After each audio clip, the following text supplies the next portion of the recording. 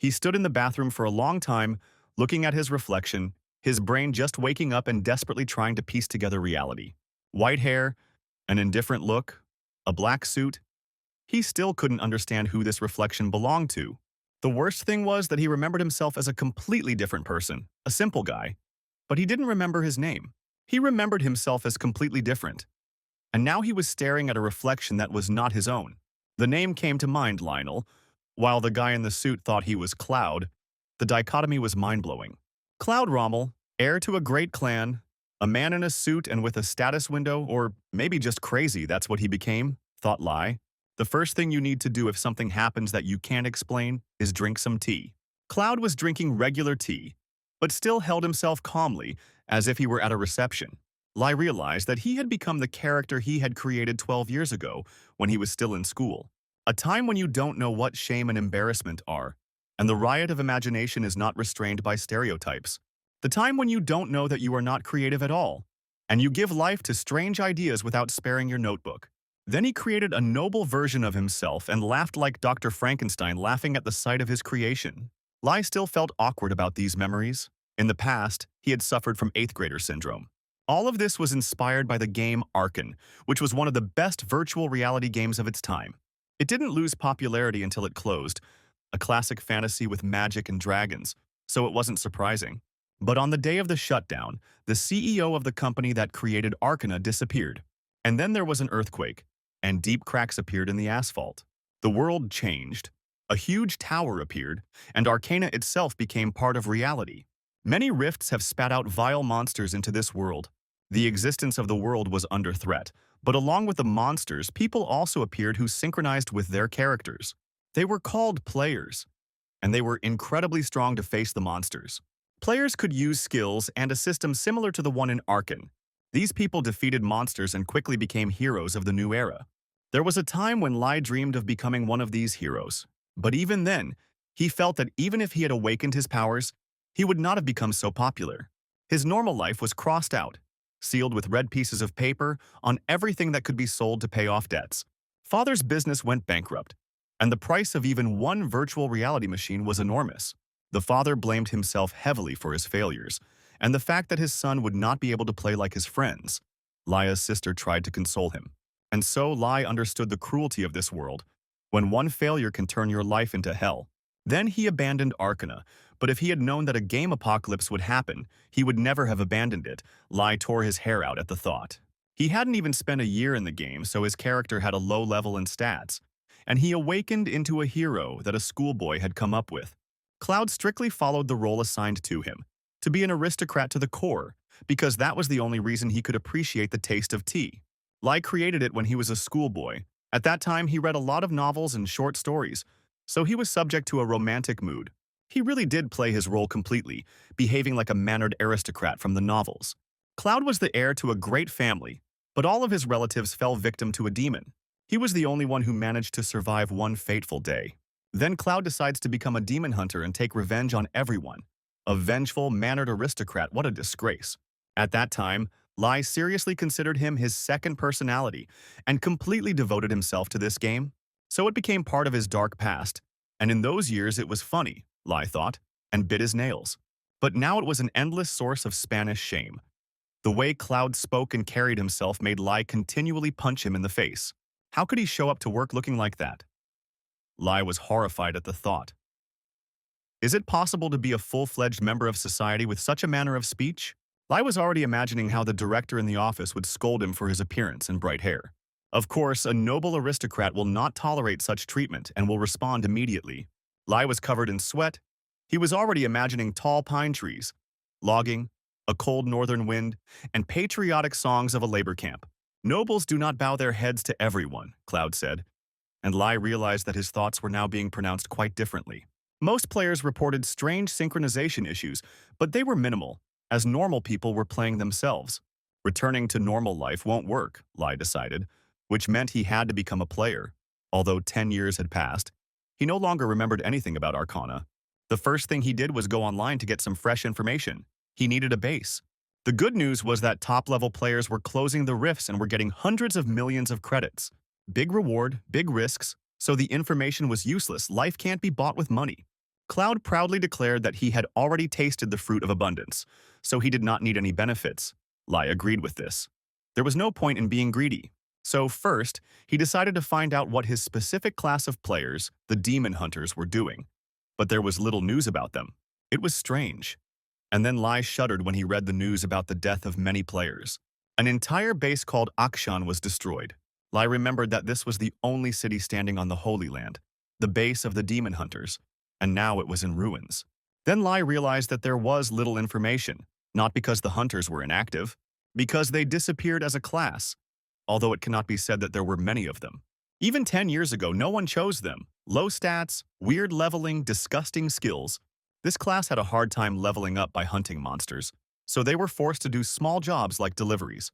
The only thing they were extremely better at than others was fighting demons. But demons appeared very rarely, and quests with them were boring. The demon hunter's role was unclear, leaving many players confused as to why anyone would choose the class. Lei thought, being bankrupt and not having the opportunity to change profession are two different things. Now there was no one to even teach him skills. Then he began to look for other information. An update occurred in the Arcana, which was immediately reflected in reality. This update brought in just those very demons that were missing from the hunters. Now demons appeared among ordinary monsters, and the difficulty of passing for players increased many times over. Player losses increased, and even those who had a level of 200 had problems. The demons appeared in reality, but the hunters could not cope with them. And Lai thought that perhaps he was the last hunter, after the destruction of the base. And perhaps he should intervene after a 10-year pause. There was no guarantee that the demons he remembered would appear. A lot could have changed over the years. If even high-level players couldn't handle it, then he certainly couldn't. He was weak. Lai remembered his past self, a fearless madman for whom life was a game. But he believed that people like Cloud existed. No demonic temptations, trials, or deceptions will understand Cloud. Because he was a proud aristocrat, Lai played and seemed to irradiate himself with this game in those years. And now he decided to just do it, save people, kill demons. The number of victims of demons grew, and they became a serious problem. More and more ordinary people appeared among their victims. Let them consider it part of it. He will personally send each of the demons to hell, Cloud said. The Arcana Tower towered over the city in red flashes. Even though much was lost, people were able to get back on their feet after all the destruction. The streets became lively again, and everyone quickly adapted to the new world, because this is the main feature of humanity. However, next to the light there was always darkness, hiding in the dark corners. The negative emotions of people become excellent food for demons, and the key to their enslavement. Demons take possession of and completely subjugate weak, emotionally unstable people. This time he targeted another group of hapless players. The eerie shadow left its container and headed towards them. The leader of the group, with the position of a tank, John told his charges that there was 1 minute left until the appointed time, so they just needed to wait. And indeed, minute by minute, another player arrived at their meeting, who was supposed to join their raid. John introduced everyone to their latest member and extended his gauntleted hand. He introduced himself as the leader of the group, and Cloud briefly returned the greeting. He looked at the rift first, and that's how the players saw him. Ordinary people could not interact with the rifts in any way, or even see them. Lai would have been the same if he hadn't awakened. The Knoll dungeon he chose was suitable for his low level. It was a great place to test my skills and get used to everything. When he studied the information, he learned that the average level of players in the rifts was over 200. It was too early for him to even dream about this. To reach such heights, he had to work hard. It was fortunate that not all of the awakened were high-level players, so Lai was able to find a suitable group. He looked at the other participants. Some were quite friendly, others not so much. The degree of destruction of the rift was high. Another group was already there, John told them, and gave them 5 minutes to prepare before leaving. When the degree of destruction of the rift reaches its maximum, monsters break through into reality through these rifts. Only players can enter the rift freely and clear out the inside by disarming this time bomb. When the time was up, John called everyone to follow him, and the group agreed. Everyone was very friendly, so Lai also wanted to say something. He was the youngest brother with 3 sisters and had barely survived that battlefield, so it was easy for him to cheer someone up. But instead of a normal phrase, Cloud gave out something else, saying that with him, they have nothing to worry about, throwing on a ton of pathos. The group seemed not to notice his words and began to discuss the gnolls they were about to fight. Lai swore off saying anything, because Cloud would have twisted everything to his own taste. They entered an underground storage facility, a null food warehouse, the system reported. The place looked more like a subway. After looking around a bit, they took their positions according to their game rules. The girl mage noted that so far they had not seen a single monster. John reminded them that another group had come in before them that could take care of them. He assured them that there was nothing to worry about, as they would still receive the reward if they simply chose a different route. The boys decided to trust the group's leader and were encouraged. Although Cloud felt something was wrong, when they went deeper, they discovered the first enemies. John rushed forward as soon as he spotted the target, so the others didn't immediately catch up with him. They rushed forward without any caution, leaving Cloud behind. One full tank, two melee attackers. One mage. Cloud thought about their placement. The combination was not bad, but the tank, instead of protecting the group, attacked the monsters, attracting more and more attention. Because of this, the melee fighters had to go on the defensive, and the sorceress could not inflict the main damage. Cloud was useless, so he decided to keep quiet about their hunting methods and just watched. Right now, his main problem was the lack of a good weapon, he thought, looking over his inventory, which meant it was better not to get involved in a fight.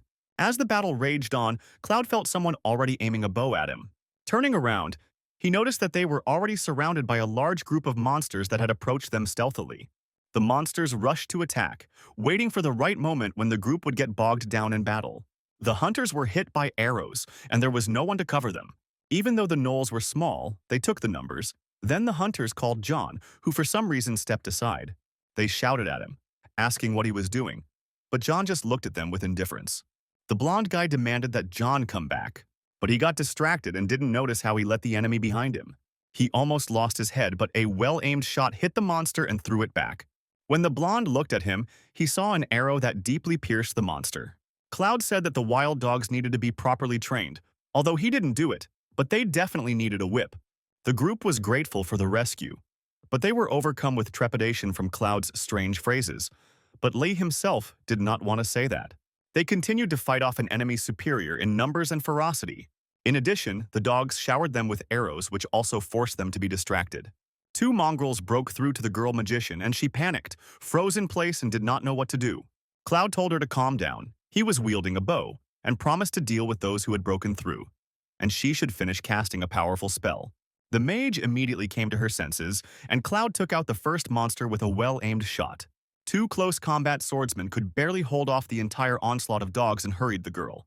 When the spell was ready, she shouted for everyone to run away and loaded a fire arrow. The homing fireballs immediately began to fry the skins, and the smell of burnt wool and meat began to fill the air. Multiple explosions merged into one, and the confined space only enhanced the effect. The sorceress asked if he was okay, and Cloud proudly stated that she should take care of the others. All the attacking gnolls lay dead, the flames consuming their remains.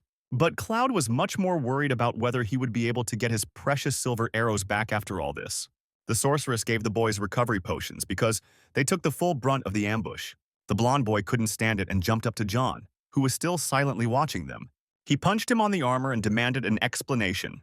It was still possible to understand that John did not notice the ambush. He made a mistake, it happens. But how to understand his complete indifference to the battle? It was like he just went and led them into a trap. But in response, John only burst into a nasty, growing laugh and laughed so hard that he even grabbed his stomach. Then the blonde remembered that without his famous brother, John wasn't worth a damn. But Cloud stopped the guy. Suddenly, the magical fire went out, and the hall became completely dark. John's face twisted with smug anger. He called them fools and said that he could not help but mock them. Cloud's natural enemy skill was activated. His power increased in battles with demons, and he immediately understood who was in front of him. The demon continued to mock them. They finally understood who he was. He grimaced. The group was shocked by this. Just now, John was an ordinary person, and they didn't know what to do. They didn't believe what was happening and asked Cloud to explain his words about the demon. But the guy who asked him suddenly fell silent. He felt as if everything around him had disappeared. He didn't understand where everything and everyone around him had disappeared to, and he panicked. Turning around, he saw black tentacles grabbing his entire team. The sorceress girl, covered in blood, asked him for help, begged him to save her. Due to the low resistance, the entire group was overcome by a wave of terror, and they lost their fighting ability. The demon enjoyed their horror, because they created these illusions themselves with their fears. He was reveling in his omnipotence over people when he saw one of them rapidly approaching. Cloud delivered a quick blow to the demon's neck, but he managed to defend himself. The demon took the blow of the dagger with his gauntlet and realized that Cloud was not at all afraid to kill John. He openly blackmailed him because if he defeated the demon, the guy he possessed would also die. Cloud realized that a direct attack would not penetrate the armor and dodged the demon's sharp attack. Now that the demon has revealed himself, his abilities have increased dramatically. He struck hard and true as he went behind John, but the dagger hit the steel collar. John immediately counterattacked, and Cloud had to dodge. The demon was talking some nonsense to distract the hunter, but he struck again, aiming for the eyes, without thinking at all. And that blow hit John across the face, leaving a shallow cut and breaking his glasses. When the demon felt the pain, he grabbed his face and began to scream shrilly. He was burned by a silver blade, which caused unbearable pain, and Cloud said that it was time to finish. And then, for the first time since his birth, the demon felt fear in front of a man. John went into a deep level 1 flashback, thinking about when it all went wrong. His brother asked him why he was daydreaming. The wounds on John's body did not look deep. As usual, he reminded him to avoid dangerous rifts. The older brother showed concern and offered to join his guild as an analyst. But it sounded hard. John did not want to become a loser. Everyone remembered him only as the younger brother, the great hunter and the head of the guild. That's why different players wanted to get closer to him and sent greetings to his brother. John was constantly under pressure, how they were compared and how his inferiority was noted. He just wanted to be worthy of his brother. And then a demon appeared and said he would help him. The boy was so weak after the battle that he could not resist. The weight of regrets was pressing on him. The demon took control of his body and told him to just watch from the side. Due to low resistance, John became possessed and lost control. He didn't want all this. He could only sit in his body like a paralytic and look at everything with horror. At the same time, he himself was completely in the clutches of the demon and lost in this nightmare. But after Treasure's blow, the grip of obsession weakened. John felt that he could free himself. The demon continued to writhe from the blow of silver and squeal like a slaughtered boar. The only thing he could grab onto was to take John hostage. The demon didn't understand how Cloud could not care whether the owner of the body died or not, to which Cloud responded with contempt, calling the demon a pathetic piece of trash without a drop of pride. As Cloud raised his hand again to strike, the imp found itself unable to move as John had regained control. This time the blow hit the target and the walls were covered in blood. Cloud admitted that, unlike the demon, John still had some pride left. He lay on the cold concrete floor with his arms outstretched. And when everything calmed down, John jumped back, screaming as if he had seen a demon. The others were just as surprised as he was that he was possessed by a demon and remained unharmed after being hit by Cloud. Despite what happened, his team did not blame him, and on the contrary, they were worried about John. He had survived, and what's more, there were no wounds on his body, John realized, looking at his shaking hands. Cloud reminded them that, as he had said, as long as he was around they had nothing to fear, but now his words sounded more convincing. He appeared to them in a new light, although he still spoke like a man from a novel. Negative human emotions are food for demons, the hunter explained to them. He told John not to forget about pride and not to be afraid of demons. Demon hunter attacks only worked against demons. The logic of the game has not changed since Lai remembered it, but he did not receive any items from the demon. Later, when John had put his thoughts in order, he showed his brother the posts about the newbie who saved him. Even though the brother was the leader of the guild, he refused to take the person into his guild just because of one post on social networks about the previous guild. And then John confessed to him that he was possessed by a demon. And then Ted spilled his tea past his mouth, stunned by this news. The tall tower fits beautifully into the high-rise complex of skyscrapers, despite its foreignness. This was the building of the Gaian Guild, and they were a serious organization, even had security. Ted couldn't believe that after so many years of persuasion, his brother finally decided to become an analyst on his team. John was outraged that Ted did not believe his own brother. John laughed, pleased with his own joke, and then Ted doubted his intentions. But John wasn't joking about working as an analyst. He realized his limits and was ready to accept his role. All this time he had simply been trying to catch up with Ted. But now he was determined to walk his own path with pride, he told his brother. Now Ted also became interested in what kind of person made him change so much. Even though they were attacked by a demon during the previous raid, Cloud's mental resistance was high, since he didn't give in to the attacks. Moreover, he used a dagger and not magic. There were thousands of classes in Arcana, but nothing came to Ted's mind. The strange thing was that Cloud would go into a low-level rift with such features. John knew it was hard to believe. But Ted said that he believed him, since his brother saw everything with his own eyes and felt it on his own skin. John once taught him everything: boss attack patterns, guild management methods, recruiting new players. He helped him become who Ted is, so he immediately took the contract with him. Since John is his brother, and also a proud analyst of their guild, John felt embarrassed by the warmth which he had not felt for a long time. Ted laughed. He was more direct in his dealings and told John to look at the papers. He read the terms and conditions and was stunned, not believing his eyes. While Cloud was brushing his teeth, Lai noted that their level had increased. They had raised several at once in one fell swoop. As many as 12 points. Lai was happy, of course, for ordinary gnolls. He would never have received so much. It was about hunting Bess. Cloud wasn't bothered by such trifles, the aristocrat said, but Lai was very worried about them. And he was thinking about how best to distribute the points. But I decided to think about it in bed, since I was quite tired. The aristocrat looked at their room with disdain and was outraged by the chaos that reigned there. Clean environment, clean mind, Cloud declared, and set about spring cleaning, despite Lai's pleas for rest. Later, he took up cooking vegetable stew, and there was no talk of rest. Even though it was the servant's job, Cloud did a great job thanks to his tenacity.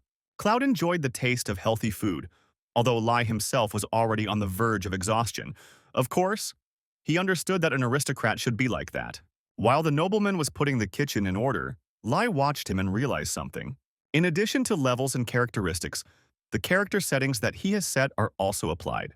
Normally, Lai would order delivery and go to bed, but due to Cloud's nature, he had to cook and clean in order to live a healthy lifestyle. He took up his notebook to remember all the talents and characteristics he had endowed his character with. Count Cloud was not limited to just one thing. He was talented in magic. He could repeat any spell after seeing it once. He was smart, had good physical potential, so he was good with weapons. The proud Count said nonsense, and Lai noticed that he had written only positive traits. If the attitudes really did influence real life, he had to test it. When Cloud saw the message from John, he was surprised because it was very long, and there was a contract attached to it. But he didn't have time to figure out the terms, so he decided to refuse and test his guesses. First, he had to test his talents for magic, so he quickly found the information he needed. The brothers from Gaian waited long and impatiently for his answer. But when they received a short no, Ted's indignation knew no bounds, and John assumed that Cloud had already received a more advantageous offer. Ted didn't calm down because he believed that their guild was the best. They offered a house, a car, and a decent share of the cleanup. After the magic tower appeared in the capital, offices of foreign guilds began to appear, John said. But even apart from them, they lived where the best players of the country were gathered, and one of these guilds could intercept Cloud. But Ted refused to believe that anyone could offer better terms. He did not offer such a contract, even to experienced players. Ted was determined, so he demanded that his brother tell him what the guy looked like. He said that he would go himself, find him, and bring him to the guild. John thought for a moment and then said tensely that the guy looked wise. In his mind, he was turning over the image of a strange newcomer who went on a raid in a black suit. And finally, he revealed that Cloud was the spitting image of an aristocrat from fantasy novels and quite eccentric. After some time, the entire notebook was covered in magical formulas by Cloud. Now he understood all the fundamental principles of magic and could cast any spell if he had enough mana. Lai was delighted, so much so that he forgave his character's dark past. He was a real genius. With the check completed, Lai could now confidently distribute the attribute points he had received. Any opportunity was open to him, and it was hard to even imagine how far Cloud could go with this. Lai put 2 points into strength and agility, and 7 into mana due to his low level, and he put another point into luck, remembering Cloud's biography. Cloud would have to work hard, and for his well-being, Lai wanted to make this job easier. Even if it was 1 point, he doubled the stat, and pleased with himself, he fell asleep, hoping that tomorrow he would definitely be lucky. But the morning turned out to be unexpected. Cloud looked at himself in the mirror. What he found in his status was much more than a random coin on the asphalt. He was given a class quest. After the manifestation of the arcana in reality, quests became rare. The reason is simple. There are not many who could give them out, because there are fewer and fewer bots in the world. Even a regular quest from the system was a rarity, but here Lai immediately received a class 1. The simple demon hunter quests were pretty weird. In the photo in the news, players were happy to receive class quests. Because this quest was given to one player from the entire class, this alone was enough to make it into the news. This quest could make the player the strongest, But since the system couldn't give it to a regular newbie, it meant that there were no demon hunters left in the world. It made sense since the demon hunter's base had been destroyed. It may sound cool, but the reality could be shocking, Lai thought. In the game, there was an instructor at the camp who gave out a test for acceptance into the hunters. The first task was to make a crazy climb up a kilometer-high mountain. Hunter quests were mostly useless work, and the conditions were even worse. They were saved in wretched ruins. They were starved and put through hard trials. Even for the proud Cloud, it was not easy. To eat properly, one had to descend the mountain, which was no less grueling than the ascent. Anyone would have given up, Lai said, but Cloud countered that since demons attack the mind, training was needed to teach you to endure pain. It was in the past. First, Lai decided to look at the quest conditions, but Cloud had already tapped on the window and accepted it, which made Lai feel like he was being kidnapped and possessed again. To overcome the chaos caused by the manifestation of the arcana, an association of former game developers was formed. They responded to every game update and collected information for the players. In other words, it's an office company with overtime work, and a tired worm decided to stretch his shoulders. It was already the end of the week, the end of the working day, the weekend was ahead, and he hoped that there would definitely be no update. Among them were those who could work alone for days, but the guy was not one of them. His superior gave him a scolding and told him to refresh the page. But then the elder himself fell into a stupor after he updated the site. He screamed like he was scalded that the game had been updated. Both of them stared like idiots, not knowing what to do with it now, and a scream went up throughout the office. The new rift marked the appearance of a new, high-level demon. Even ordinary soldiers of this level were above level 300, and the chief vampire count even broke through 400. The strongest player in the world was barely up to this, so the update looked broken. A group of top rankers couldn't handle it, the younger one said, and John doubted that even the entire player association could close the rift. They thought about asking for help from the magical tower where the bots lived, but they usually did nothing unless the tower itself was under threat. It was a task of an impossible level. Humanity was simply offered to die, John stated. He saw no hope, which meant he had to prepare for the worst. This rift would be broken. But his partner asked him not to rush to conclusions. He was horrified by the mere thought of a breakthrough. Previous updates were in line with the level of players, but it changed the entire balance. Only a miracle could save them. Cloud calmly drank his morning tea and enjoyed the inner peace. But Lai was not thrilled after completing the daily task of training his weakened body. 100 push-ups, 100 squats, running. His whole body was shaking from such exertion, and after that Cloud went to the store to do some shopping. With shaking hands, he barely made himself a sandwich. Cloud justified this by saying that sometimes you need to improvise with food. The piece wouldn't fit into his mouth because of his tired limbs. But Lai enjoyed the sense of accomplishment from this task. If it weren't for Cloud's pride, he would have given up long ago. When the stupid quest was over, he went to bed, thinking about how sweet it would be to sleep. A new day, a new morning, the old ladies were already drying hot peppers at such an early hour, and Cloud was doing pull-ups. His aristocratic pride wouldn't let him give up, so he did everything. The exercises caused pain in the torn muscles. His training quest had a greater load than yesterday. Moreover, it was repeated every day, so Lai felt like an Olympic athlete before a competition. And so, a whole week passed, and there was no end in sight to the training. This was only possible thanks to Cloud's character, and Lai wondered how many more times he would have to repeat this to get the reward. He hoped it wouldn't be something like, "You got a slim body, congratulations," from the system. Luckily, he got some stat points, +2 to strength and dexterity. These things will never disappear. Upgrade items are insanely expensive. Even one stat point costs millions of credits, but he got 4 without leveling up. Now Lai was satisfied. The reward justified his efforts, and Cloud declared that he could complete this quest even 10 times in a row. The radio was broadcasting the latest news, the hottest topic being this week's game update. Most guilds announced that they would not participate in the raid. The new rift was called the Count's Domain, and the boss was Count Asakura himself. He was known to be a vampire demon and was the highest level monster known. The Association of Analysts declined to comment. Lai was also alarmed by such news, how to kill such monsters. The radio kept chewing on this news, but no one gave any new information. The huge risks of failure scared off guilds from participating in this raid, and this could not help but cause unrest. Late that night, Lai thought about how to deal with this problem. The hardest thing for players to deal with is demons. No matter how strong we are, in battle with demons, they receive penalties that cannot be avoided. To defeat a demon, an ordinary player would need a 10-fold level advantage, but Count Asakura is an unimaginable monster. Lai was completely despondent, because the system gave him the task of killing a vampire, and this demon, unfortunately, was the only vampire in the area. It was too scary for Lai. It is quite natural to be afraid of an enemy that you don't know how to defeat. But these were only Lai's thoughts. His pulse was as steady as ever. This was not his body, and he turned to Cloud's thoughts and feelings. The pathetic creatures were wasting his precious time, and for this, they would have to be severely executed. Cloud was sure. This was exactly what Lai was so afraid of. Of course, the aristocrat wanted to kill the demons.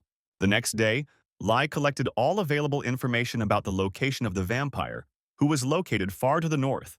First, you had to go to the magic tower, where there was a portal. It allowed you to move anywhere, and therefore there were many guilds near the tower. Lai was choosing a route to the tower, and was thinking that it would be easier to call a taxi when Cloud said that they needed to go. He had already wasted a lot of time, the aristocrat said, and put on his usual clothes, despite the fact that he was going to go north. Cloud stopped in front of the doors, and Lai was already hoping that they would at least take the down jacket with them. But most of all, the real aristocrat from the novels was worried about the supply of tea bags, and took a thermos with him. There was quite a crowd of people gathered near the tower, including reporters with cameras. They were waiting for the appearance of the Gaian Guild. New rifts appeared far from here, and the tower was nearby, so the appearance of players here was expected. Even though the players were of the highest level, even among them those capable of independent teleportation were few and far between, and the transfer required a lot of mana. Then the Gaian Guild appeared, with the big guy Ted walking in front with a huge oar on his shoulder instead of a sword. From a distance, it could be mistaken for a snowboard. They were instantly surrounded by reporters, who began to pepper them with questions, demanding more information. One particularly nosy journalist poked the microphone and asked Ted if they had found a way to defeat Count Asakura. John began his usual shooing away of the annoying reporters, but Ted only laughed. The big guy honestly admitted that, unfortunately, he doesn't know at all how to win. But he added that they never entered the rifts fully prepared, he said to John's horror. Ted walked ahead of the others just to get ahead of the competition, and he was not going to share the information, even though everyone says it was for the sake of saving the world. If someone really wants to save the world, they can challenge the rift and see for themselves instead of watching from afar, Ted said. Other guilds began to come to the tower. Following Gaian, the group Radiance came. Their leader was the second player in the rating. Because of the crowd of people in front of the entrance, they were also unable to drive closer and they went on foot. The Shining players also noticed Ted's rough figure. Because of the magic tower, all the world's major guilds were heading here, which made Ted nervous, so it was understandable. They could be pushed back, which is why they were counting so much on this raid. John told his brother not to worry. There was no point in rushing things. He was sure they could handle everything. In passing, Ted asked if John had contacted Lai yet, although they had planned to do so, but the update had mixed everything up. This guy was strong, so Ted wondered if they would meet him in the rift or in the magic tower. Cloud was riding the bus, watching videos along the way to save time. He watched hundreds of videos about magic, from the most basic to professional analyses. And now Cloud fully understood the process. Magic is activated in 3 stages: explore mana, interfere with it, and manifest. There was a flash and a tongue of flame danced in Cloud's hands, quite frightening the passengers. The driver shouted at him not to use any spells on the bus, as it was dangerous. Lai didn't think it would work, but Cloud started acting tough and answered for him that he had complete control over the flames. Thanks to these videos, they learned new skills. It was exciting to find out what they would be, but to Lai's surprise, no new skills appeared in the status. They usually appeared immediately after studying, and he thought that perhaps it was some kind of bug. Later, Lai reached the magic tower and entered the main hall, which was stunning in its grandeur. The tower's exterior was very different from how it was arranged inside, Lai noted to himself. Right in front of him was a huge opening covered with a blue veil. This was the portal. Cloud had a strange feeling that he could understand portal magic, and it seemed even simpler than fire magic. Some big guy was carrying a roll of screen on his shoulder and didn't notice Cloud, hitting him while he was shouting to the players from Gayun. The klutz noticed that he had pushed someone into the portal, but it was too late to apologize, unfortunately for him. Ted had seen everything. He told John to fire this oaf because he was ruining the reputation of the guild. Then he told his brother to start the briefing, John thought, because for a second it seemed to him that he saw a familiar face. He then quickly sketched out the alignment of forces for them. The vampire's territory was divided into several rings, and each had its own faults. If there was a breakthrough, the vampire's fortress would definitely appear in their world, John said. reminding them of the importance of the task. People, journalists, players, and just onlookers had already gathered in front of the vaults. Everyone gave interviews and tried not to show that they were very cold. Among the reporters, there were also many bloggers who broadcast via their phones.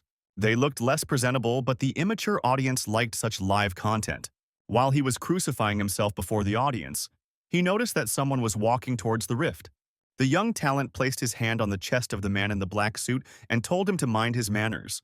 After all, he was the first to find this rift, but they briefly answered him in a harsh voice to move away. Cloud warned that his patience was running out. He left the boy wondering after he had scared him, but in reality he was just cold. And so Cloud found himself in front of a rift. The degree of destruction reached 1/10. He hoped that it would be warmer further on.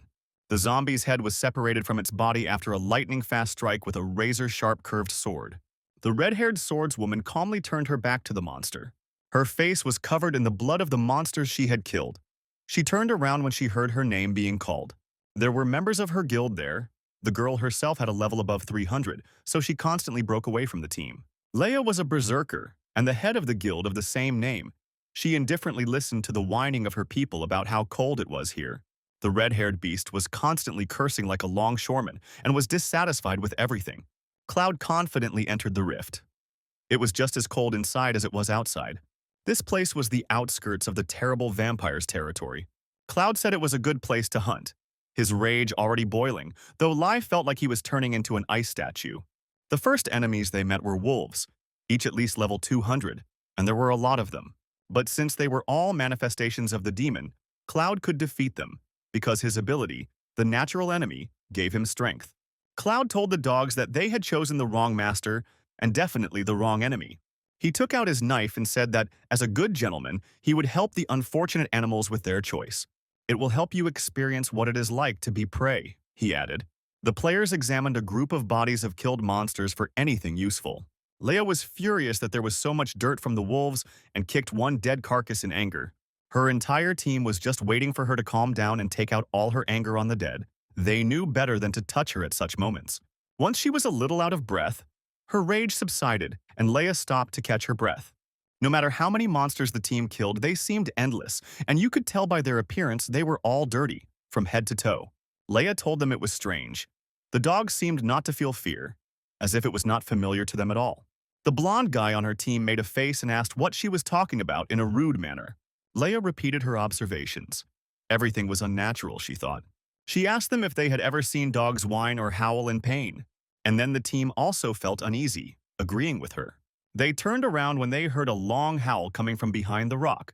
This howl sounded eerie, as if the wolves were frightened and alarmed. During their attack, the wolves were so unafraid, it was as if they had no respect for them at all, so Leia rushed forward to find out everything. Cloud took aim with his bow. He was in no hurry. He had time to concentrate.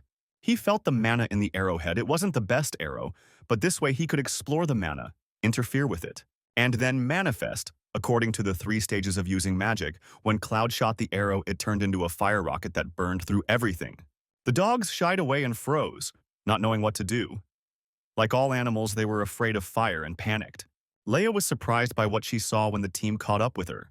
Looking at the battlefield, strewn with charred carcasses, she tried to understand what was happening and why a man in one suit was just drinking tea. Cloud seemed oblivious to anything but his tea. The players quickly realized that the strange stranger was using fire arrows, a magical skill. Leia was outraged that this weirdo in front of them, in a suit and shoes, took part in the raid and was drinking tea in the middle of a mountain of corpses. One of her team members suggested that the stranger was a streamer. It sounded plausible because there were madmen who broadcast from the rifts. Leia cursed again. The stranger irritated her. She told him in a loud voice that it was dangerous here and that civilians had no business there. But Cloud just glanced at her and continued to sip his tea with dignity. This disregard for her person instantly enraged the already irritable girl. She jumped up to Cloud and began loudly scolding him for his lack of manners, waving her arms. But at that moment, her team let out warning cries and pointed to the side. Cloud and Leia also turned around to see what was going on. The enemies of the next pool were approaching them. They were armed zombies. They appeared unexpectedly, and there were a lot of them for such a small group as the Berserker. The bloody bandits let out an angry howl and went on the attack with the entire brigade. Leia commanded everyone to take position, and she herself rushed into the thick of the enemy. Magic and blades intertwined in a dance of battle, and the heads of countless mobs flew. Most of the enemies had weapons, and this was something to be wary of, even for experienced players. Leia went into berserker mode, her whole body tensed up and she was covered in an aura of rage. When she rushed forward, no one could resist her. But when they seemed to have repelled the attack, they saw the enemies from above, and they were already aiming at them with bows. The archers occupied the commanding heights and crept up unnoticed. The monsters were numerous and capable of organized action. Their group was surrounded and everyone was waiting for Leia's orders. When Cloud let out a disappointed cry, Leia yelled at him, surprised that the weirdo was still there and hadn't run away. She told him he was crazy to think it was time for tea and he'd better run away before it was too late. But Cloud was only interested in tea. The monster commander, if the stupid mobs had one, gave the order, and the archers fired a volley. Leia stood there in indecision, looking at the shower of arrows that were fired at them, where even one could cause trouble. Cloud was completely focused on his tea. He could feel the magic coming from it. To explore the magic inside the thermos to intervene, all that was left was to manifest it, he thought. For the skill he wanted to use, he might not have enough mana, and then he would simply pass out in the attempt. But what if the spell wasn't a skill? An unimaginable power passed through Cloud's body. The cup of tea disappeared into thin air like a sacrifice. Then there was a bright flash, causing Leia to cover her face with her hands. When she removed her hand, she was surprised that nothing happened, and her team stared somewhere with their mouths open. Right in the path of the monsters, a stone cliff grew, which protected them from the shower of arrows and keen eyes. Leia had never heard of such a thing and thought it was alchemy. The skill that could create a wall of such size was amazing. But Cloud objected and told her that it wasn't a skill at all. After all, he had used real magic, Cloud added, and he himself was happy with this realization. The people from the Berserker Guild were also shocked by such a skill. They thought that alchemists were ordinary artisans. Lai realized that he could change the shape of objects by interfering with mana. It really was more like alchemy. For a moment, they thought everything was quiet, but then they heard the noise again. But the battle did not stop there. The monsters went around to the other side of the gorge and entered the battle again. Tea would have to be postponed, Cloud noted, in his usual manner. The Berserker Guild also went into a counter battle, but they were covered from the flanks.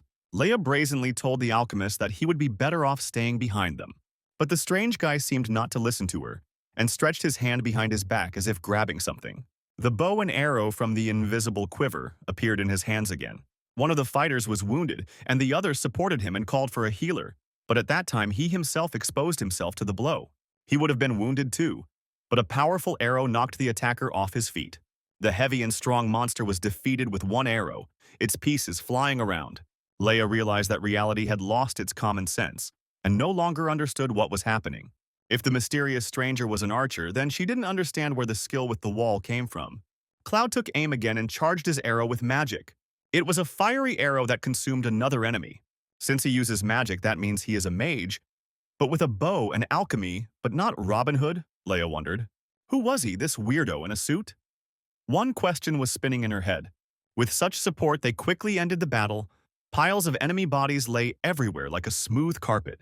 The players reported to Leia that they had looked around and found no more enemies. The leader thanked them for their good work, but her thoughts were elsewhere. The strange guy irritated her. He went into the rift alone, in this suit, and didn't answer questions normally. He didn't even look tired. Leia was angry, not understanding that the pride of an aristocrat forced Cloud to keep everything inside. As embarrassing as it was to admit, they might have died without him, Leia thought. The stranger looked like a top-level player, but he looked unfamiliar, although he was attractive, the girl noted. She thought about thanking him for his help, but she was worried that she would be ignored again while Cloud made himself some tea. He caught her eye, and Leia realized she had been looking at him for too long and instantly felt embarrassed. She turned away so that he wouldn't think that she was looking at him because she was interested in him. But she noticed that the stranger continued to look at her, and she thought that she would now be invited for tea. On the other hand, it would be strange to refuse such courtship, the girl convinced herself and looked at the guy. But Cloud snapped that she could stare as much as she wanted. There was no tea for her, which left Leia stunned, not knowing what curse word would best suit this embarrassment. Reconnaissance and analytical drones flew over the snowy valley. Another reporter was broadcasting right before the rift and was incredibly happy about it. Everyone was following the news because the main boss had not yet been found. The fault they were standing at was called the edge of the territory. There were hundreds of such rifts, and to get to the next level, You had to clear them all. All major guilds began the cleanup, including Gayun. Their main competitors from the guild Radiance also fought with their best team. But at stake was not only world fame and money, but something more. A man entered the tent and offered the director some tea. He told his subordinate to come in quickly before the snow came. It was quite dark in the tent. The director asked what news there was on the rifts, and was informed that so far the Radiance had been advancing the fastest. And the director said that we needed to prepare for their exit, and wait at the rift to take an interview, even if it could take forever. When the journalist who brought the coffee noticed something, he rushed there like a bullet. The person who was reporting on camera apologized to the channel's viewers, but the director jumped out of the tent and told everyone to run after the guy because the first rift had just been cleared. At first, reporters thought it was Gaon, but the director knew nothing about it. When the chief assistant reached the rift, he contacted the impatient director. The first guild to complete the cleanup was Berserker, a mid-level group, and they themselves were discouraged by their success. Their place in the ranking was in the top 100, which is not so bad. The assistant sent the video to the director, and he recognized the red-haired beast without fail. Of course, it was surprising that their group had passed the outskirts of the territories, while the most successful ones had barely reached the middle.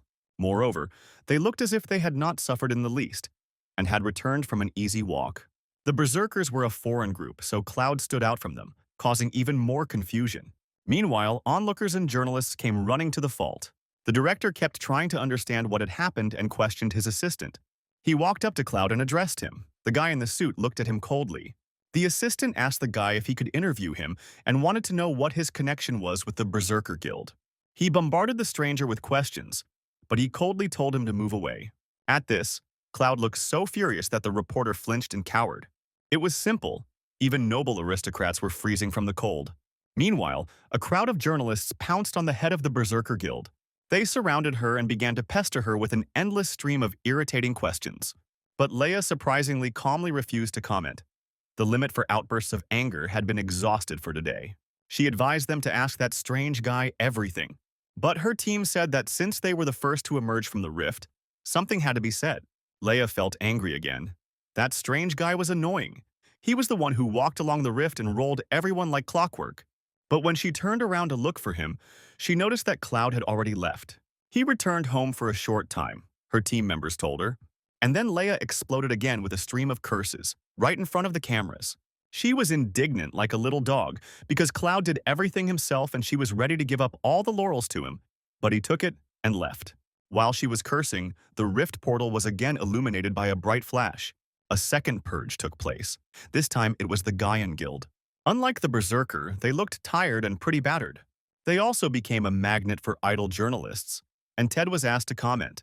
He glanced around at everyone and saw the explosive Leia, who had obviously come out of the rift before them. Ted was surprised that he wasn't the first one to emerge from the rift.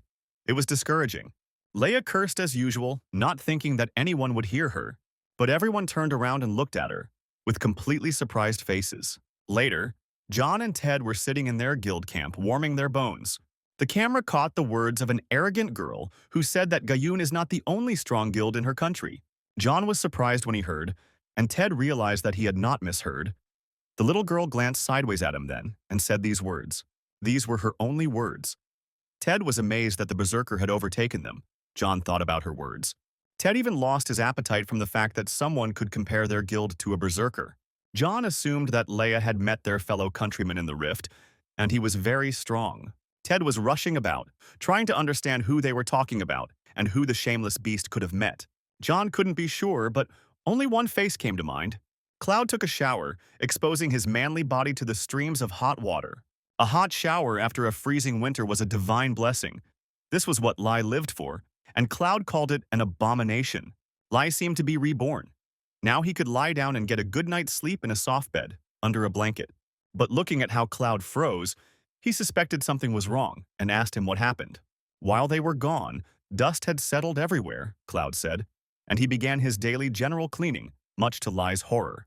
After that, Cloud started cooking healthy food, and only then sat down to drink tea. What kind of crazy person was Lai thinking? While he was still not feeling sleepy, he looked into his status window. This time he got a lot of different items from monsters, but unfortunately they were useless. But he raised 19 levels in one fell swoop, which was also not that much for such a dangerous task. Magic required less mana than magic skills, so Cloud could use it quite often. But mana regeneration was too slow, Cloud said. Lei noted that it was quite obvious, since they didn't have any proper equipment, only a suit, and their class wasn't particularly rich in skills. They would have had a hard time if it weren't for that group of players and that strange girl. Lai thought that they should be thanked. It's all because he's weak, Cloud said. And then it dawned on Lai. Cloud couldn't accept the fact that someone underestimated him. He always proves otherwise. And if too much is expected of him, Cloud always strives to live up to expectations, Lai remembered. The next target would be the Vampire Count's territory. No time to relax, Cloud said. He needed combat skills as well, not just magic. Today he found an object suitable for research. He surprised Lai. There were many players nearby. The most noticeable was a girl with fiery hair and two blades. He could repeat her movements. Lai didn't know what Cloud was up to and demanded that he stop immediately. There's no escape from the base, Cloud said, and accepted the quest of the bald guy who finished fights in one hit. But first the dishes, said the ambitious aristocrat. And Laius wondered when he would sleep tonight. Cloud ran until midnight, when a bright moon rose in the sky. Lai was terribly sleepy, but the stubborn aristocrat continued to sweat in his suit. He listened to the news stream with headphones on so as not to miss anything. The announcer reported that most of the outskirts have now been cleared.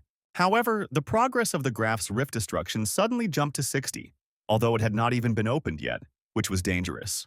At this rate, the rift could be breached, and all the school-age experts were worried. Ted also listened to the news with concern in his camp. Only a day had passed, and the destruction had reached 60%. Time was running out. Time decreases if there are strong monsters in the rift, John explained to him. But even so, it was too fast, as if the monsters in the rift had suddenly become stronger. There was also a stir in the journalists' camp. They wanted to know the reason for this phenomenon. But no matter how much they thought about it, they couldn't find out anything, because even the guilds didn't know how to sort out this situation. It was no longer a question of the company's success. The director grabbed his head. A lot of people, players, will die if the rift opens. He immediately imagined the worst outcome. Rumors quickly spread on social media too, with hundreds of posts, but players did not find a solution. This had never happened before, so it was logical that they wouldn't know anything, Lai thought. This information was only in the Demon Hunter camp, which is now destroyed. Vampires are creatures that share power with blood. Count Asakura shared his power with the monsters of the outskirts. After their death, his power returned. He will pour the power that has returned into the monsters that are near him, so they become stronger and the process of destruction accelerates. But if a raid begins on the Count's territory, Lai realized, there was a chance that the rift of the Count's family's fortress would also collapse while the players were busy with the vampire, Cloud said. Count Asakura was not worthy of his title, the aristocrat said, and decided to simply call him a ghoul. An aristocrat never takes back what he has given to others. He will become the judge of this scoundrel who has tarnished the honor of the nobles, Cloud said. Lai of course agreed. It sounded cool, and it was good that his partner put on a coat this time, and again grabbed a supply of tea. But when will they sleep, he asked. And Cloud answered that in the next world they will definitely get enough sleep. Another young talent climbed into who knows where and started broadcasting his own stream. There are less than 5 hours left until the breakthrough. The degree of destruction is 70%. Many players have gathered in front of the rift, he said. Of course, almost no one watched this wretched broadcast and the clumsy antics on camera. There were fewer passages in the Count's territory, and competition between guilds increased, so it was important who would enter which holes. They could see the competition between the first and second place in the ranking. But a rather exhausted John appeared in front of the camera and greeted everyone. Ted asked him if his brother had found out anything, and from his appearance the fighter realized that John had not slept all night. John tried, but competition for the rifts was inevitable. He was sure that everything would be fine if they didn't get the Radiance as a partner. John said that their competitors had gone further north and might run into another guild, and there was a chance that they would fight for first place. Berserker walked with the second son and Bohemian. After the first cleansing, others paid attention to them. While they were discussing the balance of power, another group came to the rift. At the sight of them, Calm Ted immediately became angry and said to look at these scoundrels. They were number 4 in a useless ranking of player groups with some name. They all loved and respected each other, just like football fan clubs. Their friendship and mutual respect were fueled by a close historical past. Even though their country did not have an office near the Mage Tower, they traveled to the scene via private jet. The two leaders exchanged friendly pleasantries and mutual compliments, as is customary among gentlemen. They wished each other good luck and promised to definitely lend a helping hand if the monster didn't tear it off. The atmosphere between them was tense, and the boy was glad that he became the only streamer of the epical events. But he was swept away by a wave of more persistent reporters who smelled the content and the turmoil. Like plague rats, they flocked to a fight. Even in the face of disaster, scavengers wanted to create a reason for hype and played on human emotions. John told his brother not to take things too seriously, as the main problem was the destruction of the rift. But the scoundrels from the foreign guild so skillfully teased John that even he could not stand the ridicule. And now, both guilds entered into a clinch and no one wanted to get out of it. John got really angry and wished his rivals long health. Ted didn't need much persuasion and he too was fired up with the desire to fight. Reporters continued to cover the events, sucking sensations out of their fingers. Both guild leaders rushed forward in search of monsters and luck. The announcer described the balance of power, who got which faults, but it was already clear to everyone who would get the main role. The degree of destruction had already reached a dangerous 80%, and Cloud was drinking tea as usual. He entered Asakura's territory unhindered and decided to cheer himself up before the fight. Last time he realized that he could be left without mana at all, and it was dangerous. Therefore, he looked for a way to use mana more efficiently, and the result was alchemy magic, which allowed objects to be given any shape. If you use stones to make a cup and a table, the more parts you add, the more the mana consumption increases. Therefore, such a skill was not particularly useful in combat. It was like trying to bite off more than you could chew. There was one more thing he realized, Cloud thought, as the monsters approached him. The Asakura soldiers were much stronger than the wolves and bandits, all wearing armor. Cloud mockingly told them that Asakura had given them too little power. A magic circle appeared behind him, and he called his enemies worthless. The ground gave way beneath the monsters' feet, and they groaned in surprise. Cloud told them to return to the dust, which was what these dead people were. He then used the return to original state on the stones. The mana consumption was minimal, and he called this technique regressive magic, the aristocrat declared with a ton of pathos. Somewhere in the depths of the vampire's domain, there were still many monsters, and he took care of them. The unstoppable Ted and his sword snowboard. The fearless and evil Dead, seeing a new enemy, rushed at him. With powerful rowing movements of his oar, Ted quickly scattered everyone who approached him. The battle was over, and the sword clarinets returned to its usual place on the shoulder. Ted thought, there were too few monsters. On the way here, he also met a handful of them. His subordinate scout emerged from hiding nearby and reported that their rivals had the same situation. The competitors from the foreign guild also encountered a handful of enemies. Even though they went in the opposite direction, both groups did not encounter anyone. While they were thinking about what to do next, their competitors in the dangerous business appeared. They too noticed that the situation was too peaceful for such distinguished gentlemen. The spy realized that she had been exposed and that she had brought her rivals to this place, and Ted asked why they were being spoken to as if they were friends. And then the two leaders began to chatter again instead of deciding everything like men. At this time, John contacted his brother and reported that he was almost finished with the analysis of the rift. Ted reported that he was in the ruins of the town square and asked what was wrong. John shouted into the microphone for them to get out of there immediately. But it was too late. The earth had already begun to shake, signaling the approach of dangerous enemies. Like a true feudal lord, Asakura also had his own heavy cavalry. Not only were they individually strong, they were a death squad. Ted shouted to everyone that the enemies were everywhere. He knew how to support his people like a true leader and immediately instilled confidence in them. His colleagues in the dangerous business were also alarmed. The destructive power of cavalry is doubled in open terrain, and even armored infantry will be swept away if the horsemen are allowed to gain speed. There was nothing to do, and the fighters instinctively took up a circular defense, standing back to back next to their opponents. The knights were already close, and the earth shook from their heavy hooves.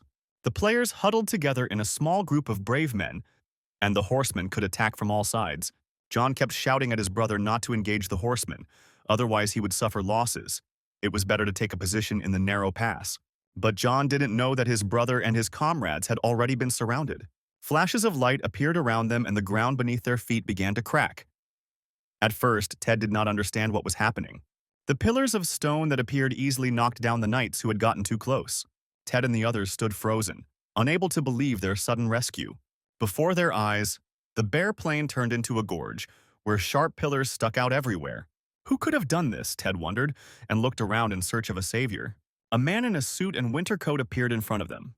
The stupid face of the young slacker appeared in the frame again.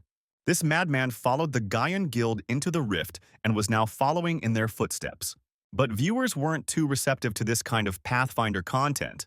Since no one was interested in the Gaian Guild, the slacker decided to follow their rivals. When the real earthquake started, the other broadcasts were the same.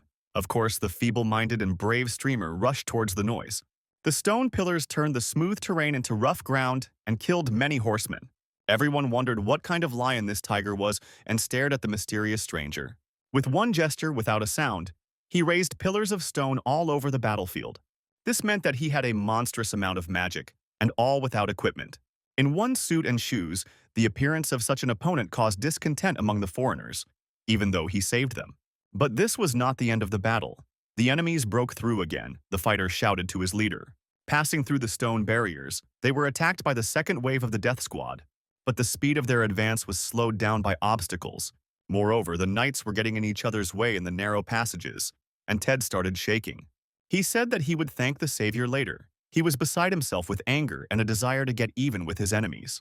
Now that the cavalry had lost its maneuverability and could be attacked by more mobile infantry, Ted rushed first, crushing skulls. His powerful blows crushed several vulnerable knights at once.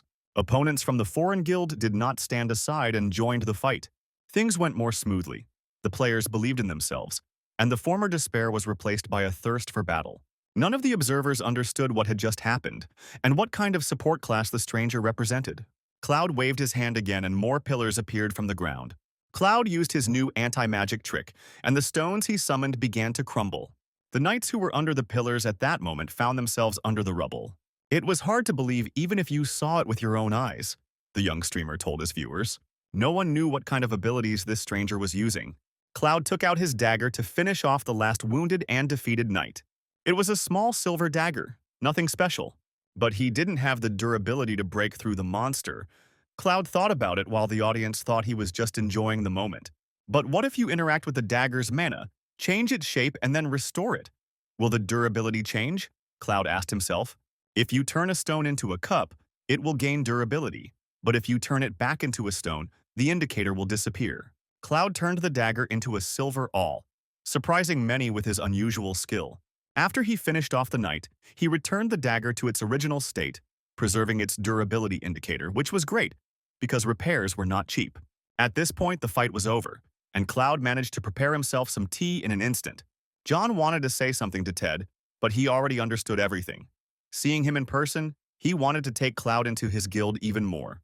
His rivals also took notice of the stranger's abilities. Ted, meanwhile, was thinking about what else he could add to the contract.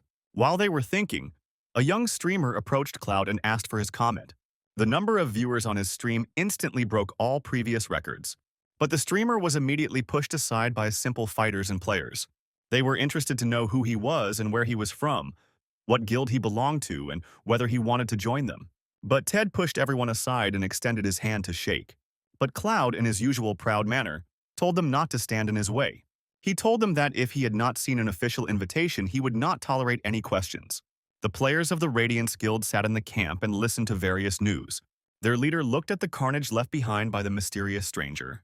He asked his comrades who they thought he was. At first it seemed that he was an archer, but no matter how much they guessed, they could not figure out who this guy was. One of the players was whining about his date falling through for some unknown reason, but he blamed it all on Cloud. The leader of the Radiance looked through all the records available on the network. He was very interested in the topic. The red-haired witch told the leader not to worry, because he could easily get this guy into the guild. There should have been a lot of hype about the first purge, but everyone kept talking about this stranger. There was something to envy, the thug said. The boss listened to his men arguing about everything and nothing and thought about his own things. They thought the stranger's star was an artificial sensation, but he thought otherwise. Even when everyone left, he continued to watch different videos and analyze them. A witch in a wide-brimmed hat came up to him and said that it was quite interesting. Jesse noticed that the abilities were similar to magic, but slightly different. The leader was surprised that the word entertaining was in the dictionary of the outstanding sorceress. The girl with the sweet face didn't answer and just smiled. This man was interesting to her. The Berserker Guild had set up a temporary camp and were also impressed by Cloud's performance. Leia started screaming and cursing again because she told everyone that this weirdo was not ordinary and no one believed her. They tried to calm her down, but she still wouldn't calm down. For some reason, the arrogant stranger irritated her more and more. The Foreigners Guild also tried to inquire about the newly discovered newcomer. The guild leader received an order to recruit him to his side and promised to fulfill it. The radio began broadcasting urgent news from the scene again. The second zone was successfully cleared, and the Radiance group became the first in this matter, overtaking their rivals. Only the Vampire Rift remains, and players from all over the world are preparing to enter it. Considering how high the stakes were, there was a lot of tension among the players. If the rift is broken, the entire country will be plunged into chaos. Cloud watched the news, he returned home, and as usual took a shower to warm up. He himself was surprised that he became a much-discussed figure in one day. People couldn't understand why Cloud didn't wear any magical accessories. But he simply didn't have it, Lai thought, because people looked for deeper meaning in everything. An expert was called into the news to explain how one gesture could summon rocks. The expert on camera began to describe how the fight went, but overall he didn't say anything new. The observers did not miss the fact that Cloud stood to the side. They thought that he wanted to say something by doing this, but he simply ran out of mana. Lei thought they were lucky he didn't say anything, because otherwise everyone would think he was rude, and he looked into the inventory. This time he got a rare item that only the player could touch, a necklace with a blood curse. Cursed items could be cleansed, and then they would give random effects like a lottery. Usually they would just be thrown away because of this. But there was another way to use the item, to perform an exorcism rite, a special skill of the demon hunter. Although the main purpose of the skill was to kill the demon without causing harm to the possessed person. With the sacrifice, it was different. Lai would be able to literally invite the demon into his consciousness, similar to how demons affect people, although the risks were great. While he was thinking, someone called him on the phone, although it was already late in the evening. Lai became nervous, wondering what John might have to say about his previous interview with Ted. It was hard to imagine what Cloud would say if he picked up the phone now. Lai knew he had to answer politely. So he answered briefly, problematically, and the brothers experienced a sense of déjà vu. Ted wanted to apologize for the previous offer and offer more favorable terms. They watched a recording of their last conversation with Cloud. This strange guy was surrounded by fighters on all sides, and everyone wanted his attention. He was shaking then, and Ted thought that Cloud was barely holding back his anger, but in reality the noble was simply experiencing mana exhaustion. But since Cloud wasn't answering their calls, there was nothing they could do, Ted realized, and the vampire count was more important right now. Moreover, the progress of destruction continued to increase, and at that moment an earthquake occurred again. Ted turned around to understand what was happening and what to do. Alarms were sounding everywhere. The vampire's rift was destroyed and his castle appeared in reality. The death toll was huge because in the fantasy world, no one prepares for emergencies. Ted and the others stood frozen in horror at the impending disaster. Before them stood the vampire count's fortress, frozen in its gloomy splendor. Everyone heard footsteps and turned around. A strange guy who was on everyone's lips appeared on the battlefield. They recognized him as Cloud, whose face had been all over the news. People were even more surprised when Cloud headed to the vampire's castle all alone. As he approached, the eyes of the huge demonic statue glowed red. Cloud gave her a disdainful look and found this architectural miscarriage disgusting. And the whole image of the vampire fortress did not at all correspond to its name. It looked more like an ugly palace. But even that was too much for a lousy vampire, the aristocrat said. All because Lai had come up with a huge and luxurious mansion for Cloud's family. The stone statue stirred like a gargoyle awakening from sleep. For a second, Lai was frightened and thought that the statue had heard him. She moved from her place, striking him with her enormous size. People were horrified by such a terrible enemy. The stone demon was over 10 meters tall. Cloud stood at its feet completely defenseless when the monster swung its sword. But Cloud didn't even think about running. As soon as he waved his hand, the demon disintegrated into a pile of stones. The Radiance Guild stood in full force next to the vampire's castle and heard the noise. It sounded very familiar, like in those videos with the strange guy, and the sorceress Jessie immediately became interested. They were about to enter the fortress, but the sorceress left the group without permission. Using magic, she went straight ahead, simply jumping through the air. Those who witnessed Cloud's ability were stunned by his power. He did it with one swing. Lei thought how lucky he was that the demon was an enchanted stone, and Cloud kept crucifying the vampire's terrible artistic taste. A loud cry from dozens of people was heard from behind, and Cloud turned around. The bounty hunters sensed their chance to loot and rushed to the fortress when they realized that the dread guard had fallen. Lai was surprised. It looked as if the murder of the guard was a signal flare for these dummies. His class quest updated and Lai winced in alarm. while Cloud resolutely walked into the fortress. Lai wanted them to come up with a plan first. They had a huge difference in levels with the vampire, but the proud aristocrat, without thinking, went forward. He was a demon hunter, but these words could not convince or calm Laius. They entered the banquet hall. The spacious room was empty. Cloud immediately noticed the tasteless portraits of a vampire on the walls of the hall. Where the proud aristocrat walked forward, Ted could barely take a step. He was breathing heavily, so his squad began to worry about their leader. Ted put on a brave face and said he was fine, just a little out of breath. Ever since they entered the room full of paintings, he had the feeling that someone was looking at him all the time. It was like an abnormal status that demons impose, Ted said, and John realized it was the paintings. Once they had burned all the nasty paintings to the ground, Ted felt better. Because of this trap in the castle, most of the players who entered it first had already retreated, exhausted. Statues, portraits, tasteless wallpaper, everything caused an outrage against the sense of beauty and imposed an abnormal status. No matter how strong the barbarian class Ted had was, he was so easily influenced by the demons and didn't know how to overcome it. But the most painful thing for Cloud was the wretched portraits. He was outraged that such abomination was hanging there so that no one would want to eat. The statues were also disgusting.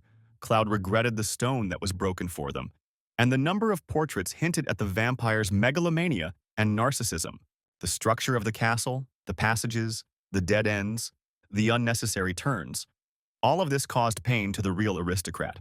Finally, Cloud walked out to the main hall and looked at the stairs with huge doors at the top. This was the very place he was looking for. Structurally, it was the center of the castle, and the aristocrat's intuition never failed him. The vampire was somewhere here. It was quiet, and Lai realized that the other players had not yet arrived. But one sorceress was still here, and she was not looking for a vampire at all. Jessie greeted him, hanging from the air.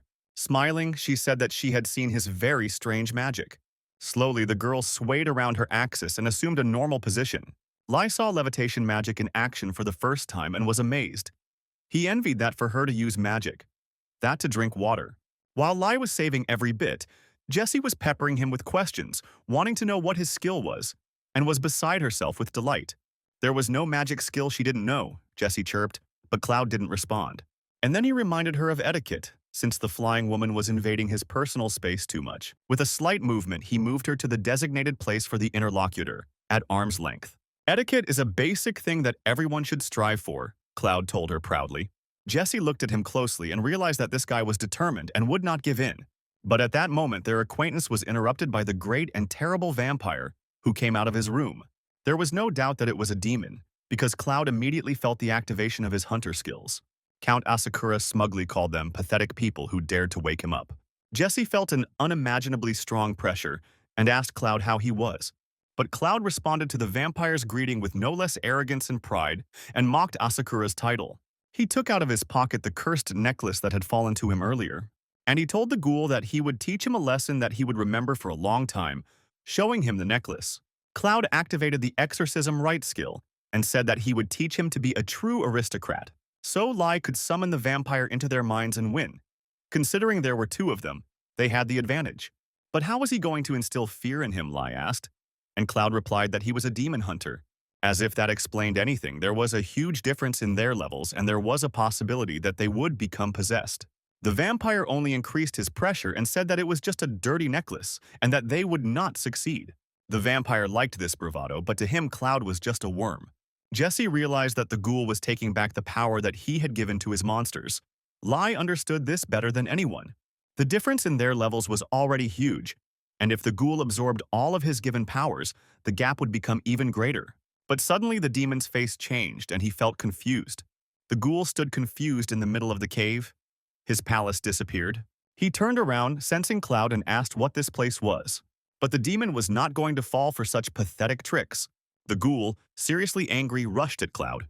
Magic flared up, explosions were heard, rocks cracked, thick smoke poured out. The vampire already thought that he had won. But he heard Cloud's voice behind him, saying that everything was not what it seemed. The demon did not understand how he survived and was confused. Cloud told him to take a closer look at himself. And the ghoul sensed something was wrong. His overwhelming attacks weren't working here. Instead, he saw Cloud sitting on his body, as if he had just killed him. Even though these were illusions, they clouded the demon's already weak mind. The ghoul screamed and threw magic at random, almost hitting Jessie. She tried to understand what was happening. The ghoul was screaming shrilly throughout the castle. Cloud didn't move, and the vampire lost his mind. He was scared to death. And indeed, Jessie looked at the ghoul who was writhing on his knees and holding his head. There was a powerful explosion that blew off the entire roof of the castle. Lai was horrified because they almost died just now. He didn't even have time to react. And Jessie thought that he had predicted everything, that the attack would pass by. The exorcism ritual attacks only the demon without harming the host. Using the offering reveals the hidden effect of the ritual. The demon received an invitation to the ritual of hunters. In this fight, the one with the higher mental stability stats wins. No demon could shake Cloud. Lei himself didn't expect that it would have such an effect. Jessie was shocked. The sight was incredible, and she asked what was happening to the vampire. He screamed into nowhere, attacked an empty place where there was no one, and showed all the signs of madness. It was like the fear that demons instill in people. The vampire himself became susceptible to it. Cloud smiled contentedly when he received the notification that the quest had been completed. It was time to finish, and he took out the blade. Jessie did not understand how it was possible to instill fear in a vampire with a spell. He lay pitiful and broken on the floor of his palace, without a shadow of his former grandeur. Cloud stood frozen over the vampire's body, a dagger in his hand. He struck, but was barely able to leave any damage. So in his proud manner, the aristocrat ordered Jessie to finish the fight. The sorceress was surprised by such a request that he wanted to give this experience to her. He could have killed the vampire alone, but why, she asked. Lai would have liked to, but the difference in levels couldn't just be overcome. If Jessie had come this far, she had to be strong, so he could hardly restrain himself from rushing her. Jessie realized that she needed to finish off the vampire before asking Cloud questions, and she called upon her magic. She realized that by killing the vampire, she would become stronger, and then new spells would be learned on their own, the sorceress suggested, surprising Lai. Jessie summoned lightning and began to burn the frightened vampire. It hit hard. Lee gained a bunch of levels. The mission was completed. Jessie bent over a pile of ashes. She was astonishing because she killed such a high-level demon with one blow, even though he was weakened. It was the power of a top-level player. The sorceress reached her finger towards the ashes, and then she decided to taste it, and Cloud swore off, shaking her hand. Lai wanted to shout at her to stop the nastiness, but he couldn't. They received a notification about a new class assignment. Someone called the sorceress by name and they turned around.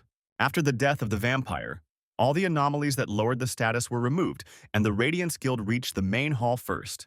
They asked her if she had killed the demon, and the girl did not know how to explain everything. The leader of the squad recognized the same guy who was appearing everywhere. Jessie told Cloud that although she didn't know etiquette, she promised to try her best to learn it. She introduced herself to him formally and asked him to state his name if he wished. The sorceress's companions were very surprised by this change in her behavior.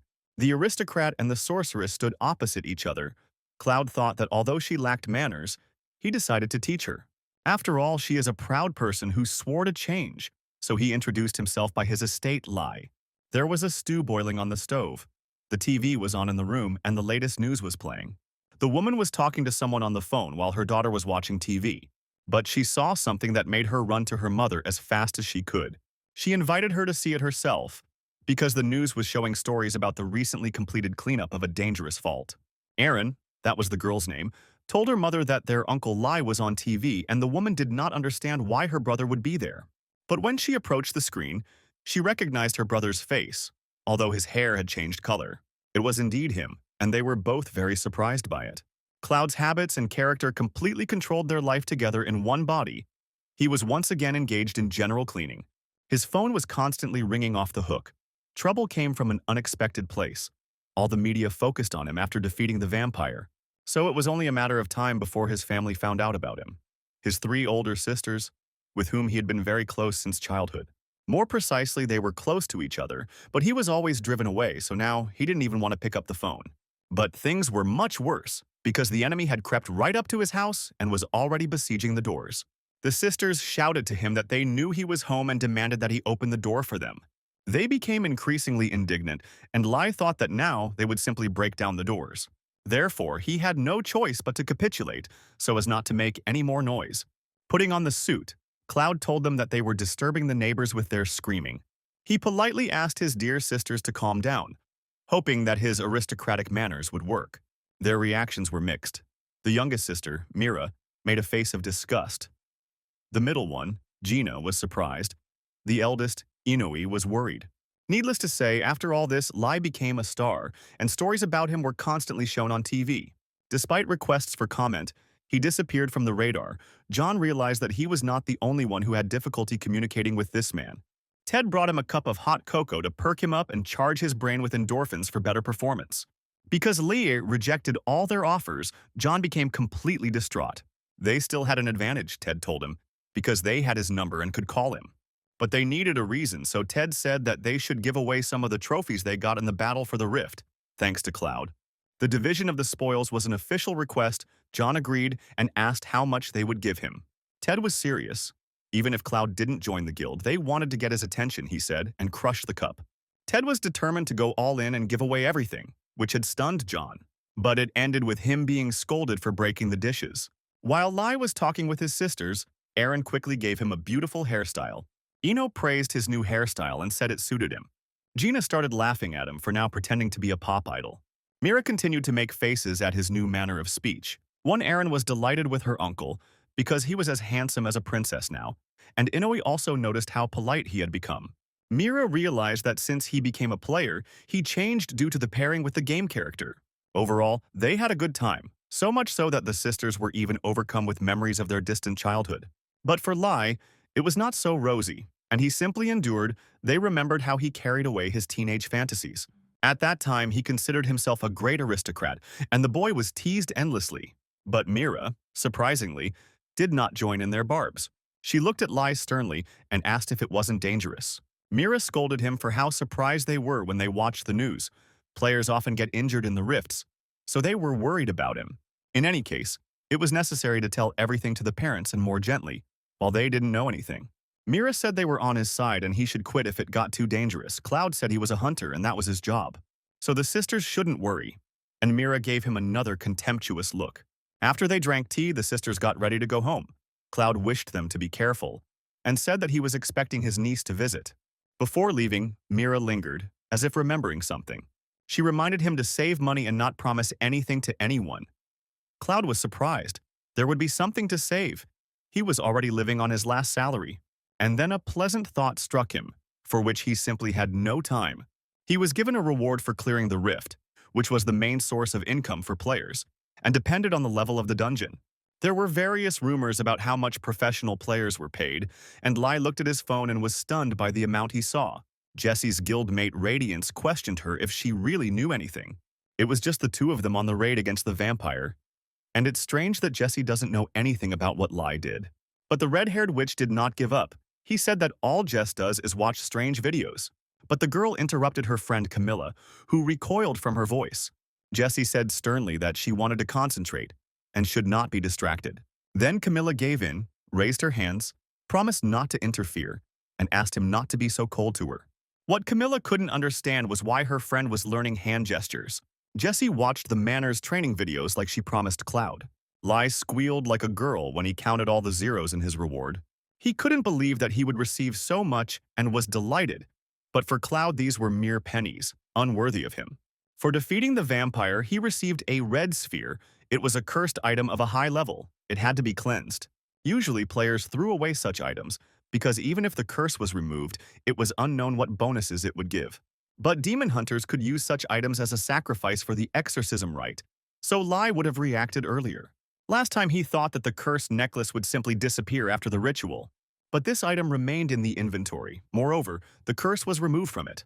The sphere, the necklace, and the reward of 110 billion credits kept Lai from sleeping peacefully. He was thinking about what to do with such a daunting amount of money. What to buy, where to invest, how to protect it. So Cloud asked him to think more quietly. It made sense to buy items since he would continue to go into rifts. But searching for everything at his current level would be a waste. He got 30 levels for the vampire, so it was not profitable to buy items, and those that increased mana were even more expensive. Lai did not stop. There was a meeting going on at the analyst's headquarters. Everyone was listening attentively. They analyzed recent records of Cloud's use of alchemy skills, but it sounded absurd because alchemy couldn't create such walls. It had limitations on the use of mana, but the effect looked like genuine skill, sparking debate among analysts. All this was boring everyone to death. New anomalies and bugs were not good. The junior analyst asked if the senior one knew anything, but they were in the same boat and shared the same information. They didn't find anyone named Lai in the database. It wasn't even clear if it was his real name or a nickname in the game. It was only Thursday, and they were already dead tired. If a new update comes along, the senior said, interest in the newcomer will wane. And it happened just in time. They saw the news about the changes. A new island of misfortune has been added to the game, a mysterious area that was referred to as Treasure Island when Arcana was just a game. No one had ever found this region, and everything that was born there was incomparably above the level of treasures, and now it was coming to the real world. Another piece of news concerned the annual Conference of Mages, which would take place simultaneously with the appearance of the island. This was the first large-scale conference for all magicians, so it attracted a lot of attention. Jessie was one of 4 players invited to the Mage's Tower. Lai was surprised that the girl had such a high rating, since it was her that Cloud had decided to teach manners, but the aristocrat was simply pulling himself up. Cloud heard that in the Mage Tower there is magic that is not a skill. This was actually written in the description of the tower when the Arcana was a game, Lai remembered. It could help them in their development. But first, Cloud, as always, had to put everything in order. No matter how important it is, you can't leave a plate unwashed after cooking buckwheat. The Tower of the Mages was located in the center of the city. It was from there that Cloud moved to the vampire's mansion last time. A lot of people gathered inside. The magicians dreamed of learning something new from the game characters. One girl sorceress sat on the floor and thoughtfully looked at the others. Claire was an experienced tower mage and was glad that the conference had resumed. She looked at the excited bustle of other wizards, when one of them got too hasty and started falling right on her. But his comrades only laughed at him when he hit himself hard, all because he hit the wall, and Claire was sitting behind an illusory magical wall. Someone told her that she shouldn't treat others like fools. This wall was created by the tower's master, especially for this conference, Jessie said as she walked through the barrier. It was magic that no one could see without permission. Claire was surprised to recognize one of the best witches in the world and apologized to her. Even powerful wizards couldn't see this magic, and ordinary people could only marvel at how people could pass through walls. Today, Claire was the guide who led everyone into the crystal room, and Jessie showed her her invitation. Jessie was the last of the invitees, and since everyone was there, Claire could leave. But Jessie thoughtfully asked him to wait for her a little longer. She stated that one more person would soon appear at this conference. Cloud looked at the interior of the Mage Tower. It was filled with strange devices that emitted magical power. Every time they appeared here, they were overcome by a strange and pleasant feeling. But the crowd of people got on both of their nerves. There were always a lot of people here, but this time, many apparently wanted to get to the island of bad luck, so it was especially noisy. When suddenly things took a turn for the worse, someone recognized Lai's white hair and shouted his name throughout the hall. A whisper went through the room. Lai forgot that he had appeared on the news and became popular. A crowd of people immediately pounced on him from all sides, each with their own question, asking for an autograph and so on. It got to the point where people calling themselves fans were pushing him and grabbing his things. One particularly brazen one pulled at his bag, not letting him leave, and asked him to take one photo with him, promising not to bother him anymore. But he didn't know that the bag contained a special delicious tea that Lai had bought for the first time in honor of the award, and Cloud told the pester to get out. Lai was a softer person, accustomed to social interaction, so he began to worry about speaking harshly. Although it was completely in vain, it is important to have boundaries in society. Lai was worried that the fan would become even more persistent. But it backfired completely. Fans adored his arrogant, aristocratic manner of speaking and begged him to scold them too. The crowd's pressure only grew, and Cloud began to look for escape routes. Looking around, he saw that the wall in front of him was a little different from the others. As if sensing something, Cloud moved towards her, ignoring the clinging crowd, even though they were shouting at him to run into the wall. Claire flushed bright red and began to breathe deeply and quickly, all because she suddenly found herself in a scene that she had previously only seen in romance novels. Cloud said that this illusion magic was worthy of praise. She led the strange guy up the crystal steps that hung in the air. The sorceress felt unusual next to him and wanted to understand who this guy was that excited her so much. He wasn't on the guest list. Everyone was already there, and no matter how she read the list, there were no new names on it. Cloud asked the girl if there was any problem and gave her a cold look. Sweet Claire snapped out of her weird thoughts and replied that there was no problem as long as he wanted to attend the conference. Claire was confused. The barrier was put up by the Tower Lord. Even the chief mage wouldn't have seen the illusion, but Cloud could. Lai couldn't understand what was wrong with the girl. She looked like she had a fever. Cloud asked if he could take part without an invitation. Claire explained that this was not true. Anyone who was able to overcome the illusion could come to the conference. It's just that he was the first person to do it, so she was surprised and wanted to know about him. Cloud simply replied that the magic was worthy. Lai thought about the illusion magic that could be dispelled. They had an idea of the principles, but lacked the magical power. He opened the doors and found himself in a hall where a magical conference was taking place. It was a crystal hall. Lai immediately opened his mouth and stared, but Cloud stood up straight. Claire told him welcome to the place of search for sublime knowledge and laughed. When Arcana became a reality, many bots, inhabitants of the game, also appeared in reality. Among them was the most influential man, a young magician named Marcel, the successor of the Magic Tower. In order to quickly identify and respond to the situation in the world, he began holding these conferences, but Jessie was frankly bored. Her hat tried to reason with its owner, explaining how amazing Marcel was, but Jessie just wanted to sleep, since she hadn't seen his strength with her own eyes. For her, magic was a skill that was given by the system, by study, by intervention. For her, it was just a theory. The hat insisted it was an honor to be in the room, but Jessie said it was about the quest. Otherwise, she would have missed the meeting. But suddenly, Marcel turned his attention to her and asked if she was bored, which made the sorceress perk up. Marcel said that the Magic Tower was summoned to the world of travelers against its will. Moreover, the summoning continues.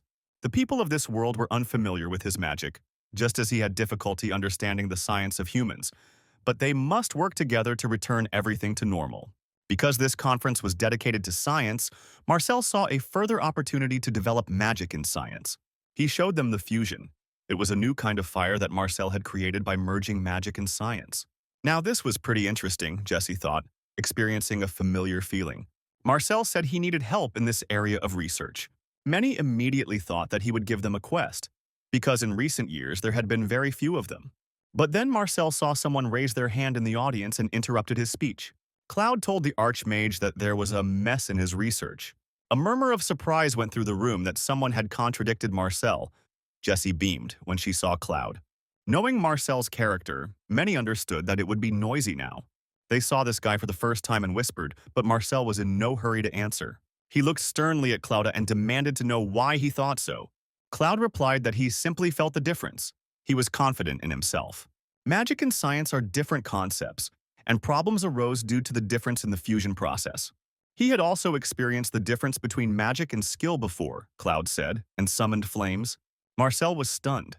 It took him a month to create such magic, and now a traveler from another world achieved it. A whisper went through the hall. Many recognized Lai, who was seen on the news. Cloud said that the spell process is not yet complete. Traditional magic uses too much power, Lai thought, as he noticed all eyes were on him. Marcel became completely silent and clung to his pulpit just to keep from falling, but only to ask the traveler Lai to join his exploration. Just because of the new type of magic, Cloud received a quest from Marcel. As expected, he did not come to this place in vain, and accepted the task. The island of Bad Luck looked like a real tropical paradise. Azure ocean, sandy beach, jungle. The girls were delighted with the trip to this place. For the first time in a long time, the faults brought pleasure to everyone. All this reminded her of the old days in Arkan, the excitement, the adventures. But Leia was in no hurry to answer. She didn't have much to show off at the swimsuit party, so Leia was embarrassed and angry to hide it. What was even more annoying was the influx of tourist players to the new island.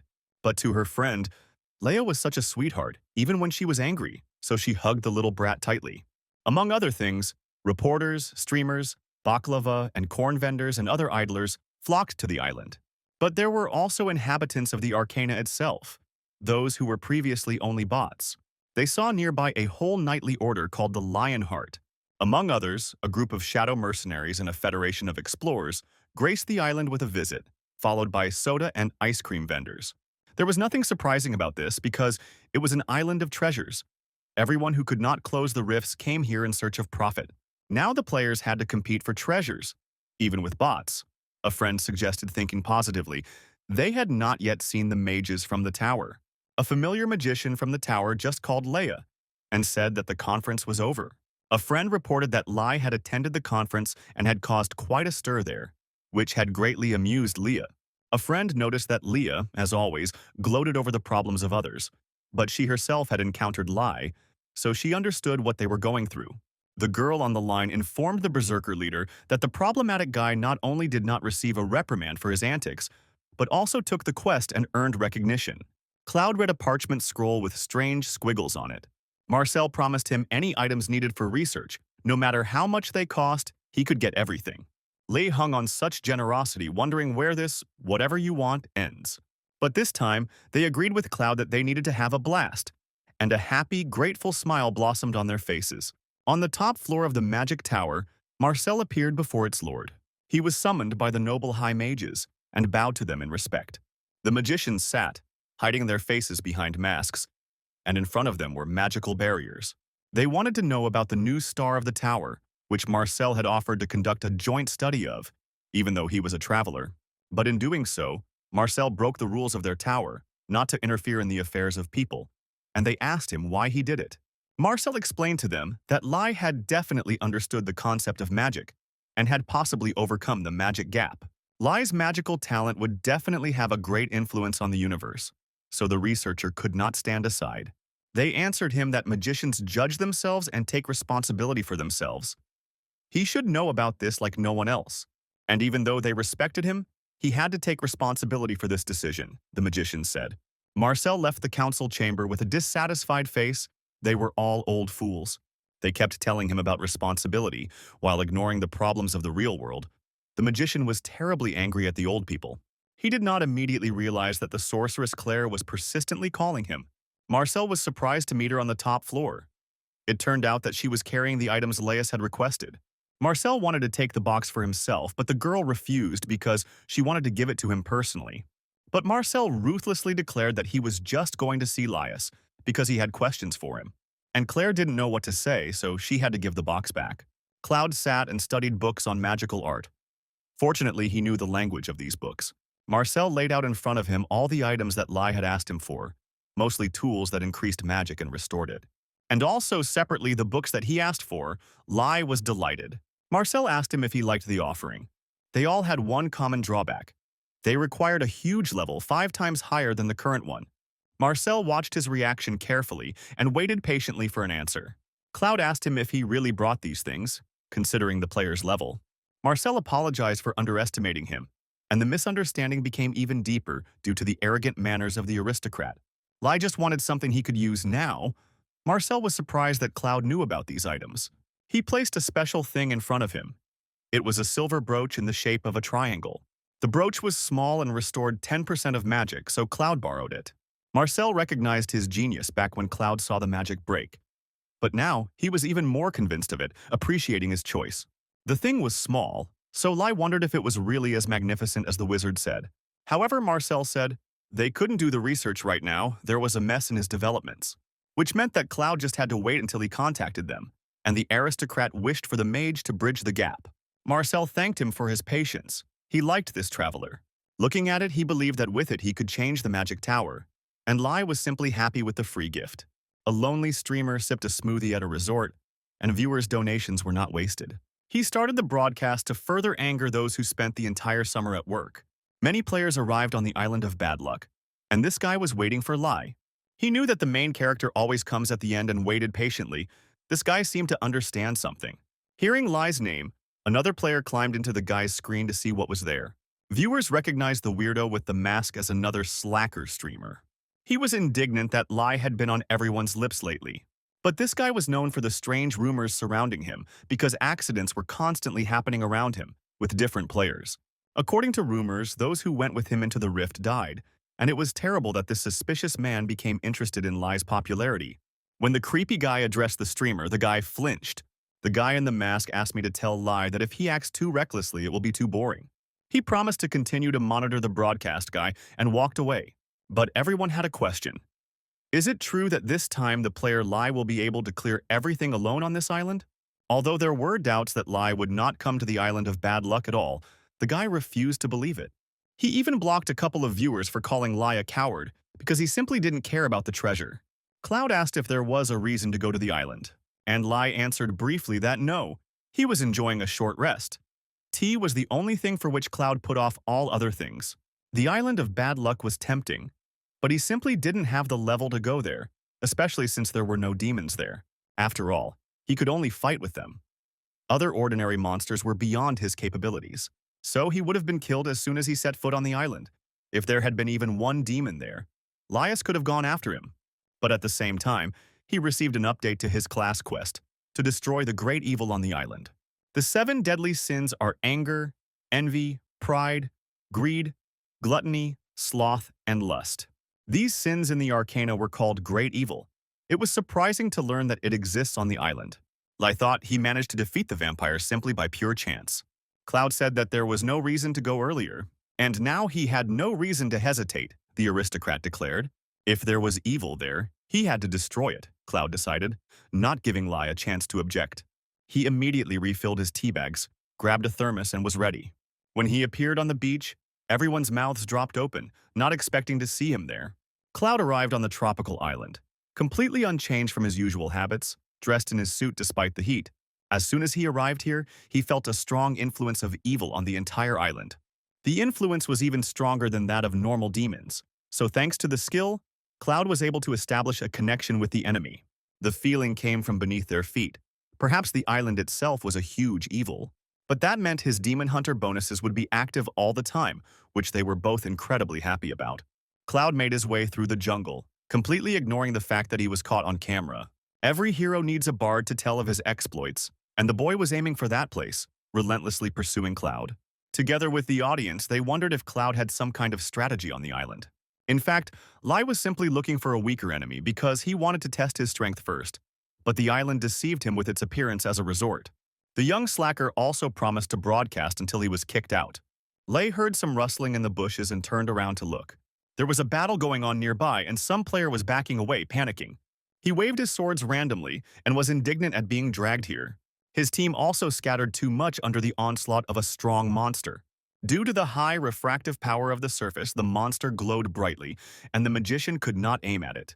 The emerald tiger roared terribly to scare the players even more and clean them up before eating. Even though it was an ordinary monster, its level was the same as that of the vampire count. The boy with the swords instinctively backed away until he hit an obstacle. When he looked up, he saw that Cloud had become the rock in his path. He was even more surprised when he recognized the face of the man in the suit, which was often shown on the news. He asked him how he ended up there and was encouraged, because Cloud could be their salvation. But Lai, although he was looking for a weak monster, did not look happy. It turns out that the Emerald Tiger is the highest level for a monster at this level.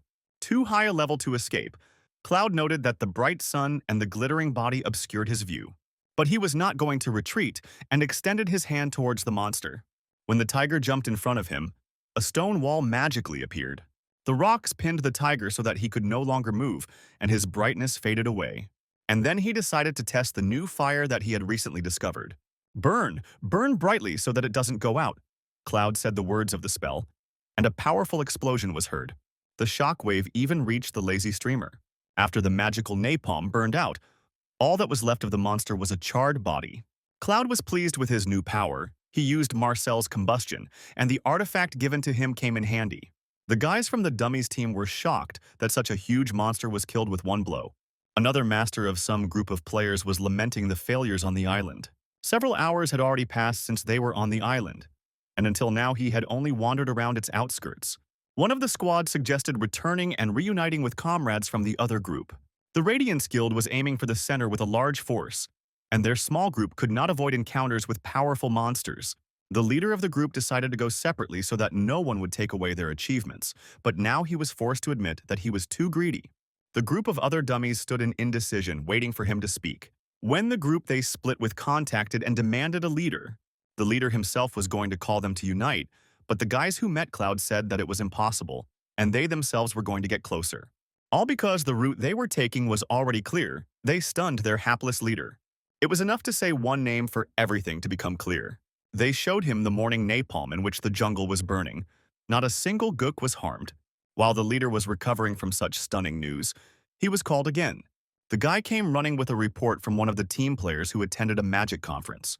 He said that Lai had received a mission from Marcel and a laboratory on the upper floors. This was shocking news. Lai was able to establish contact with the inhabitants of another world. And the leader realized that this man was not a dummy and wanted to know more about him.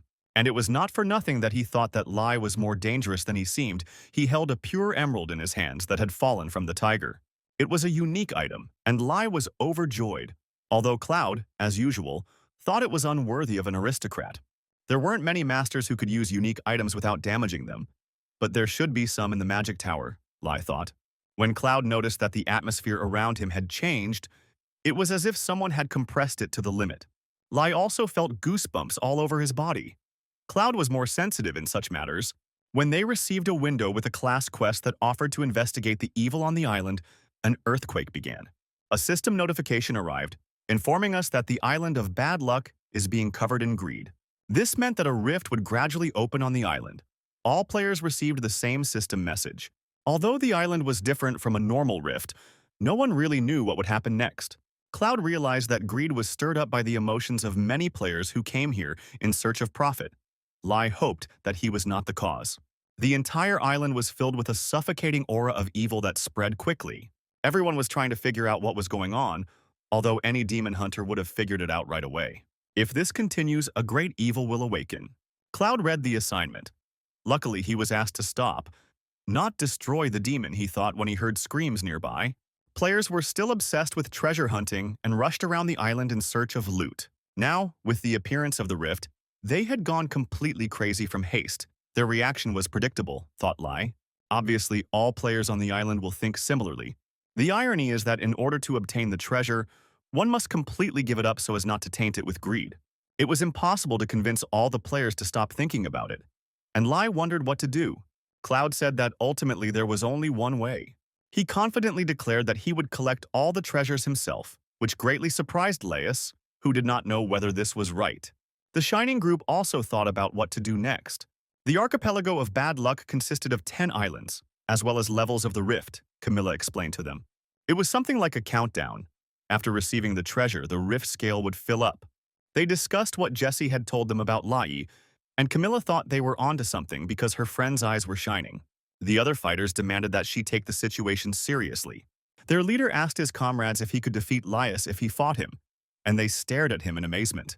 The oaf from the squad also wanted to fight Lai, and Camilla asked him if he had ever hit his head as a child. They started arguing again, and Camilla warned them that this would definitely upset Jessie. Then the leader thought about it. While they were chatting, the process of breaking up went one level further. Someone just got the treasure and the unification of the world began. Since the goals were clear, the leader of the group stood up and said that all the treasures needed to be collected. Lai was horrified by the recklessness of his character, but there was nothing he could do about it. His protege was literally going to collect all the treasures, which meant that the sin of greed would awaken. Lai was afraid that Cloud had decided to give up on everything since greed would still awaken when they encountered a squad of knights. They were the Order of the Knights of the Lionheart, and they were easily identified by the coat of arms on their flags and armor. These were the best knights of the Empire. Cloud recognized the head of the knights. His name was Harkon, and greeted him. The first mate demanded more politeness from his commander, but he stopped him with a gesture and asked the name of the traveler. Cloud said Lai's name and said that he didn't think he would meet knights here, although he spoke with a strange accent. Then Harkon understood why Cloud had a different feeling than other people. Harkon noticed the brooch that was pinned to Laius's chest as the second sun lit up the sky. Cloud barely dodged the unexpected attack as an explosion of flames erupted next to him. It looked like a meteorite, and even the knights flinched in surprise. But suddenly, out of nowhere, a giant turtle appeared, which was the master of this island. Harkon immediately ordered everyone to prepare for battle, despite the fact that they had the strongest boss on the island. When the turtle's green eye lit up, they screamed, warning the others that the turtle was about to attack with a meteorite. Harkon shouted for everyone to get into position as the turtle lunged at them. But slowly, it was a turtle after all. But just one movement was enough for her to shake the earth because she was quite heavy. Stones were constantly falling from the sky, a lot of dust rose up, and the knights could not see anything clearly, so they asked Harkon what to do. But while the first mate was distracted, he did not notice the huge turtle in front of him, and stood like a statue, waiting to be crushed. Harkon shouted at him to dodge and managed to jump towards his assistant. Luckily, he didn't have to assign a new idiot to do the errands because this one was saved by Cloud, who summoned a rock and stopped the leg. Even the knights, who had seen a lot, were surprised that it was possible to create a wall of such size simply out of thin air. Cloud told them that now was not the time to chat when the knights asked him how that was possible, all because the armored turtle could break through any obstacle. Lai increased the wall's strength to the maximum, and if it weren't for the brooch, he would have already spent all his mana. He was having a hard time, although Cloud didn't show it. First, he needed to accumulate more energy and somehow support the stupid knights. Harkon recognized the thing on his chest. It was a brooch from a magic tower, which made it all the more surprising that it was given to a traveler. But like a true knight from the novels, Harkon sincerely thanked Cloud for saving his knights. If he helped them in this battle, the knights would swear to never forget this in their hearts, Harkon said, which certainly did not sound like a generous reward. Of course, Lai thought that he could interpret this in his own way, as if the knights would do all the work, and he would be a stowaway on their bus. It was wonderful, and they were both happy to accept the offer. Cloud stated that all demons must be destroyed. The streamer sitting in the bushes was still chasing Cloud, even though Cloud hadn't given him permission. He, like his audience, was deeply impressed by what was happening.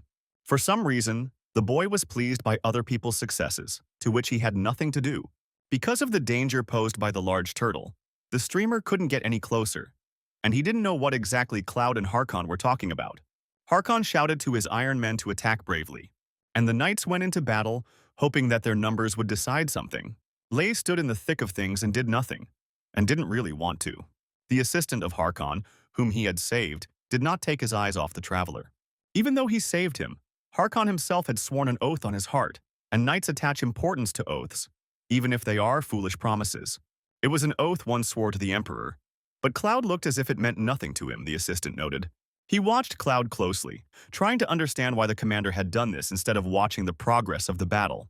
The knights went into hand-to-hand combat against the huge monster, but it would have been wiser to attack it from afar. But this was not knightly. It was a different matter to receive a huge paw into the cabin. Cloud watched with interest as they ran up to the turtle and tried to poke its thick skin with toothpicks. It all looked ridiculously useless, like a whole knightly order, of which the only knightly things were the manners and the armor. But this was the most powerful knightly order. Lai thought that this was no good. Knights are used to fighting at close range. While the front ones attack, the back ones just wait for their turn. It will take forever to break through the turtle. Meanwhile, the fault line was rapidly filling up and reached the middle. The players were finding treasures too quickly. Lai was afraid. They would soon reach this island too. The bark was supposed to create an opening for the knights to attack, but the turtle continued to rage. By simply stamping her foot, she would cause an earthquake, forcing even the strongest knights to take cover. But it was not just a blow. This time the ground cracked, and underneath it lava appeared, rapidly coming to the surface. "The floor is lava," one of the knights shouted. "Whoever falls will die," he warned. Now they couldn't even get close to the turtle, and Cloud remembered his recent experience in the magic tower, where he walked on air. He shouted to the knights if they were ready to attack when they were completely at a loss. Cloud used magic and said that we would open the way for them. He lifted dozens of stones into the air, turning them into convenient steps at different heights, so the knights now had points of support. The reaction was overwhelming. No one could believe that magic could be used in the world of magic. It was a staircase just like the one the tower's owner had, Harkon realized. The knights also saw her in the tower, and the captain's assistant could not believe that an ordinary seeker was capable of such a thing. They wondered who he really was, and Lai was about to collapse from mana exhaustion. The way was open, and after a dramatic pause for reaction, Harkon charged. Now they could attack the head and thin neck of the huge turtle without fear of approaching it from below. Harkon delivered a powerful blow straight to the head, and the matter was finished. Harkon gave up his contribution to killing the boss in favor of Cloud, who was barely maintaining his magic. Following the knight's commander, all the knights also refused their reward, which was very noble on their part. The brooch that Lai chose was a gift from the Emperor, who gave it to the magic tower, Harkon said. And because he saved many senseless lives, the knights bowed their knees. The Order of the Lion Heart swore allegiance to the owner of the brooch, Lai, and the entire contribution for the victory over the turtle went to the traveler. A blue magic sphere lit up nearby and everyone stared at it. Lai immediately realized that this was the very treasure of the island. He didn't know what to do with this thing. If he took it for himself, greed would awaken, and if he didn't, someone would take it anyway. 6 out of 10 treasures had already been claimed, the system reported. While Lai was suggesting to think about the treasures some more, Cloud had already taken everything into his hands. As usual, he acted boldly, if not recklessly. He didn't think at all about the consequences, which drove Lai crazy. Now a great evil was about to awaken, Lai feared, but for Cloud, wealth was fleeting. He was the heir of a great family, and knew life in luxury as well as without it. The slacker streamer was overjoyed that Lai had found the treasure. But Cloud didn't know the feeling of greed. The treasure simply had to be taken without him. It was amazing how this system worked. The treasure could be taken by someone who didn't need it. Meanwhile, the streamer guy wasn't the only one watching Lai, who received the award. This scoundrel robbed other players and now waited for Lai to collect all the remaining prizes. One of the victims was still on his feet and cursed the robber instead of pretending to be dead. So the robber quickly fixed it, and there was no need to pretend. The killer was only concerned about Lai, whom he was going to rob in the end. Cloud held the glowing crown in his hands, and without greed, he did not receive any negative consequences. The streamer from the bushes who watched this scene even shed tears. Or maybe invisible ninjas cut the onion. To everyone's surprise, when Lai received the treasure, the progress of the rift did not increase. Everyone was amazed that he was so calm and did not believe that he really did not have an ounce of greed. But this could not be said about Lai. Fortunately, he did not control their body. Although looking at the condition of the item, one could understand his expression, the broken crown of the epic rank. That was all the description. Who would covet such trash? Thought Lai. And his greed evaporated without a trace. And what if the next treasure is the same? Later, he received notification from the knights that they had joined his team. As he promised, they will now be with him everywhere, Harkon said. And then Lai realized that these oaths were not a joke. He thought it was just a convention that in the future, if they encountered each other, they would not attack him. But Harkon was so grateful for saving him. Even though they didn't know his ultimate purpose on this island, they still swore to be his sword and shield. Lai couldn't believe he had acquired an entire order of free servants. Even if it was only for the duration of the mission on the island, the best knights of the Empire would follow him. There was simply a huge difference in their levels. But with the monsters too, now they were just easier for Laius, and they gladly accepted the knights. The killer, who was standing to the side, heard someone calling out to him. He was also puzzled by the fact that Lai took the treasure, but did not increase the rift scale. Moreover, now he was accompanied by knights. The partner warned him to be careful, but the killer called it fear. Lai had already headed to the pier, and when he would board the ship to cross to the neighboring island, the killer planned to use poison. It didn't matter who inhaled this poison, Harkon or Lai, it would be the end for him, the killer was sure. But first, he wanted to make sure whether Laius had the island's treasure or not. When he felt a gaze on him. Only for a second, but it was so clear, the killer felt how his head was cut off. He grabbed his neck in panic to check if it was still there. He couldn't believe that Lai had figured everything out and emitted such a murderous aura. Squirrel, thought Lai. There were flying squirrels on the island, and he spotted one in a tree. The squirrel was quite cute, after all those scary monsters that were full on the island. Harkon chuckled. As he thought, Lai also noticed the stranger. He talked about the rat that was spying on them by that tree. It was Harkon who placed an anomalous status on the killer, causing him to experience fear. Lai was surprised that Harkon didn't like rodents. The squirrel was ordinary in appearance. Cloud was thinking about what to answer Harkon when he received another red notification. The gap had reached 8 squares. We had to go as fast as we could because there was only one treasure left, and Cloud said not to pay attention to the rodents. The good news was that he was now immune to the rift breaking. Cloud said they should hurry, and Harkon immediately supported him. The killer was still in fear. He even ignored the messages of his colleagues in the dangerous business. He did not understand how he managed to survive, why he was spared. Maybe they pitied him because he was insignificant. The killer's mind was in confusion. He slid down under the tree as he could no longer walk or stand up straight. Whatever the reason, he was grateful to have survived and told his teammates that he was leaving. They demanded an explanation from him, but he only said that they too should retreat if they wanted to survive. Another vile scoundrel grimaced at such words. He did not understand why the self-confident killer suddenly changed his mind. He threw his phone on the ground in frustration. It was already useless anyway since their group had gathered.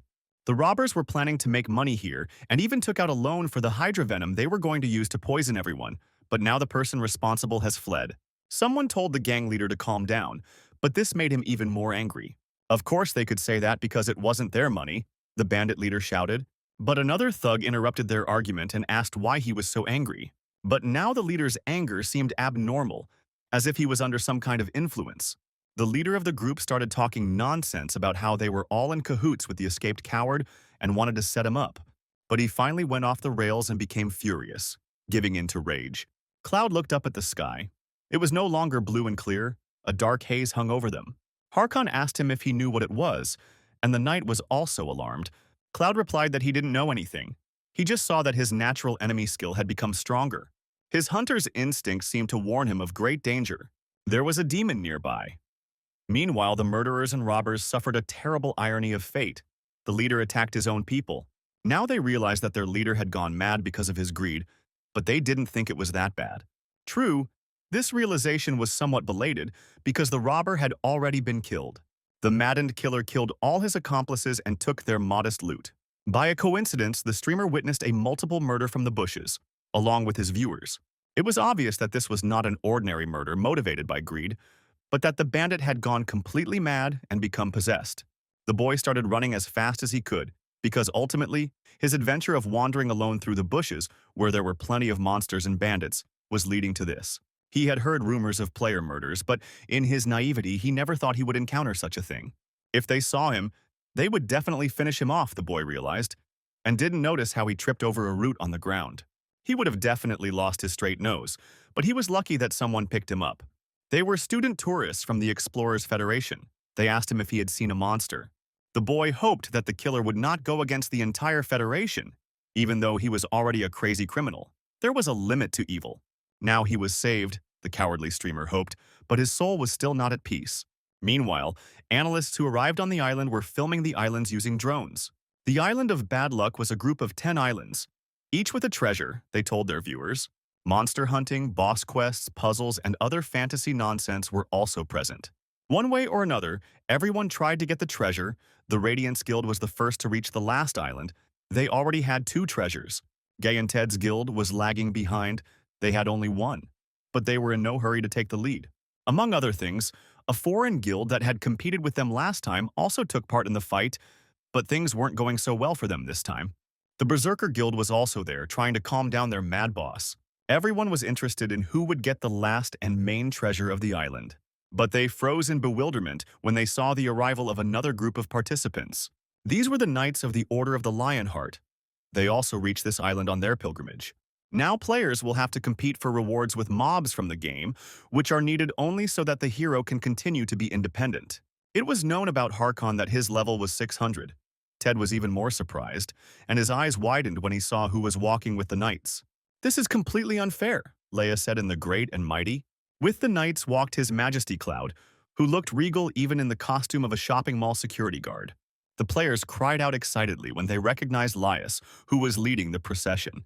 Cloud looked determined, and reporters attributed to him a desire to take possession of all the treasures of the island. Although in reality, he was hiding Lai's fear behind Cloud's poker face.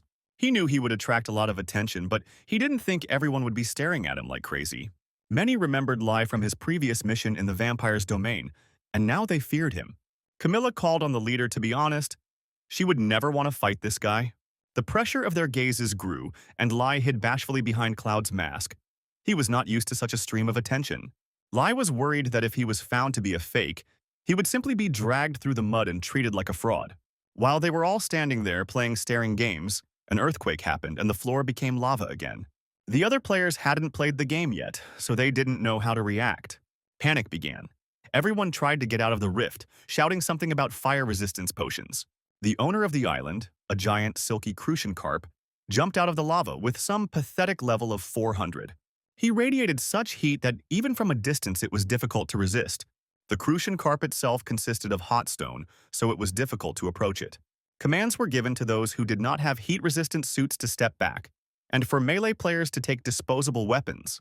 To defend itself, the crucian carp raised a wall of lava and blocked their attacks. John was worried about his brother and told him not to overdo it, but Ted and his ore would not be lost. The heat from the lava was so intense that it charged even through the drone's camera. No one could even get close to this monster because he was swimming in a lake of magma. Harkon asked if everything would be okay. To his shame, even though he said he would follow Cloud, he couldn't even get close to the monster. But Cloud confidently stated that there was nothing to worry about and chuckled. He had his own tricks. The guild leader saw the radiance as even in such a difficult situation, Lai laughed. He didn't understand what he was going to do, this strange man who boldly approached the hot lava. Cloud knew that summoning magic could be divided into 3 stages: calling for interventions, and expression, Cloud released them one by one. The lava around the Crucian Carp is not a skill, but simply a part of nature. For Cloud, lava is natural water. The players again froze in amazement and could not believe their eyes. Lava is just a rock, only liquid, and a whole rain of lava drops flew into the sky. And they were all under Cloud's control, although his mana was rapidly falling, and Lai really wanted to hurry Harkon. Now that the lava pool was drained, Harkon could make a beeline for the huge fish. The leader of the Radiants came to his senses and told his men to charge. The path to the boss was open, and all the other players and knights also rushed towards him. John yelled at Ted that due to the number of players and their levels, his contribution would be 0, so he should get the first strike prize. But then it suddenly turned out that the fish could fly, and demonstrated it. The Crucian Carp waved its tail and jumped into the sky, believing in itself. But gravity was stronger, so he fell next to it, causing the ground beneath him to crack like ice. Leia once again expressed herself with a 3-story forbidden word. In short, she didn't like this fishing. The Crucian Carp repeated its maneuver and it jumped and fell, hitting the ground, and did not allow itself to be caught. But then something fell from the sky and pinned the fish to the ground. The leader of the Radiants did not understand what had just happened. The attack was very unexpected. It was good that no one had time to get closer to the fish. Razor-sharp stone spears, still red from the heat, pierced the Crucian Carp. This was a change in properties, one of the players realized, and told Leia about it. Lai cooled the lava to make it solid, like turning water into ice, but shaping the rock was another matter entirely. Normally such changes are not possible due to the limitations placed on abilities. Cloud gave the command to Harkon, and the head of the order rushed towards the fish while it was still securely fastened. With a powerful blow, he turned it into sashimi and ended the poor animal's suffering. All players immediately received a notification that the mission to clear the boss was completed. No one could even land a hit on the boss. For the best guilds, this was comparable to shame. The owner of the island was defeated in one go by the coordinated work of the hero and his minions. The rest were left with nothing. This is a fantastically designed game where all the bonuses go to one random player, great storyline, and addictive. Even though Cloud was about to collapse from exhaustion, he still kept his face up. The light of the treasure appeared before him as the knights again refused their contribution. Just like last time, without a trace of greed, Cloud accepted the reward. This was the last treasure, and as before, the process of destruction did not begin, so the players even thought that it was not real. But then a dark aura appeared and spread like an ominous fog. Although it was belated, the island still succumbed to the destruction of the rift, despite the fact that it did not match the amount of treasure. Lei thought it couldn't be that Cloud felt greed. The treasure they picked up couldn't raise the level of destruction. But such a strong demonic energy indicated that greed had once again taken possession of the treasure. The Seekers Guild and the streamer boy froze in horror. The boy covered his mouth with his hands to keep from screaming. Nearby lay murdered comrades from the Tourist Guild, and the possessed killer took possession of the treasure. They wanted to rush at him and take revenge, but they had to hold back because the possessed one was too strong. The killer grabbed the shining orb of the artifact, his eyes closed in madness. He didn't understand what was happening. His head was splitting with pain. He didn't want to do it. But a terrible voice inside asked him what he meant by, he didn't want to. He was looking into the face of greed itself. The killer didn't have the skill the demon wanted, but he still gave him what the possessed one wanted. Now it's his turn to take what he wants, said the demon, opening his mouth. But someone intervened in the absorption process and drove away the demon with a blow of a sword. It was the second assistant of the captain of the Order of the Lionheart. The streamer boy recognized her. And this meant that Cloud himself had arrived, covering his nose with his hand. He said that he had smelled demons. Others were glad that at least someone remembered them and came to help. The hero's boy Bard immediately got down to business and grabbed his phone. But Cloud was already under a lot of strain after 3 battles in a row. The demon was still alive, and the night girl asked him to give her an order. Cloud received a notification that a class quest had been created. An unprecedented power burst forth from the possessed body, so that they recoiled, and the system reported that an unprecedented evil was emerging. Even Harkon was stunned by what was happening. He had never encountered such an evil aura. One of the island's treasures lit up above the killer and emitted a purple light. And then it began to fall apart right before their eyes for some unknown reason. The island's treasure was being corrupted by greed, and Laius was tasked with stopping the rebirth of mortal sin. The rift began to collapse, and everyone was horrified, just like back in the land of vampires. A huge clawed paw of an unknown monster rose above the island. These ghostly paws began to tear the islands apart and push them apart. From the largest island of the archipelago, Paws reached out to the others. Everyone saw that the island was now united into one, as if they were floating barges. And then a golden palace emerged from the ground, right in front of Laius and the knights. It was made of pure gold, so the players who were not familiar with the word inflation had their eyes lit up with greed. The palace itself was one of the treasures of this island. Although Lai quickly realized that this was rather a palace of greed itself, and there, on the throne, sat real evil. Lai thought that no one would ever want to get close to such sinister energy. Harkon stepped forward, covering Cloud with his body, and said, "Something is approaching." Then a bony hand emerged from the ground and frightened the seasoned knights. They were ugly undead, creepy, and completely identical zombies.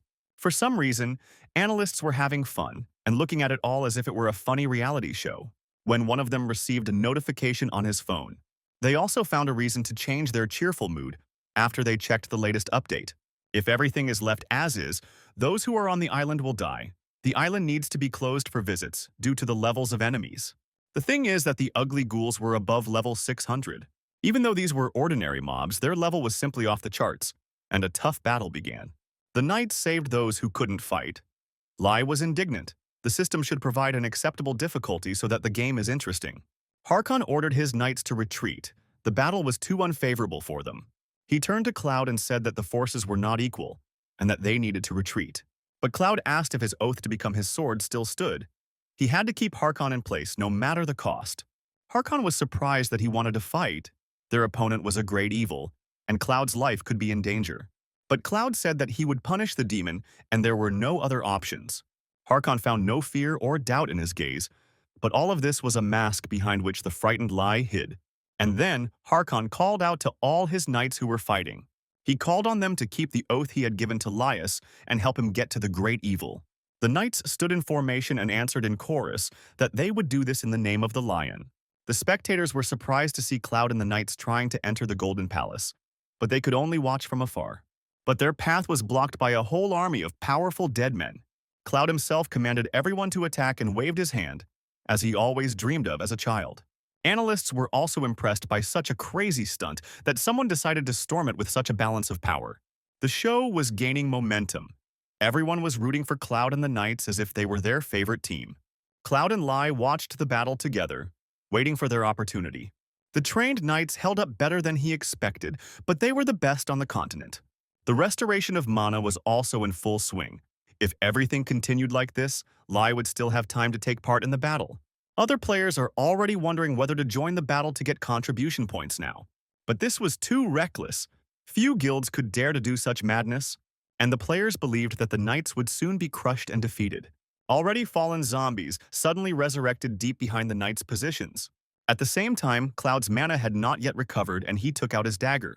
But then, someone flashed past the onlooking players like a comet.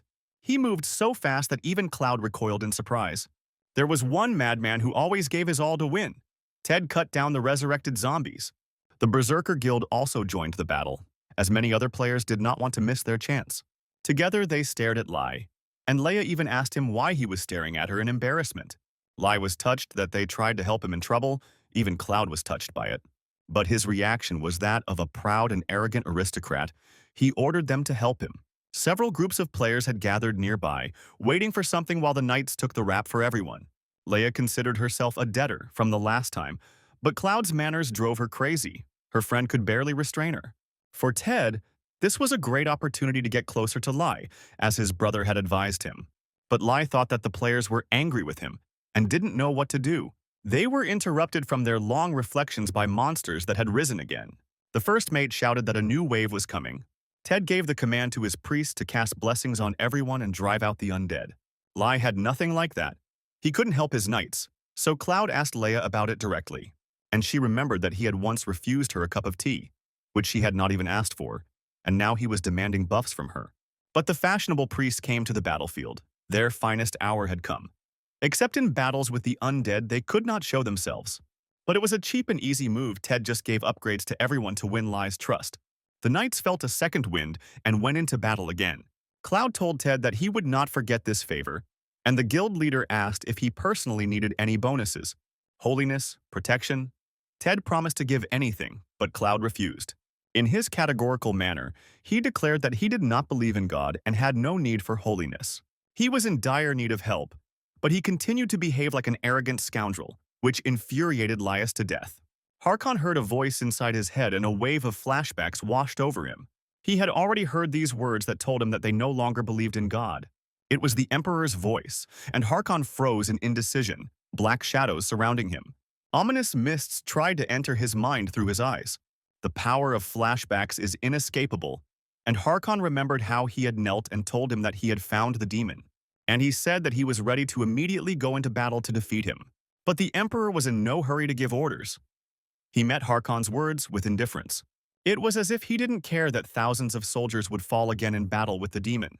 The demons appeared and the traveler seekers disappeared, said the Emperor, looking out the window. Following them, the magic tower that dealt with the infidels disappeared, and behind it are the vast territories of the Empire along with its people. They disappeared as if they had been swallowed by unknown monsters. Every night they asked God if this world was really ending, if this was really his will. But God never answered the proud Emperor. Could it be that God died? The Emperor asked Harkon what he thought about this, whether the god could have abandoned them. Harkon clutched his heart and said that the demons were to blame for everything. They were blocking their path to God, and he promised to kill the demons and return victorious. But the Emperor said that everything was fine. They no longer believed in God, so there was no need to try so hard. But he promised to believe that Harkon would return and smiled a strange smile. The battle was a life and death one. Demons and humans clashed as if for the last time. Harkon led everyone and knew no fear of defeat. They fought for the Emperor and knew no fatigue or fear.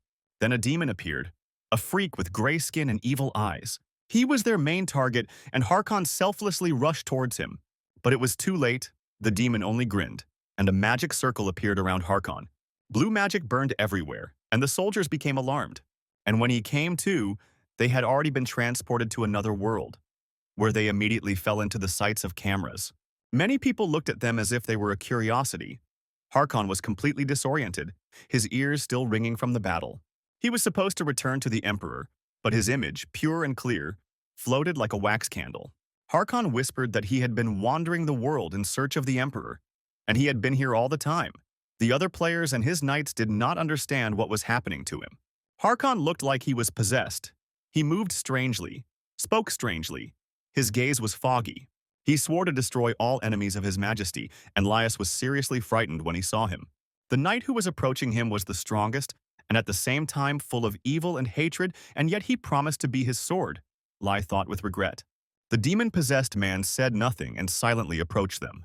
Lai realized that the knight was possessed and bit his nails. Not knowing what to do, Cloud, as usual, was the picture of calm. It was a disturbance of the peace, a mind control more complex than just possession. As soon as Cloud blinked, the knight appeared behind him and swung to strike. He would have cut off his head, but the barbarian Ted intervened in time and protected Cloud. Ted was glad to have gained some more loyalty points from Lai and smiled at him. But Cloud gave him such a cold look that the boy shuddered. He froze in place, not understanding what he had done wrong or how to fix it. Lai was also in deep shock after the attack and was trying to recover from it. He finally came to his senses when he realized that he would have died if it weren't for Ted. Harkon attacked his first mate, who could barely contain his strength. He shouted at him to come to his senses because they had to return to the Emperor together. But Harkon's thoughts were full of darkness. He ordered him to be silent, for no one dares to speak of the Emperor with a dirty mouth. The knights were horrified that their captain saw them as demons, but Harkon did not admit anything at all. He had completely gone mad, no longer knowing who was a friend and who was an enemy. After the knight captain lost his patience, he no longer held back. Harkon attacked them with lightning speed, moving straight ahead without any evasions. When he struck, it split the ground and sent rocks and other debris flying everywhere. Then the armored knight jumped about 6 meters to flutter like a butterfly. He hit again straight in the air and a large crater appeared on the ground. The players barely managed to stay on their feet, and Ted had to dig his oar into the ground to avoid being swept away by the blow. But it was still not enough. Harkon walked through their flimsy formation and stunned them all. He raised his sword again for a serious attack and filled it with aura. The impact with the ground released a wave of force that cut through the ground in front of him for many meters. Leia lost her footing and fell. She told her friends that everything was okay when they came up. Many needed help, someone was crushed by a stone. It is strange that Harkon did not show his power earlier in battles with bosses. Ted was disconcerted. Harkon looked more like a walking disaster than a man. He had been hit hard, but at least he was able to get back on his feet. When the dust settled, everyone stood there in amazement, mouths open. It turned out that Harkon's entire mad onslaught was stopped by one gesture of Cloud's palm. It was astonishing because the captain had gone into a frenzy and was stopped by a gesture of an open hand. Many were amazed that Cloud didn't even blink an eye, but in reality he simply didn't have time and hoped that they wouldn't touch him. Harkon looked ahead, his gaze unfocused, as if he were looking into the distance. He asked the white silhouette who it was and why. Among the demons, only he could be seen. Who knows, they both thought, and couldn't find anything to say in response. How could they know what Harkon was seeing with his own eyes? Maybe it was because Cloud was a demon hunter, or his ability to exorcise. Harkon demanded to identify himself or he would kill him, and Cloud thought about what to answer. They thought that they had lost their voices due to extreme fear. Harkon realized that no one would answer. Maybe they didn't want to, or maybe they couldn't. Gripping the sword tighter, he said that it didn't matter. He just needed to cut it just in case. Instead of answering, Cloud extended his hand as if to shake his. Harkon peered closely at the white silhouette. He thought that they were trying to lead him by the nose. Cloud pressed his hand to his chest and still said nothing. Then Harkon saw the Emperor's brooch there, and he remembered the one to whom he owed his life. Only then did he break free from the power of the flashback and his bad mood, and he recognized Lai. Sincerity always helps, Cloud thought, and Lai slapped his cheeks in Spanish shame. His exorcism skill had increased so much that he could exorcise a demon with just his presence, all because the skill was active. Harkon sensed something was wrong. Even though the demon had left his body, he had not disappeared. He shouted at Lai to run away because he noticed the darkness gathering above him. As before, the demon tried to penetrate the body through the eyes, but at least not through another place. Cloud found himself in the inner world. There was a strange man sitting on the throne. He realized that he had entered the demon's consciousness, and that it was he who was in front of him. No matter how you looked at him, the man was evil himself. He told him that he just wanted to protect his kingdom. It was a kingdom on an island of bad luck, the stranger said. The land and sea are full of abundance. The mountains sparkle with precious stones. People who love each other. He read them the advertising brochure of his resort. Everything was like this until one day a stranger washed up on the beach. The people treated him with respect and care. They gave their guests the best. And then they equipped us for the journey and sent us on our return voyage. For their kindness, they received an invasion of the island. Its people did not know how to fight, and were unable to fight back. The kingdom was completely enslaved, and the rescued were taken prisoner. The king of the resort asked why, because if he needed the riches, they could share them. But he just laughed. Why divide something if you can take everything? And the king did not know what to do. Then his mind became clouded, and through this crack a demon entered the world and took possession of him. This hatred had lived in him for centuries since then, and he reached his hands towards Cloud's neck. The king of the resort insisted that it was his and belonged only to him. The island, the sky, the sea, the stones, the treasures, all this belongs to him. But Cloud firmly told him to shut up, and only talked about some trivial matters, the multi-billionaire told the director of the destroyed resort. Even the demon was shocked by such impudent statements that did not fit into the logic of common sense. The wealth expert said that everything is fleeting, everything will pass. He stated that when you close your eyes, the only thing left is pride. But the demon only became more angry at these empty words, which seemed to ignore the essence of the problem and the content of his pain. Harkon shouted at Laius as he was about to be possessed by a demon when he came back to reality. Cloud pointed his hand towards the golden palace that towered before them, thinking about the foundation of the castle. He only had to intervene a little bit to affect the foundation, and then everyone saw how the gilded palace began to crumble and collapse like a house of cards. He was all reduced to a pile of rubble. That was Cloud's response to the demon's advances. Lai miraculously stayed on his feet due to a mana deficit, and Cloud screamed for the demon of greed to come out to him. He shouted at him that wealth was worthless, that the soldiers who protected him were dead. Even though he was like this now, he was once the proud director of a resort. From under the ruins emerged a huge evil monster like the brother of Shai Kulud. The demon was angry that he touched his island, his wealth, and dared to resist greed. Shadows filled everything around and stretched out like evil imperialistic tentacles to everyone around. The tentacles bound the players and they were unable to move. He squeezed them so hard that they couldn't breathe, and it was very dangerous. The demon of greed promised to turn everyone into undead who would protect his treasures for eternity. Ted thought that if this really happened, it would be better for him to commit suicide right away. But the necromancer didn't care. Cloud yelled at the demon again, as if scolding a teenage schoolboy to know his limits.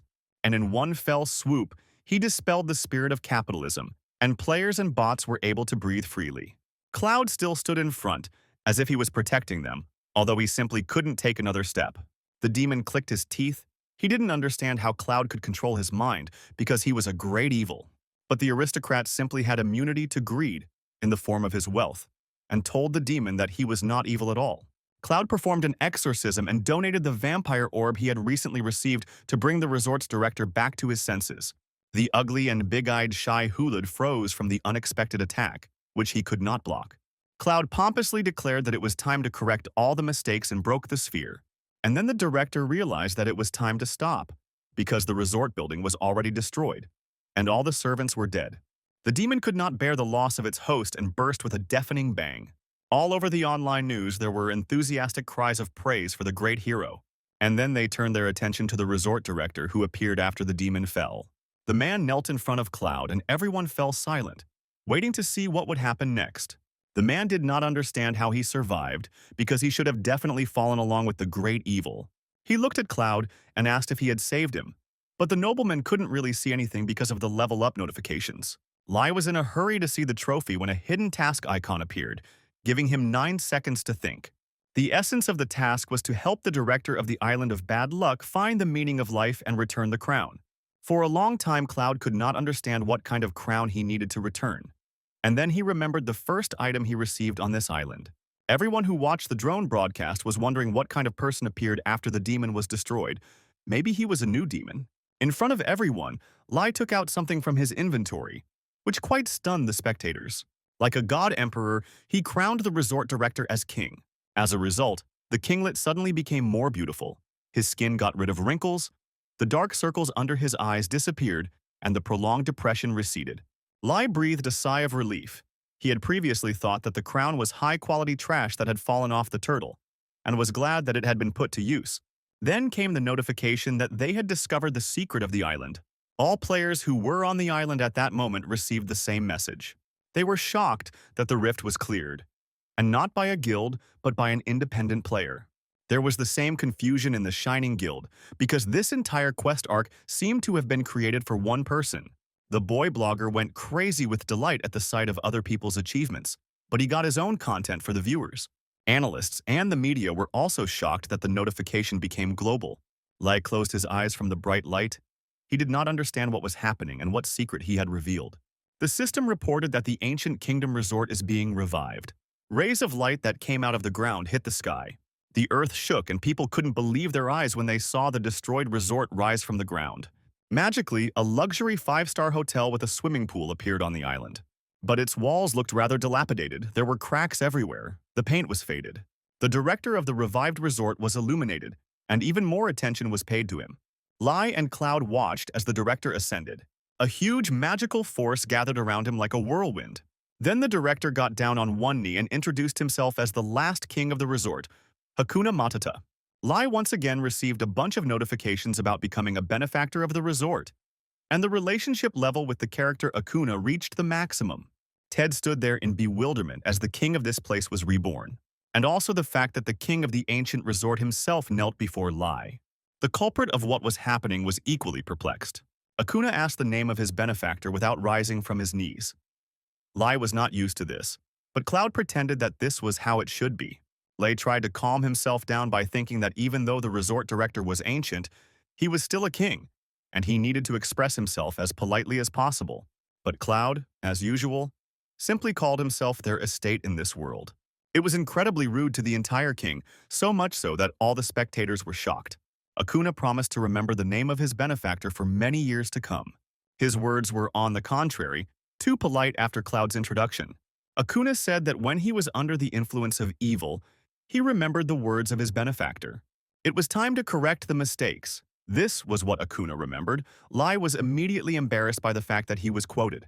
Hearing these words, Akuna decided to commit suicide and the great evil in his heart. But his benefactor had given him life and a crown, Akuna said, and he exuded an aura of royal nobility. The head of the Order of the Lion Knights, Harkon, experienced a familiar feeling. Akuna asked him why should he live on? After all, he was a king who had made so many mistakes, he had lost all his subjects, and now he didn't know what to do with his life. The leader of the group of players ran as fast as he could and urged the others on, before which they had been cowardly hiding in the bushes like hares. It was the first world-class update. A new country had appeared on Earth, and he could already smell the money. In the time of Arcana, one country was incredibly valuable. On this land there will be many resorts, there are many rare treasures and animals. Once the kingdom was built, property prices would skyrocket, and the leader wanted to take advantage of this opportunity, albeit belatedly. When he arrived, he found many people standing as if they were at a ceremonial ceremony. Cloud answered for all the inhabitants of the land, as if he had the right to do so, that it would be right to restore the kingdom of Resort. Akuna was also surprised that it was possible to restore the kingdom from one king and one hotel. He was worried that no one would trust a king who had turned his back on his people and follow him. Cloud said that it all depends on his next move. As the king of the island of bad luck, he can get his pride back and make things right. And in return, Cloud promised to help. Although the dead people and family could no longer be brought back, Akuna decided to live on. Of course, Cloud didn't come up with this himself. All the words were in the hidden task window, that is, the main political actor was still the system. King Akuna formally accepted his wishes, but at that moment someone proclaimed that everything was as it should be. It was a group of wary players who came when it was almost all over. The Second Sun Guild stated that the Kingdom of Misfortune deserved to be built and promised to help them do so. Turning to the other players, he asked them for permission to join, without even hiding his intentions. Of course he approached Lai. He wanted the one who started all this to know him by sight. That's why he came closer and grabbed Lai's hand and began to fawn. Everyone looked at these strange antics with a mixture of contempt and surprise. But Cloud was in no hurry to answer. He studied the face of the slippery sneak. From his gloomy face, the guild leader realized that he had done something wrong. There was an awkward pause in the silence that marks the birth of a law enforcement officer. The players began to shame the sneak for forgetting his manners and being so tactless. He immediately started apologizing for grabbing the wrong hand. Cloud looked furious, but in reality he was terribly sleepy. He had difficulty focusing on his interlocutor and frowned. After all the battles, fatigue was catching up with him under the monotonous chirping of the sneak. He wanted to get home as soon as possible and again turned to the king of the resort. He looked at him, waiting for further instructions. Cloud had a proposition for him, he told Akuna. The Gayun and Berserk guilds would work to restore the resort, the headlines reported, and the sneak was simply ignored. The girls from the Berserker Guild burst into laughter at such luck. They were glad that their competitor for the development had been brought to the bottom. The guys came and offered ice cream, but the girls burst into laughter. They already thought that Leia had gone completely crazy, but a friend explained that they were amused by the news about the nosy blonde. He justified himself on camera by saying that he came with pure intentions and simply wanted to get the job done. Everyone found the story funny and burst into laughter again. The blonde's shame didn't end there. His old posts where he was talking nonsense surfaced online. John congratulated his brother. They finally did it. He was very happy with him. Thanks to their efforts and the help of Lai, they got the quest to build a resort. The members of their team looked at the courtesies of the brothers and did not understand their joy. But this wasn't just a cool quest. The Island of Bad Luck became the first kingdom since Arcana manifested itself in reality. And this promised a good jackpot. Now many people will try to establish connections with the kingdom, and the blonde guy was one of them. The kingdom was an attractive resort for everyone, rich in minerals, and had zero competition at the start, so people rushed there. The one who is the first to occupy all the lucrative places, positions, and lands will receive the maximum benefit. Cloud destroyed the wall in front of him to create a passage. He was terribly exhausted, but unlike Lai, he didn't show it. He thought about how to get home in all this chaos and whether he should go straight to the Tower of the Magicians. When he saw a shock of hair hanging in front of him like a curtain, and its owner, as usual, was violating his personal space, Lei was scared because he first mistook Jessie for a ghost. Jessie showed a polite greeting. She took off her hat. Then she put her hands together in front of her. The girl studied a lot in front of the mirror. Step 3, bow slightly, keeping your back and neck straight. And finally, she asked him how he was doing. It was a bit awkward. She still had a lot to learn, but her sincerity was beyond doubt. Cloud sat down in the chair. He was terribly sleepy, so he kept his eyes tense so as not to fall asleep. He was touched by the girl's politeness, but he had absolutely no strength left to respond. He didn't have any tea with him, but he still offered the girl to sit down. Cloud was puzzled by the fact that there was no rocket flying to the Mage Tower. He meant the delivery service, but Jessie took him literally and said she could also hit a rocket. She chattered happily about how she had so many questions for him about magic, and Cloud thought about how deadly tired he was. Today had been a difficult day, and listening to her soft, cheerful, bell-like voice, he himself did not notice how he switched off. Jessie looked up from her questions and glanced at Cloud. Only then did it dawn on her that he wasn't responding and seemed to have withdrawn into himself. Involuntarily, she approached him and touched his face. Cloud opened his eyes and flinched as if someone had pulled him back. There was a note on the table. Jessie said she would come by next time, and added that his hair was getting in his eyes. Cloud was really exhausted. He even fell asleep right in front of Jessie, which was very indecent on his part.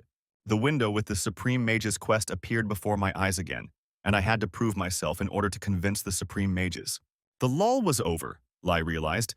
It couldn't be that the magicians in the tower simply accepted him. Besides, all this was under Marcel's patronage. But why today, when he was still sleepy? Cloud didn't understand. Someone knocked, and he invited the guest to come in. It was the same Marcel who gave him this quest. He seemed to be waiting at the door for Cloud to wake up. Cloud already knew why his fellow mage came to him, and said so. He had to prove himself, Cloud said, barely waking his eyes from sleep. Marcel noticed Cloud's disheveled appearance and apologized for the fact that the mages did not trust him, and this caused inconvenience. Lei told him that everything was fine, he just wanted to sleep a little more. After adjusting his suit, he told the magician to lead him. Since they did not believe in him, he would make them believe in him. A whole college of magicians had gathered in the hall, headed by a sorceress with green hair. It was the senior mage of the restoration school, Bella.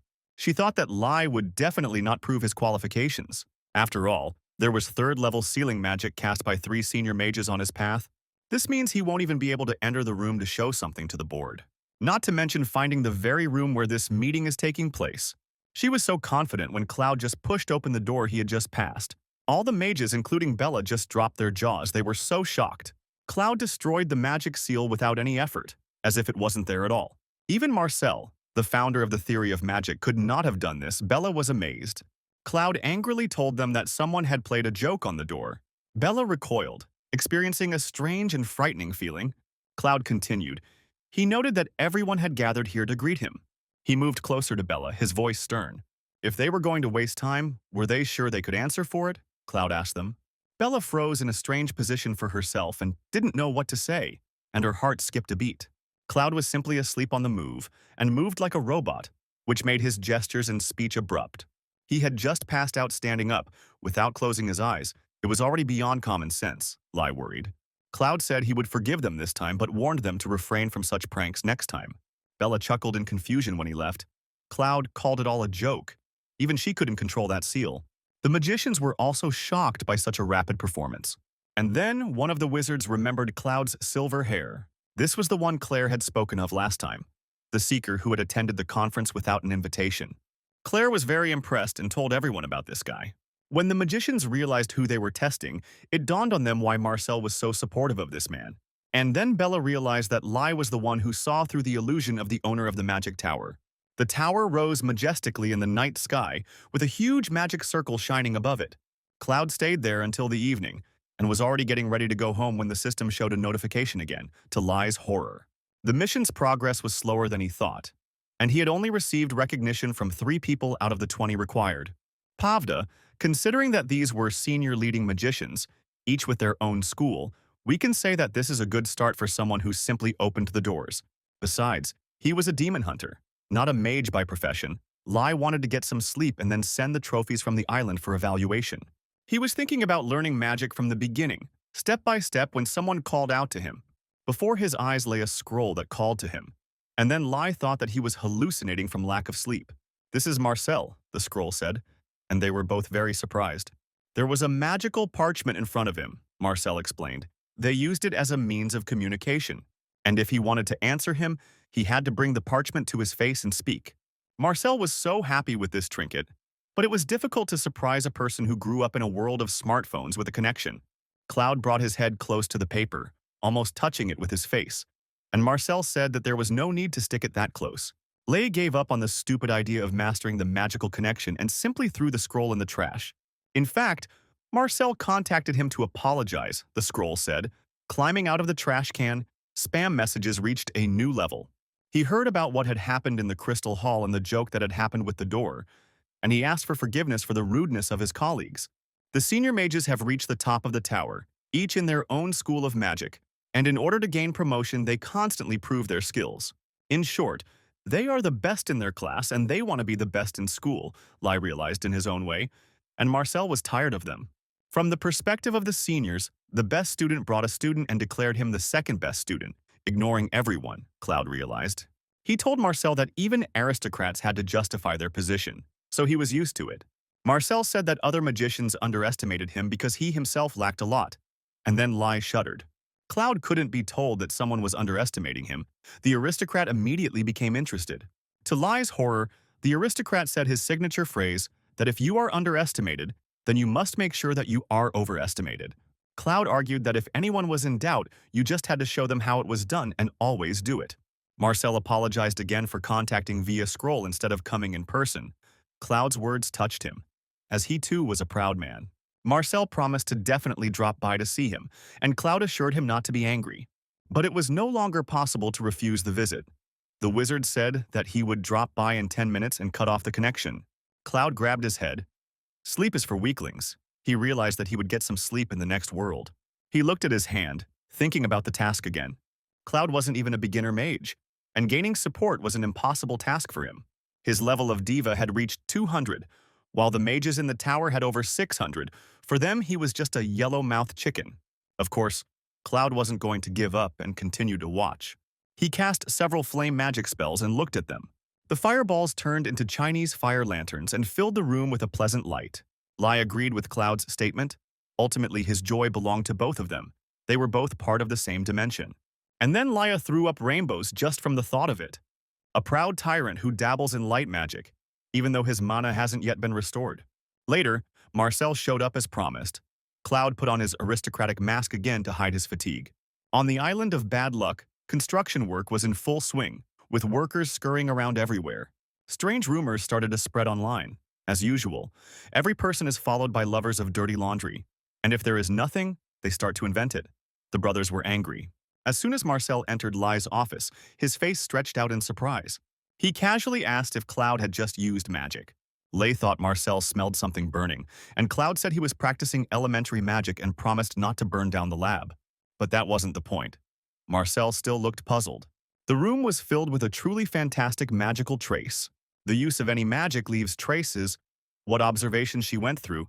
The more complex the process, the deeper the trace, Claire, who entered after, was delighted. The other magicians also entered the office after Marcel and assessed the magical trace. They thought that it was left by the chief magician. Cloud froze in surprise at the crowd that had come to visit him.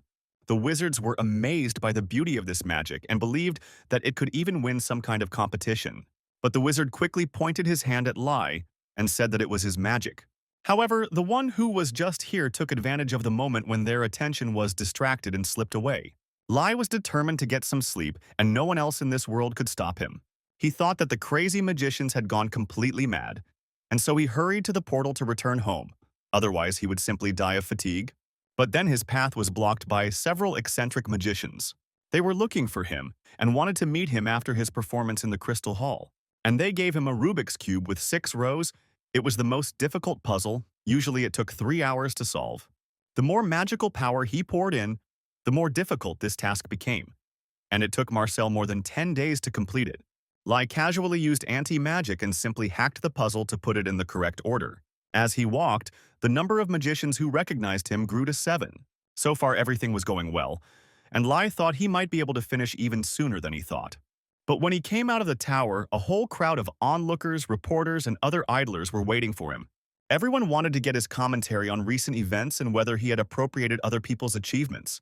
Asked to comment on online controversies that Lai knew nothing about, Cloud quickly shut them down and said they were being too rude. The proud aristocrat declared that he was not obliged to answer those who did not know good manners. But while he was answering, magicians ran out after him, wanting to ask about his magic, and Lai realized that he was trapped. He was bombarded with a countless stream of questions from both sides. Everyone was thirsty for his attention, and he had nowhere to go. Like a fish caught in a net, Lai panicked, not knowing what to do, when I felt the familiar feeling again and saw a strange ripple near the wall. The flow of mana near the wall suddenly changed. Lai turned around. He was again being squeezed in a vice by annoying reporters. And without thinking twice, he stepped through this barrier, simply disappearing before everyone's eyes. And he found himself in the office of a mature sorceress who took off her robe and sat on the table. Bella couldn't believe her eyes and was surprised by his appearance. As soon as she opened the doors, he immediately saw them and entered, as she expected from the one who had figured out the illusion of the tower's owner. Lai remembered seeing this woman during the test, in the crystal hall. He thought she opened the doors to help him. Cloud said he saw someone interacting with the wall. Feeling the magic, observing it, and returning it to its original position was a simple task for him. He stunned Bella. She laughed, which confused Lai, and then repeated Cloud's words about being underestimated and so on. And Lai was horrified that his childish, pompous speeches had become quotes. Cloud, however, kept a calm expression on his face and waited for her to stop laughing. He was the only person who could tell that the Tower Master's magic was simple, Bella noted, and formally introduced herself. Without leaving the table, she gave her name and school and smiled at him. And according to the decision, Marcel recognized his qualifications to conduct joint research. Cloud was pleased to have received another confession, but he didn't show it. When asked to comment on the online controversy, Lai was afraid that everyone would be interested in his identity. But all this was insignificant. The Gaian and Berserker guilds took over the explanations for him. However, despite his height or tiredness, Cloud did not change his habits and cleaned up when he returned home. He also continued to complete the Bald Master's daily quest in hopes of removing his limits. But Lai desperately didn't understand why Cloud ignored the concept of sleep. It was true that it was worth admitting that thanks to this, he had pumped up his endurance and agility and was already ahead of players of his level in terms of characteristic points. Of course, stamina and agility were completely useless characteristics for a demon hunter. He had no melee skills, the character was trash, a dandy, and only good at bread delivery missions. He needed magical power. Just as Cloud had learned magic that didn't require skill, Lai was thinking about learning close combat. For example, the sword art that Harkon used, and Lai wondered what it was like. Unlike magic, it looked like sword ballet, Cloud imagined. And Lai looked at his alter ego in confusion as the water splashed. Without realizing it, Cloud performed a trick with the sword's aura while clutching a kitchen knife. He cut up everything in front of him, a board, a sink, a kitchen cabinet, and made a new window in the wall. Lai was horrified when he assessed the scale of the destruction. But he was only cutting carrots, Cloud thought, staring at the knife in his hand. A real waterfall poured out of the severed pipe that supplied water, and a rainbow sparkled. The Berserker Guild was already finishing building its first hotel on the island of Bad Luck. Foreman Leah stared at her phone with a disgruntled look. Her team didn't understand the oppressive atmosphere around the girl lately. There were still versions of what happened on the island circulating on the internet that cast doubt on Lai's efforts, but many defended him with foam at the mouth, proving the opposite. People's opinions were divided into two camps, and each had a convincing argument that a beginner player could not do so much on his own. But of course, those who participated in the battle directly and saw everything with their own eyes were simply beside themselves with anger from these words. Leia began to lay out the three-story one when her faithful friend intervened. Leia was indignant about the nonsense that stupid and unemployed people were saying online. From the way Leia defended Lai, her friend realized that something serious was afoot, and her eyes sparkled. A friend asked if it was because of Lai that she was so angry, and Leia began to vehemently deny everything. But her face gave her away completely. And the more she justified herself, the more she convinced her team that something was fishy here. The guys joked that Lai had sinned since he was punished like that. And they were immediately sent to look for moles, and her friend began to calm Leia down. All the rumors were just nonsense, and would soon die down on their own. She reminded Leia of the old days when they played Arcana together and were given titles. After completing the hotel, Leia will receive land and title, as well as King Akuna's relationship points. Other guilds will have to show her respect, according to her title, in these lands. Leia imagined all these tempting pictures and she liked them. The girl was already anticipating power and greatness and smiled. Her friend saw her smile and began to pinch her cheeks, saying that Leia looked much cuter this way. But the quest to renovate the resort was indeed a good opportunity, Leia thought. An island where you could mine treasures without entering the rifts. The title was an opportunity that anyone would envy. And she was at a loss as to why Lai had given her to them. Leia felt that she was indebted to him again, and she wondered when she would be able to have a cup of tea with Lai again. Meanwhile, Cloud arrived on the island again, this time bringing his glasses with him. Lai managed to awaken his sword powers, but he couldn't control them. which got him into trouble with his landlord. Due to physical exhaustion and the sword's energy, Lai lost consciousness for 6 days.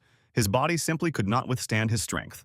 He was thinking about how he couldn't find any information about it online when he was stopped by an island guard. The guard said that he used to be a hero, but now he was shot in the knee. But the island cannot be entered while work is being carried out here. He demanded permission to enter, but Cloud didn't have anything like that with him. Lai was surprised that passport control was introduced so quickly. It was great that the Arcanians had settled on the island, but now he was demanding that Cloud go home. Then the aristocrat asked if there was a way to meet Harkon, and the guard asked whether he was talking about the noble captain of the Order of Knights. Sensing his chance to assert himself, the victim of the janitor syndrome said that the captain was out of reach for mere mortals, and Lai began to get angry. Cloud then decided to pass the message on to Harkon or Akuna, but was again refused by the arrogant stickholder.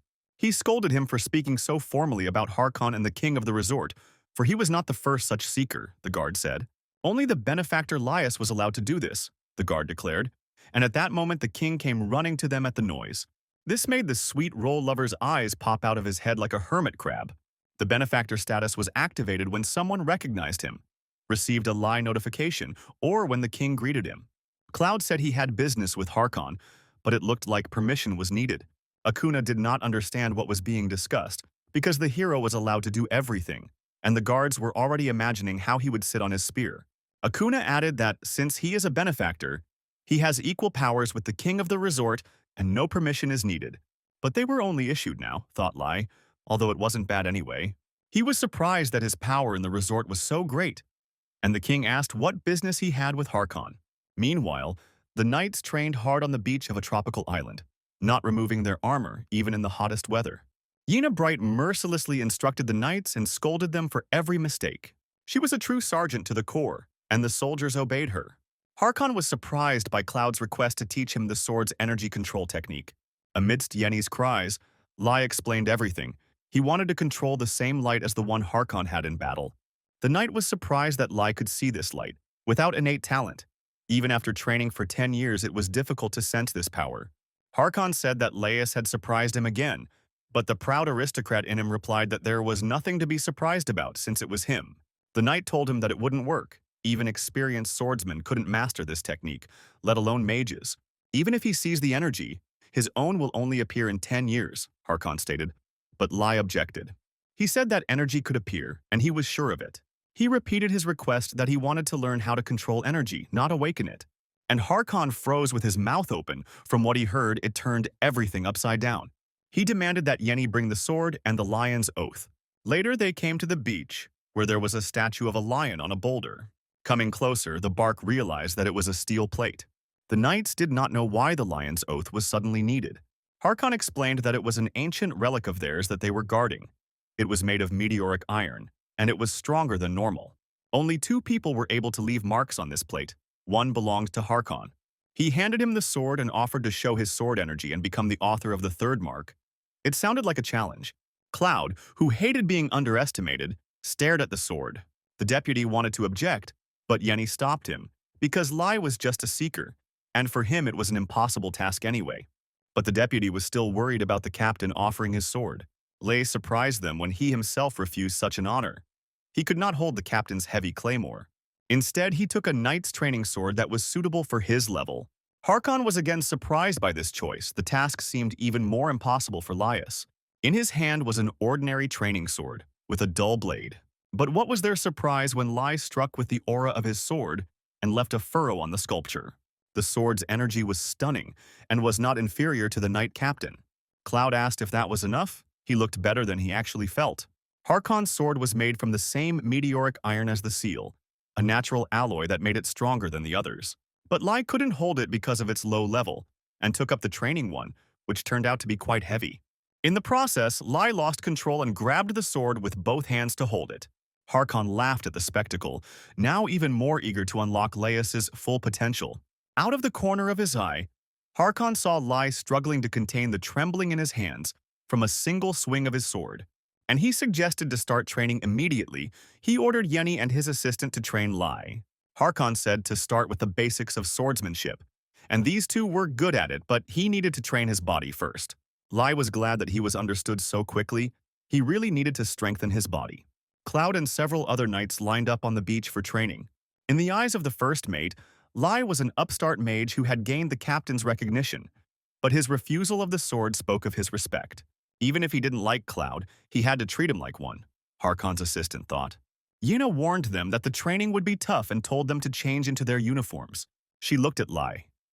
Even though he had awakened energy in battle, he would not be able to use it because he did not have enough strength, she thought. She had hoped to train the puny mage to death, but was stunned when Lai changed his clothes. His stately body was a sharp contrast to her ideas about magicians, and the assistant scolded Yenny for his dirty thoughts with a blush on his cheeks. Yenna immediately assumed a fencing pose and assumed a serious look. She gave the command to raise the swords. Together with assistants, they mentored a group of newcomers, helping them master the new technique. Lei remembered the way Harkon held his sword as he got used to the stance. The knight's slashing blade was very heavy and fast, Lai recalled the feeling. Strength, that's what it takes, he thought, frozen in position for an overhead strike. Then he swung, causing a hurricane to form in the middle of the beach, his blade flashing like lightning. The shock wave almost blew away the experienced knights, who were not expecting such an exhaust at all. The wind slightly adjusted their hair, and they didn't know what to do, scream or immediately run to the stylist to get it done. The assistant asked what it was, and Lai said that he was trying to imitate Harkon. It wasn't just imitation, but the captain's style Yenny learned. It took knights decades to do this. She hadn't heard anything about the hero's cheats. As with the released energy of the sword, Lai was supposed to be a mage. But this was the first time Yenny had seen such a genius. Harkon noted that Laius's natural talent exceeded even his own. It would be too wasteful to leave him as a mage, he thought. He thought he had to make a proper impact on this when King Akuna approached him. He also came to observe his benefactor, who wanted to learn sword techniques, and he asked if there was too much sand on the beach, and was worried that Lai might have problems with his bronchi because of this. Harkon simply glared at his knights, who stood at attention, taking his silent command. The knights immediately began to clear the beach of sand, which raised even more dust.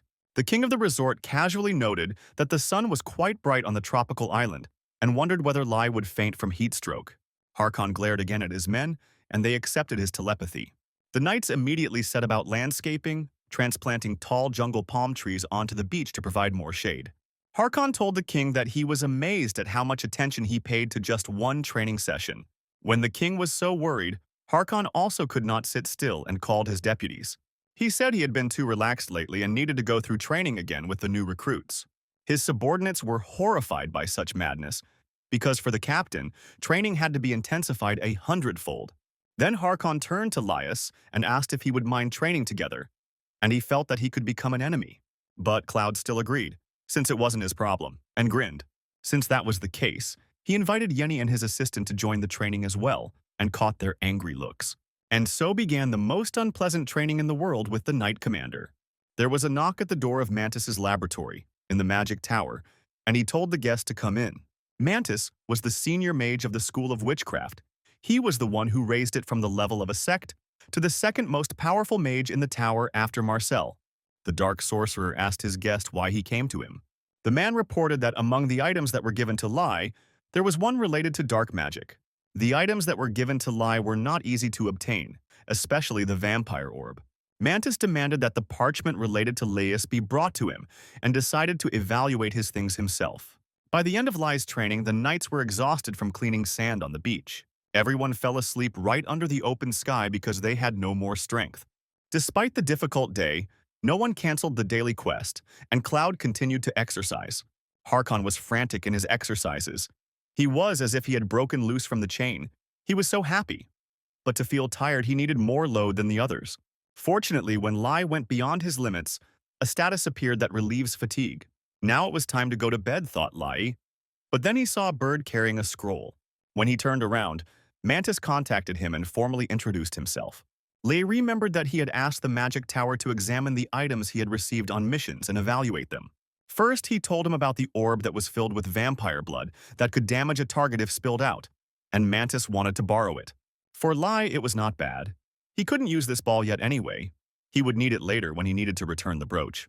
Lai agreed, and Mantis told him about the next item, which restored some of the lost health and was good for amulets. The treasure made from crucian carp scales increased the power of the fire attribute, and it increased the sense of aesthetics. Mantis also wanted a wallet to use in his research. Lai said that he couldn't give the wallet, but wanted to make something out of it and the green crystal. Mantis warned that they would charge a decent amount of money for the production, and Lai realized that the time had come to demonstrate the skills of an office slave's eloquence. First of all, he hoped to evaluate the skills of the magic tower first, so he approached the scroll. But Cloud told Mantis to get results no matter the cost, which was the worst thing you could say in a negotiation. Lai protested. Mantis liked this approach to the matter. He understood why Marcel chose such an assistant for himself and wanted to discuss something else, but Lai had already passed out. The magician was clearly upset because things had just been going so well. He left a note on the scroll wishing for a meeting. The morning dawn rose over the Golden Resort while everyone was still asleep after their night's adventures. But some people had to complete their mandatory training program, and fortunately, it was now easier than before. While he was running, he was caught up by a post owl, which was carrying a scroll from which Mantis had spoken to him, wanting to finish yesterday's conversation. Since Lai never responded to the message because he had not seen it, Mantis repeated his offer to meet in the floating garden. But Cloud immediately replied that it was difficult.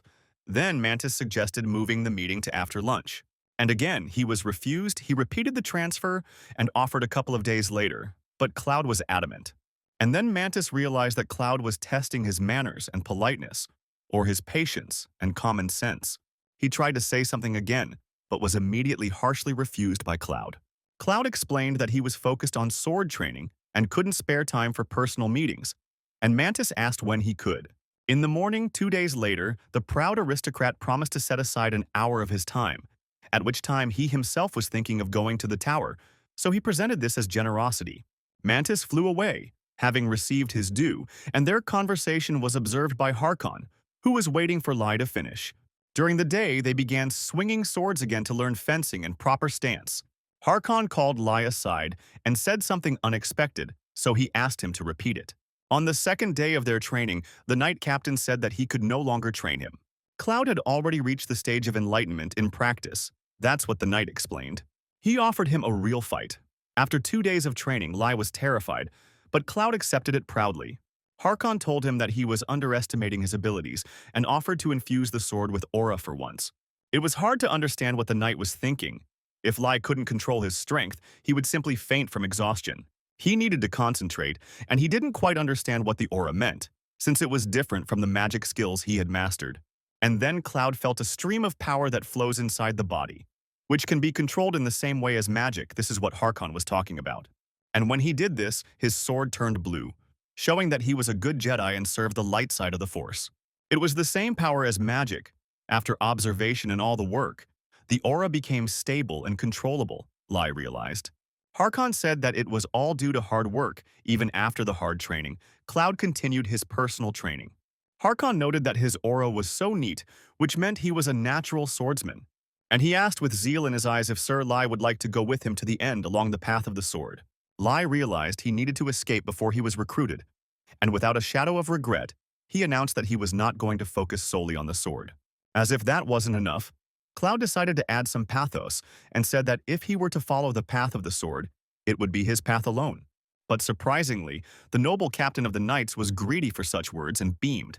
He told him after him that he would look forward to meeting him at the end of this journey, and Lai decided to change his clothes and leave.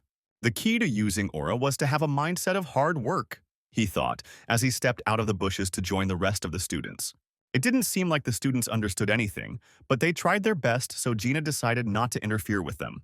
She thought that there had never been a time when someone mastered the aura in one day, which meant that Sir Lai was either a genius who was different from everyone else, or just a cheater. They were too far away from her. A simple knight, albeit a skilled one. Even if she ran along this path, she could hardly catch up with them. But the swordsman's pride did not allow Gina to give up this idea. She wanted to stand shoulder to shoulder with him one day, and her eyes burned with fire. Although the assistant didn't think he could be like their captain, he also had the pride of a knight, and he stood next to Yen. Harkon was pleased with the zeal he had ignited in Laius while he was at their training camp. Everyone was motivated. Geniuses really could change the world, he thought.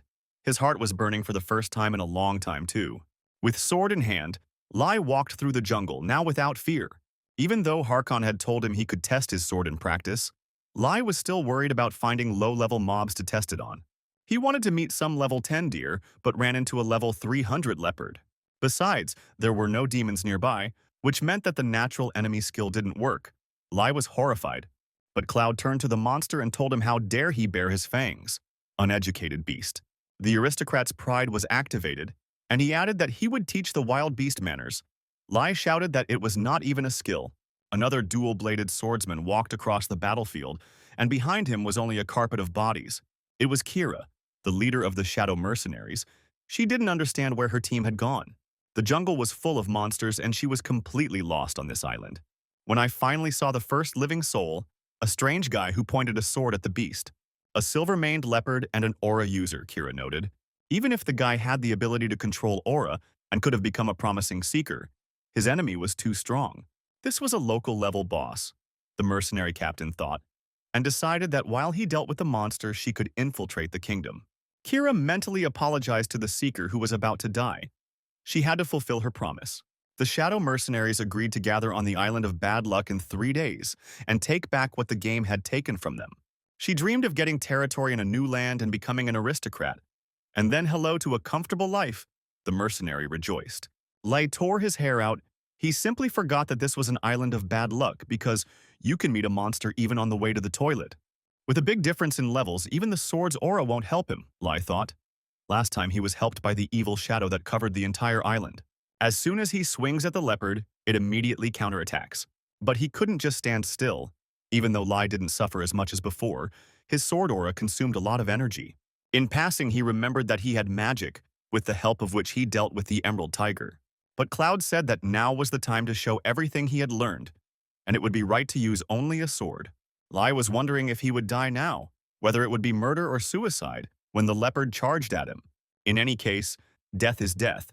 Because of Cloud's words, he won't even get insurance, Lai thought, and took a stance to repel the attack. He was already mentally saying goodbye to his parents and sisters and was preparing to die. But nothing happened, and Lai simply fell into a stupor. He didn't understand why the leopard was so slow, and Cloud easily took it down with a couple of blows. The natural enemy wasn't activated, there was a difference in levels, and they still won easily. It was the power of the sword's aura. Lai was surprised. He did not expect such power from himself. Cloud proudly declared that this wasn't even good enough for a warm-up, even though their health had become dangerously low. On the appointed day of meeting with Mantis in the floating garden, Mantis sat at a table in the middle of a beautiful garden full of fragrant herbs and flowers. Lai was a recognized seeker by Marcel, and Mantis wanted to find out what kind of person he was. Minute by minute, the proud aristocrat showed up for the meeting, but walked with a trembling gait. Cloud spoke directly, completely unfriendly, and asked if it was Mantis. The man in front of him introduced himself properly and offered to sit down. Mantis thought that the whole earth shook from Laius's gait. Cloud returned the greeting as etiquette demanded. But in reality, he was dead tired and could barely keep himself from collapsing onto the floor. Checking all sorts of things, he brought himself to such a state, having dispersed all the monsters on the island of bad luck. Cloud tried hard to hide the pain he was feeling as he moved and asked what Mantis's business was with him. Then Mantis used his magic, and dark energy came out from his fingers. The rings on his hand were sensitive to black magic and instantly darkened as Cloud approached. Besides, it was the first time Mantis had seen such a rich, dark color. He didn't understand what kind of darkness was hidden in this man, and Lai didn't understand why they just looked at him and didn't offer him a seat. But then came the time for the flashback that no one was expecting. But it came. Mantis has been bullied in the past, tripped up, and mocked for his fascination with curses and heavy metal. The young fan of culture is ready. He decided that he will prove to those ignoramuses the power of witchcraft and the true value of this magic. Then he spoke in the main auditorium of the Magic Tower, in front of everyone. He showed them that if you use magical power, you can move dead animals at will, although this had its problems. Many religiously minded wizards were outraged by his research, and his magic was called despicable. Mantis asked them not to rush and first look at the essence. This magic had its own purpose, but everyone demanded that the dean make an immediate decision. Even though he valued diversity, this magic was unacceptable, in the opinion of many.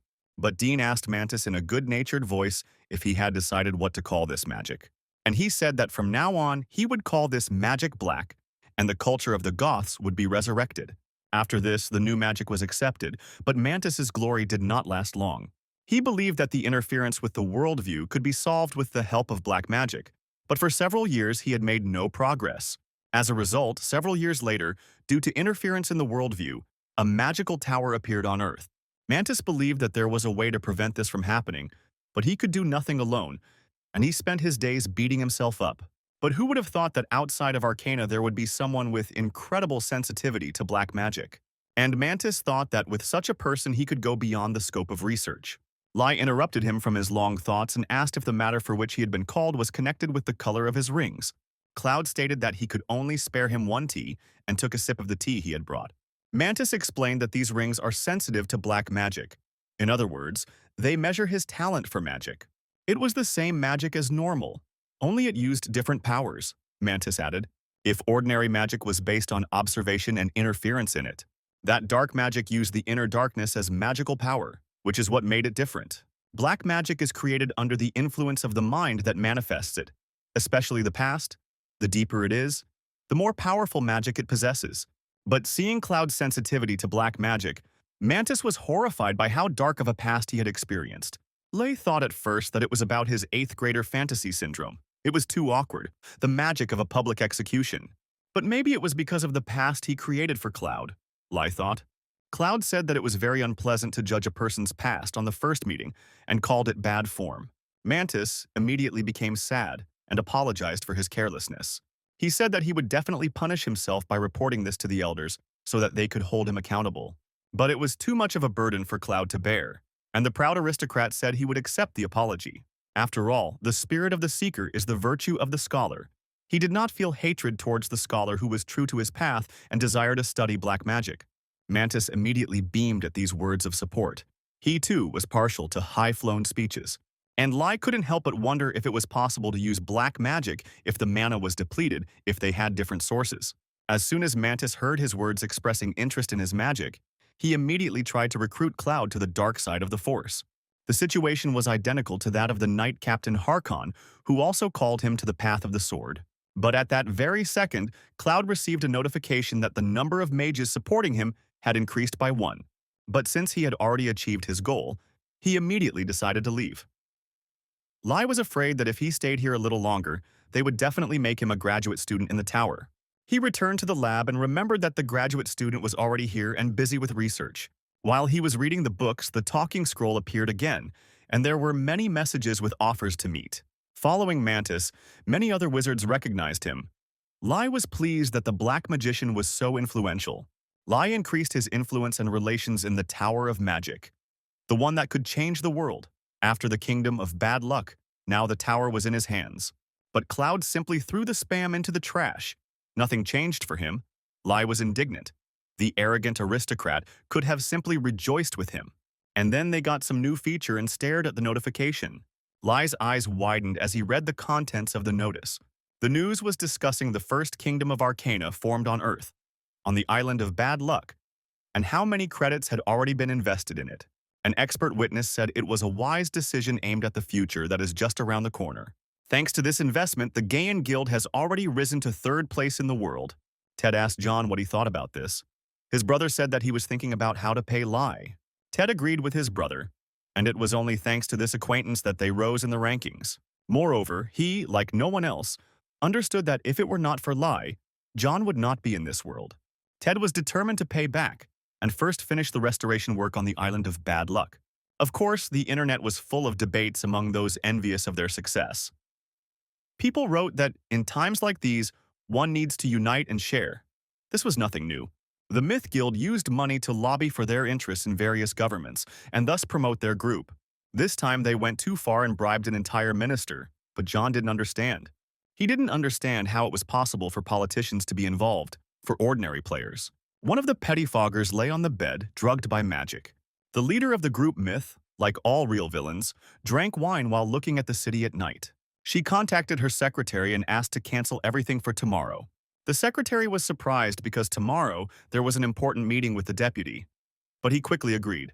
Mrs. Isel told him to tell the deputy that she was going to the island of bad luck for an important meeting. While Cloud was exploring the new functions that were available to him in the Mage Tower, his phone was ringing off the hook. It was his sisters again, and he was surprised that they were writing to him again, and he took his phone to see what was there. At the same time, the magic tower parchment spam appeared again and jumped into his hand, demanding attention. It was someone he had not previously contacted via magical communication. It was the sorceress Maya. She had written to him earlier, but since he had not answered, she had the nerve to call. But her scroll was pushed aside by another piece of spam parchment that also wanted something from Lai. A second later, it all became a completely uncontrollable chaos of scrolls. Looking at the stream of spam that was rushing towards him, Lai realized that it was time to run, and Cloud made a decisive attack in the opposite direction. Hearing this story, the king of the island of bad luck, Akuna, laughed. Now he understood why Lai had asked for a quiet place to rest, where he could drink tea in peace. But this was understandable, given that Lai became the investigator, the chief magician. So it was worth rejoicing at such a recognition of the magicians, the king said. But the proud aristocrat said that he did not accept formal courtesies. These were bribes of social relations, tokens of gratitude, nothing more. Akuna laughed even louder. These were words worthy of his benefactor. It was clear why. Even the great sin of greed bowed before him. The king asked if he had seen the latest videos, which clearly showed him defeating great evil. Lai apologized because at that time his younger sister called him. As soon as he picked up the phone, she started yelling at him to know his limits. After which she parodied the pompous words that Cloud said to the king of the resort, so that he would wake up from his greed. "It's time to correct the mistakes," said the younger sister, making a serious face. Their friendly laughter came from the phone, and Lai quickly ended the call. He asked the resort king for a place to stay.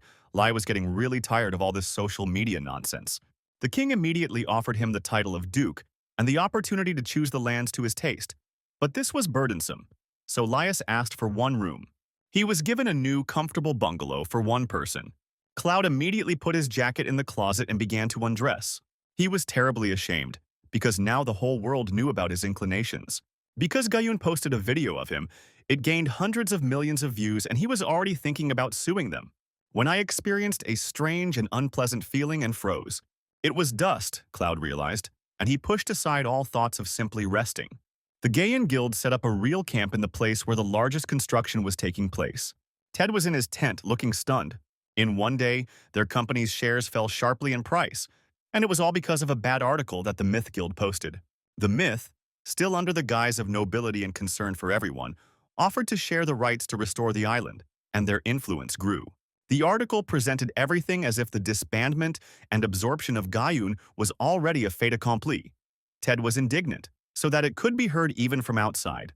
To make matters worse, it was said that Ted was in love with Isel and was pursuing her to marry him. The guard stopped the guest.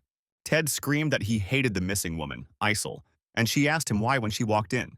Isel herself came to their camp in person, although no one invited her. The brothers were alarmed because there was a guard at the entrance who couldn't let her through. The insidious woman asked him what he could know about her and smiled dangerously. Ted asked how she got in, since there were many members of their guild outside. John immediately rushed to the exit and saw that their guards were lying unconscious. Turning to her, he asked if she understood what it meant to attack the members of the Gaian Guild. But the cunning woman slyly asked what kind of attack they were talking about. Looking into John's eyes, she asked him if he was sleeping alone, and her black tentacles reached out to him. John felt a familiar feeling. Sewell was the daughter of the richest conglomerate, and completely shamelessly, she was the one who quickly raised her guild in the rankings. Ted yelled at her again, asking if she realized she was being rude. Recently, John became interested in how the Myth Guild bribed the parliament, since it was the politicians who contributed to their growth. And now he realized that there could be mind control magic behind it. But there was no such thing among the game skills, so they could not do such things. John wanted to tell Ted about it, but he could not move. Esau chuckled again and told him that there was no point in even resisting. Just like when a lower demon had taken possession of him, John recognized the feeling. Cloud saw the guards lying on the ground near the tent and headed inside. He came inside and said that he had just finished cleaning, and here again was the musty air which he could not stand. He headed straight towards Isel and surprised everyone with his appearance. He looked at the woman, full of cunning and lies, but still confident that her deception would not be revealed, and told her that she was a demon. He showed her a video of him speaking to King Akuna with those same pathos-filled words that made him feel ashamed, and it turned out that he was addressing Ted, and asked if he, like a demon, enjoyed the suffering of others. Ted was immediately shocked that he had done something wrong. Isel, who for a second thought that she had been exposed, smiled. She wanted to get information about Lai from Gayun, but she couldn't even imagine that he would come to her himself. Lai didn't seem like anyone special, and she was surprised that he actually defeated the great evil, and then she turned to him. The cunning woman thought that the great evil was not so great, and introduced herself to Laius. She touched him on the shoulder and asked if he had heard of her, and although it was disappointing, it was even better this way. And when she already thought that getting the island would be easier than it seemed, Lai harshly knocked her hand away. Lai returned to his brothers, and since Ted had forgotten how to speak, he demanded that John explain himself, leaving Esau to wonder at his failure. John said that since there were false rumors spread about the kingdom of bad luck and lie, there were also media outlets that accused them of collusion and personal preferences. They couldn't ignore such black PR and posted the unedited video online. John apologized for not being able to resolve the issue differently. Lai realized that the source of the propaganda was the Myth Guild when Isol approached him again, angry at being ignored. In a vicious voice, she asked if it was okay to show such disdain for people. Lai returned the reproach, saying that while he was talking to Ted, it was impolite to interrupt them. But from this point of view, it was he who interfered in their conversation with Ted, Isol said. She was furious, but it didn't matter, because for succubi, people are just food. When she reached out her hand to Lai, his natural enemy was activated. Lai immediately realized that he was facing a demon when his fighting abilities increased. A crowd of screaming macaques with phones in their hands ran to Gaian's tent, chasing a sensation. These people were shouting loudly as if they had caught the Gaian Guild at the scene of a crime, and wanted to tell the whole world everything about them. Isol perked up. She hadn't expected such attention, and John adjusted his glasses. That was his plan. He told her that she was not the only one who could manipulate the media, and what was the point of her bribing newspapers and news channels? There were many slackers in the world who were happy with any inside information, just to collect subscriptions and donations on the wave of hype. Cloud looked at the scavengers, fake dealers, and knife sellers with disdain. Isol said indignantly that they wouldn't be able to talk here, and putting her hand on his shoulder, she suggested that they go into solitude. But Cloud proudly barked back, no. He was exceptionally good at refusing everyone. Isol stared at him, completely stunned. Once again, she had failed. Cloud said he didn't do meetings without prior arrangements. She should learn some etiquette and then come back if she wanted a meeting. Isol, with a page with millions of subscribers, a star, the owner of a conglomerate, a guild myth, was rejected. The internet of housewives exploded. Everything she wore, drank, consumed became fashionable and sold out. Everyone liked her. And then the subject of the posts and videos instantly changed, because haters are always looking for someone to trash, and for what reason? Isol was terribly angry that Lai had not been swayed by her charm when she read the news. All she could do was whisper like a psycho that she would kill him in front of a broken mirror. When her reflection, with glowing red eyes, told her to shut up, the demon reminded her that this body was not hers. After all, the entire guild was then destroyed by the demon. All its people fell. The demoness grabbed her face and asked why she should spare the man. The succubus suggested that Isol take revenge on everyone who hates, despises, and ignores her. Then Isol promised to do anything if this happened. The demon gave her everything she needed and asked what else she needed, and Isol plaintively objected that she didn't want it. Isol said that it was the demoness who should die, not Lai, but she replied that without her the girl would be worth nothing. She called her ungrateful and her birth a mistake, and, seizing the shard of mirror, brought it to her throat. Isol was able to regain control of her body and tried to kill herself, but the demoness did not let her do it.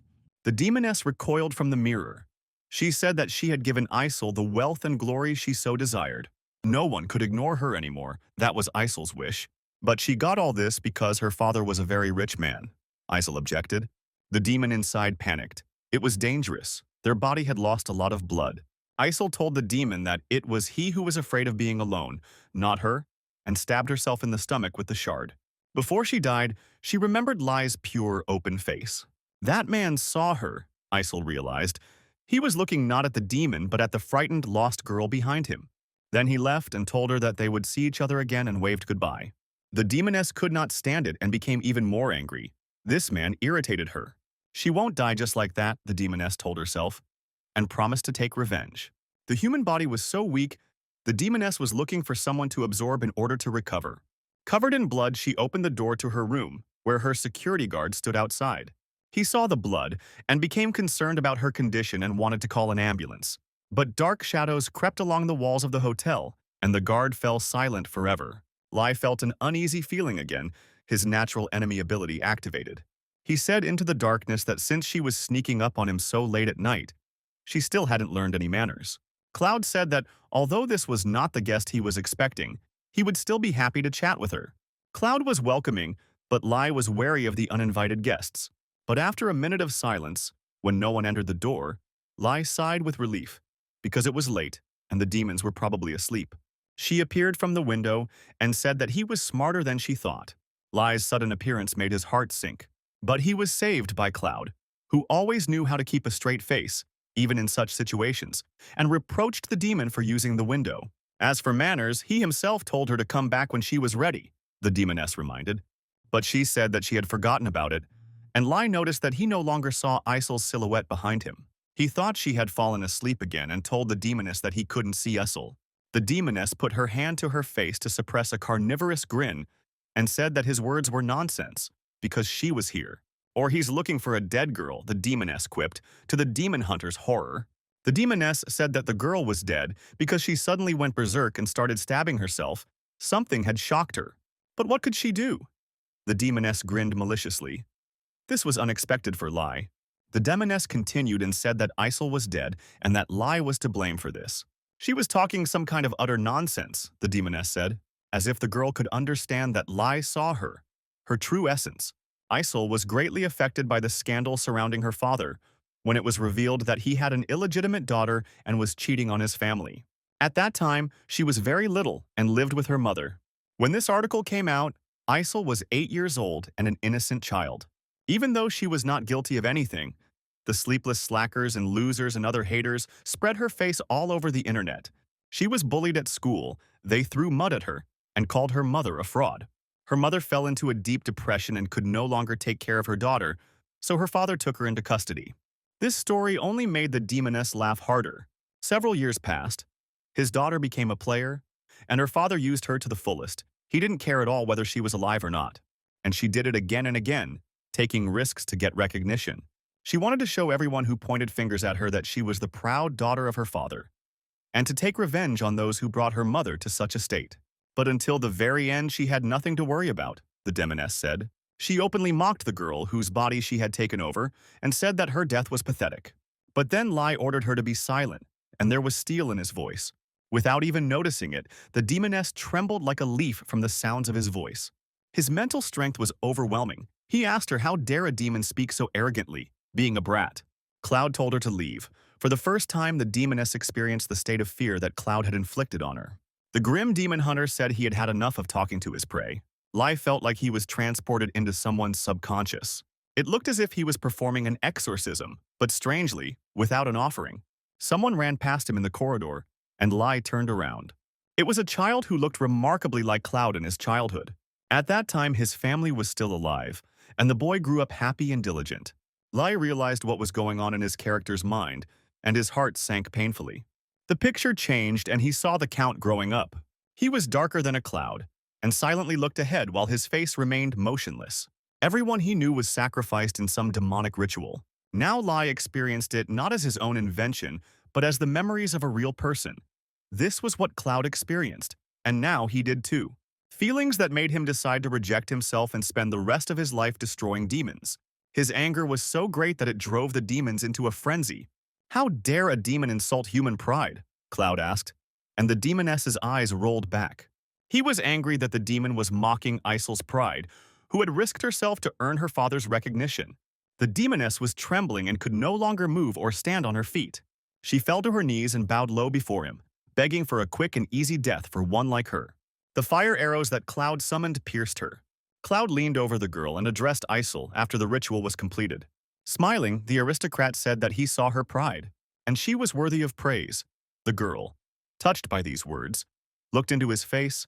The dark shadows went away and tears ran down her beautiful cheeks.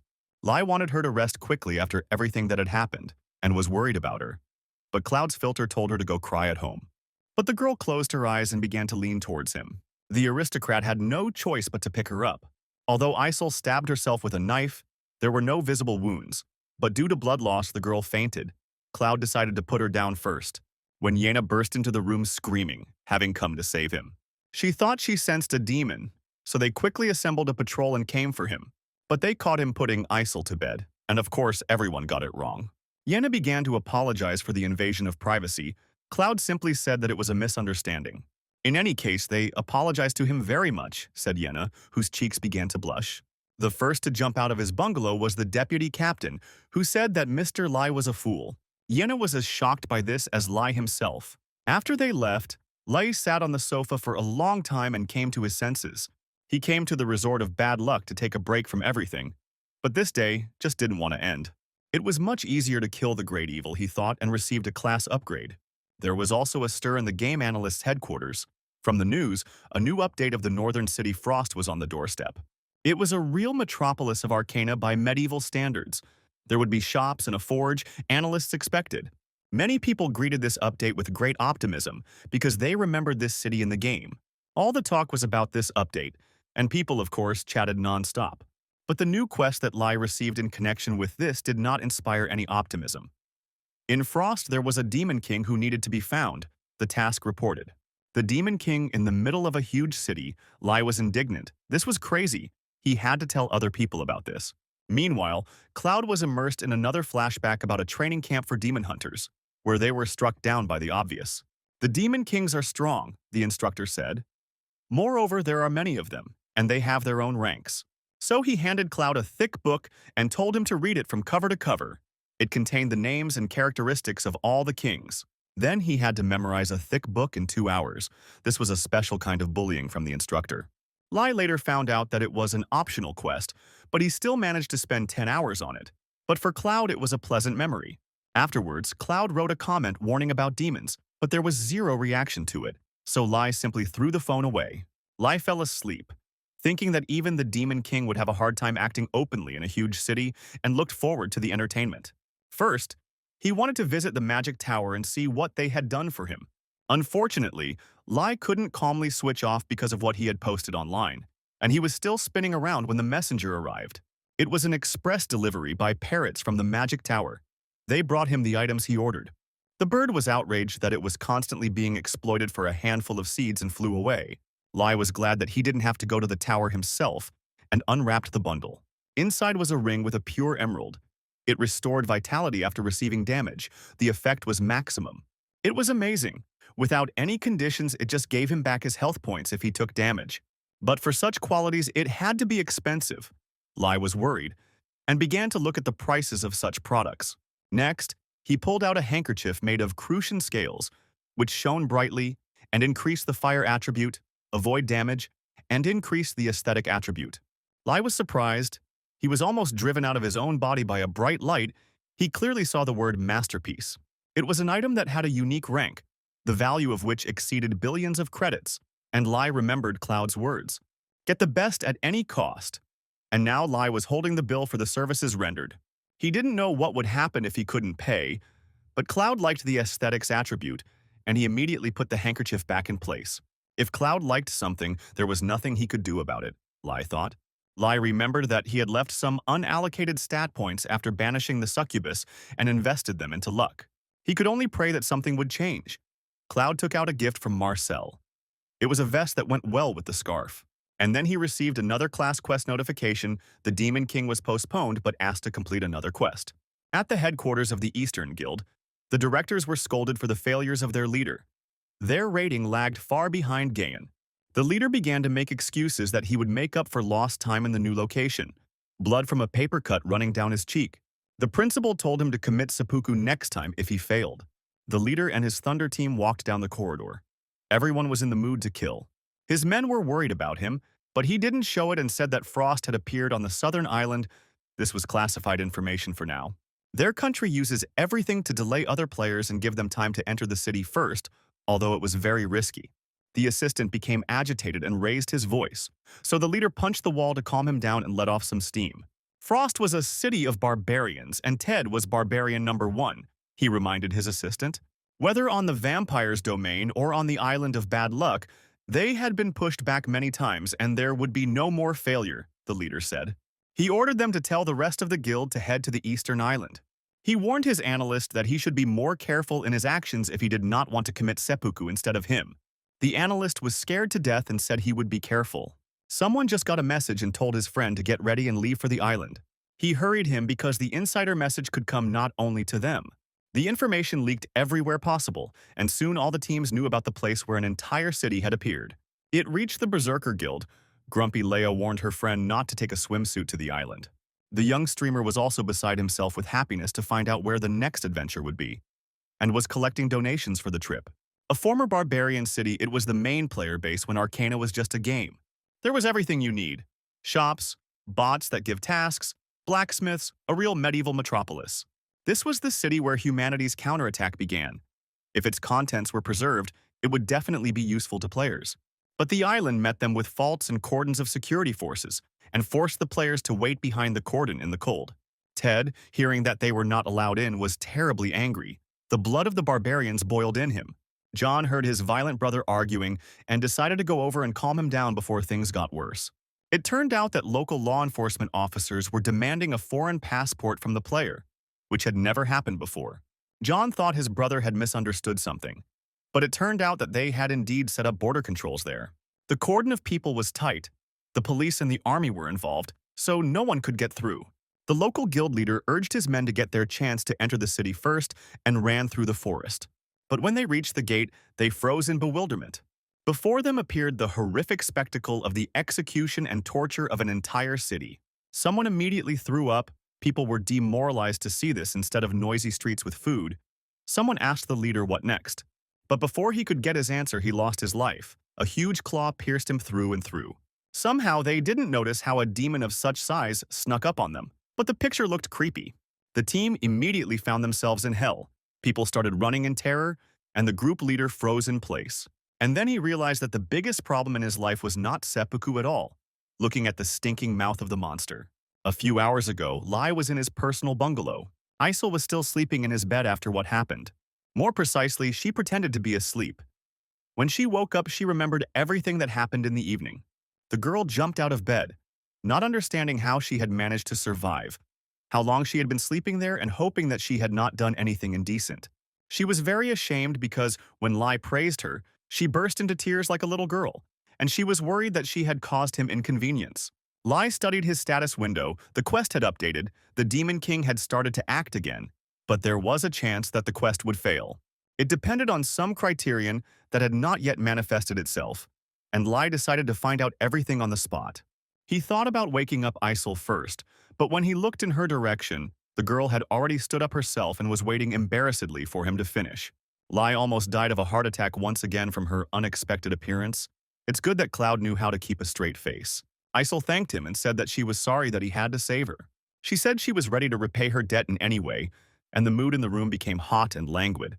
Lai almost choked at the sudden change with the possessed Isol not acting so nice. Cloud took out an envelope with a bill from the Magic Tower, since she herself suggested it. The hero was no longer tormented by his conscience. Lai thought that he had done the right thing, that he had invested in luck. The meta prayer had helped. But when I read the receipt from the tower, I saw that all services were free, and I understood what function was turned on in the tower. But there was nothing to ask her for now, Cloud thought, and remembered that he had just run out of tea when there was a knock at the door. Harkon peered inside and noticed that one guest had already gotten ahead of him. He whispered that he now realized that the rumor about his assistant having his heart broken was true, but Cloud said that it was all slander. King Akuna followed Harkon in and said he had business with Laius, who did not understand why there were more and more people in his house.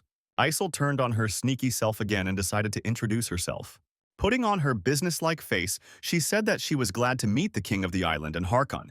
Lai was amazed at her split personality. Harkon had heard of her, for her name and beauty were famous. But the king turned to Laius again, omitting the pleasantries. It was important for him to know his opinion. Isol was amazed that the king of the island of bad luck personally came to Lai for advice. Recently, an Arcanian had come to their island and wanted to start his life over, Akuna said, and wanted Lai to deal with him himself. The king offered to call him now, and asked to send away the guest who had entered the kingdom's territory without permission, and looked at Isol. Lai realized that this was actually why Akuna had come here. Lai turned to the girl, and she shuddered from his voice alone. She was very worried and blushed. He told her to go home and calculate how much the Myth Guild was willing to invest in the Island of Misfortune, and bring the document to the next meeting. For Lai, it was a way to settle the conflict, and Isol was glad to have the opportunity to meet him again. Lai read the quest notification and his face twisted in anger. Isel took this personally, thinking that she had been exposed and promised not to hide anything from him anymore. But Lai told everyone that he had to leave immediately, to the city of Frost. Harkon was surprised at what he could possibly need there and demanded an explanation. Lei told them that the Demon King had settled in this city. A bar of survivors appeared in the quest window, so Lai was in a hurry. At the site of the Frost City Rift, chaos was still going on, and players were not allowed beyond the cordon. Ted shouted that he had a bad feeling. But they didn't listen to him and demanded that he leave. But Ted knew that the local guild had long since entered the rift, only there was no news from them. But the guild's rating didn't change at all, and they were supposed to go in there and do something and immediately rise, Ted told the guard. The leader of the group, Shining, came up to them. He was embarrassed by Ted's shouts, but he also felt something was wrong. He told the guards that their actions violated the game's agreements and could lead to conflict and even war. Ted was shocked that someone could say something like that with such impudence. But at that moment, the guard received a message. They received orders to retreat and change positions, and the soldiers immediately moved out of the way. Ted was surprised that they were leaving, as if they were scared by the words of the leader of the Radiance Guild. But then fresh footage from drones arrived, and in it the guild that entered the rift first became a good snack for the demons. The leader was informed that the government would soon send a bomber after them, on the principle of kill all who know their own. The rift was in an accessible location and modern weapons could be used, but this would expose the players to attack. But maybe they will die before the missiles reach, the leader thought as the guy next to him was killed. Turning around, he realized that he was left completely alone, in the middle of the carnage, where only the cries of the dying could be heard. They called him for help, but he stood there, unable to move. This is the end, the leader thought, watching the monster's huge mouth approaching him. But then he heard screams and saw a blue flash of unusual magic. The leader remembered this light. He had already seen it in the vampire rift. The huge demon in front of him split in two with one blow. Ted grabbed him by the collar and the defeated leader asked why they were there. Ted said it was punishment for his insolence, and he was going to leave things as they were, but Lai asked him for help. The guy looked at the hill. There stood a lonely man in a suit. It was Lai. He looked majestic and spoke like an emperor on the battlefield. Lai gave the order, and his lion-hearted knights charged down the hill. A fierce battle ensued, and the demons fell one after another, unable to withstand the onslaught of the knights. This was Frost's pre-story, Lai thought, and was angry at what the Demon King had done to the people. Cloud said that the demon's arrogance was ridiculous and promised to put an end to it, to him and all his minions. Harkon looked around the city and the many human victims. When Lai told him about the Demon King, he took his word for it. But he couldn't even imagine that everything would be so bad. And even without knowing this, Lai was in a hurry to save everyone alone. Harkon thought about him. The survival rate was dropping so fast that Lai really couldn't wait. If he came here alone, he would definitely die. He ignored Cloud's pompous remarks, who was still partial to theatrical inserts. Lai was glad that Harkon had gone with them. The man could be relied upon. A few hours ago, King Akuna tried to stop him. He had no doubt in Laius's skill, but the Demon King was too strong. He said that he would gather an army and asked to postpone the departure. Harkon agreed with the king of the resort. Laius's life could be in danger, but Cloud confidently told them that he would punish the demon, and risk could not be a reason to hesitate. Harkon chuckled last time. Lai said the same thing. He just couldn't let him go alone, and Lai bit his lip to keep from rushing them. He saw the line of survivors that was rapidly decreasing. Harkon promised the Emperor to return when he had punished all the demons, and here he promised to be Laius's sword. And thanks to Laius, his clouded mind was cleared, Harkon told them. He promised to continue to be true to his oath. Since Harkon promised to protect Laius, the king of the resort could rest easy. But that meant the island's defenses would be weakened for a time, Lai recalled. And then Isel intervened in their conversation and promised to do it. She caused trouble for everyone and asked to be allowed to fix it. Lai didn't know what to say, but Akuna thought that everything could be considered settled. He promised to pray for Lai's safety and asked for peace to be brought to the city of Frost. Cloud said he had no choice but to respect their wishes, and putting his hand on Harkon's shoulder, he said that they should hurry. If the survivor's indicator dropped below, he would fail the mission. The rescued guild leader asked Ted what his words meant, that he should thank Lai for saving him. The thing is, the Lai told them as soon as they entered the rift that saving the survivors was a priority, and Ted just wants to score points with Lai, and saving people wasn't a bad idea, so they agreed. The guy grabbed his head. Even his homeland wanted to bury him along with the city. He didn't understand why it was their competitors who came to save him. Lai looked around the battlefield. The knights were doing well. It was not for nothing that they were called the strongest in the empire. In front of the castle gates lay a red carpet, a path for a true hero. Thanks to them, Lai was able to get to the castle faster than he expected. The leader of the group, the Radiants, flinched when he felt something strange. They attacked the castle from another gate. Camilla asked him what was the matter, and his men were already tired of waiting at the gate. The guy remembered that he had recently seen a funny post on the bulletin board. They wrote nonsense there about Frost, but today they came here and then he read it. It was Lai's message that the Demon King was in the city. Those who wish may flee immediately, but those who decide to fight must rescue the survivors, Lai told them before the battle. The lazy streamer was rushing to the start of the fight. He overslept everything because of the excitement, and the viewers encouraged him to hurry up. When a flash of light illuminated everything, the leader of the group, the Radiants, was horrified by his thoughts that he could be stronger than Lai. He used light magic, and everything was illuminated by magical lanterns that hung in the air. And Lai conjured up a whole bunch of them so that the huge demons would no longer attack from around the corner in an open field. But then the lanterns turned into drops of water, which was even more surprising. The water turned to ice, and a freezing vortex descended upon the castle.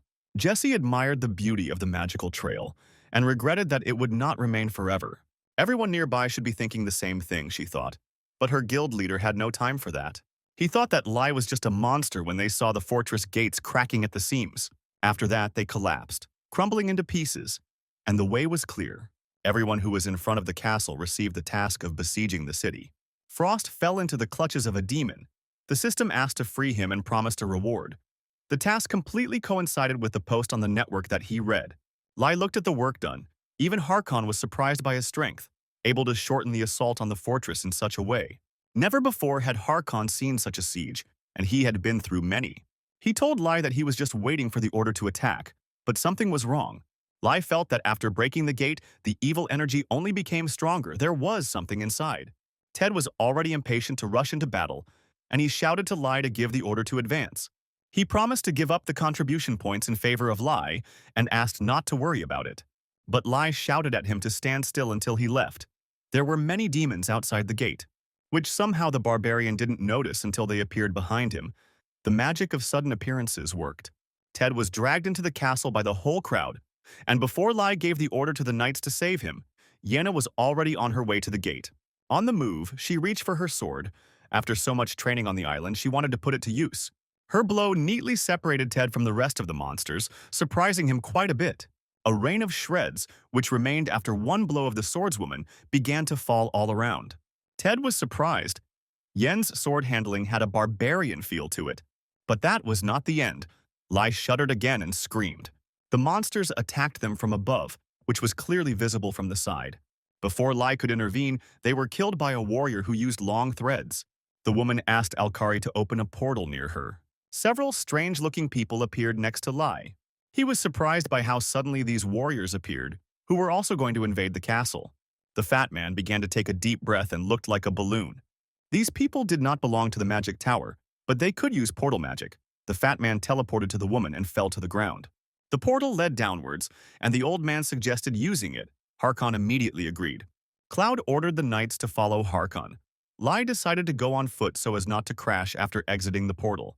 Harkon quickly joined the battle, next to Ted. The shadow mercenaries had ceded their contribution to Lai, and he didn't understand why. The woman extended her hand to Harkon and asked if he was the local commander, and introduced herself.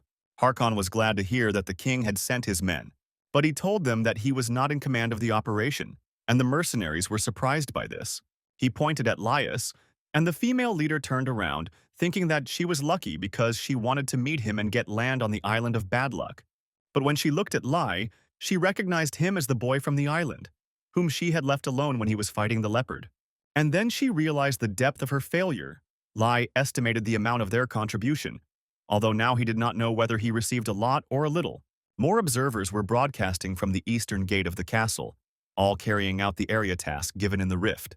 Each guild took part in a personal battle and stormed one of the 4 gates of the city.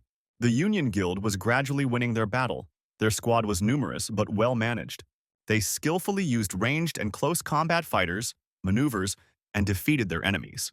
They have already collected more than 1,000 contribution points through their actions, more than other guilds. This siege could well have changed the power ranking of guilds in the system. The leader was overjoyed. His team had excellent siege skills, throwing machines, and this was their finest hour. Meanwhile, Lias's contribution at the South Gate continued to grow and reached 35,000, devaluing the efforts of everyone else. Lai was hesitant to enter or not because he was afraid of traps, but the mercenaries used the portal for reconnaissance. Lai thought about those guys again and turned to face them. It was a small but very effective group. They could use any methods to achieve their goal. They were unfamiliar with morality. These were the same Arcanians that King Akuna had spoken of, Lai realized, the mercenary leader still afraid that he would recognize her. While Lai was thinking about what to do with them, an old wizard approached him. He said that he had looked through the portal window and reported that there was no ambush nearby. However, he warned him not to enter through the castle gates, as they were full of traps that could kill even a dragon.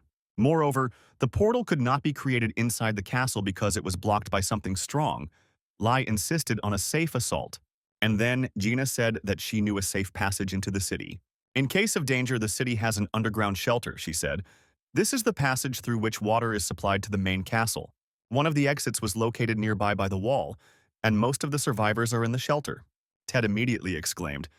Now he understood why her skills were familiar to him. The City of Frost was her home. Ted only knew the closest entrance. He didn't know about the tunnel that led straight into the castle, and Gina said they could get there quickly. Ted reassured him and said that all the residents knew what to do in case of war, and the dungeon could be compared to catacombs.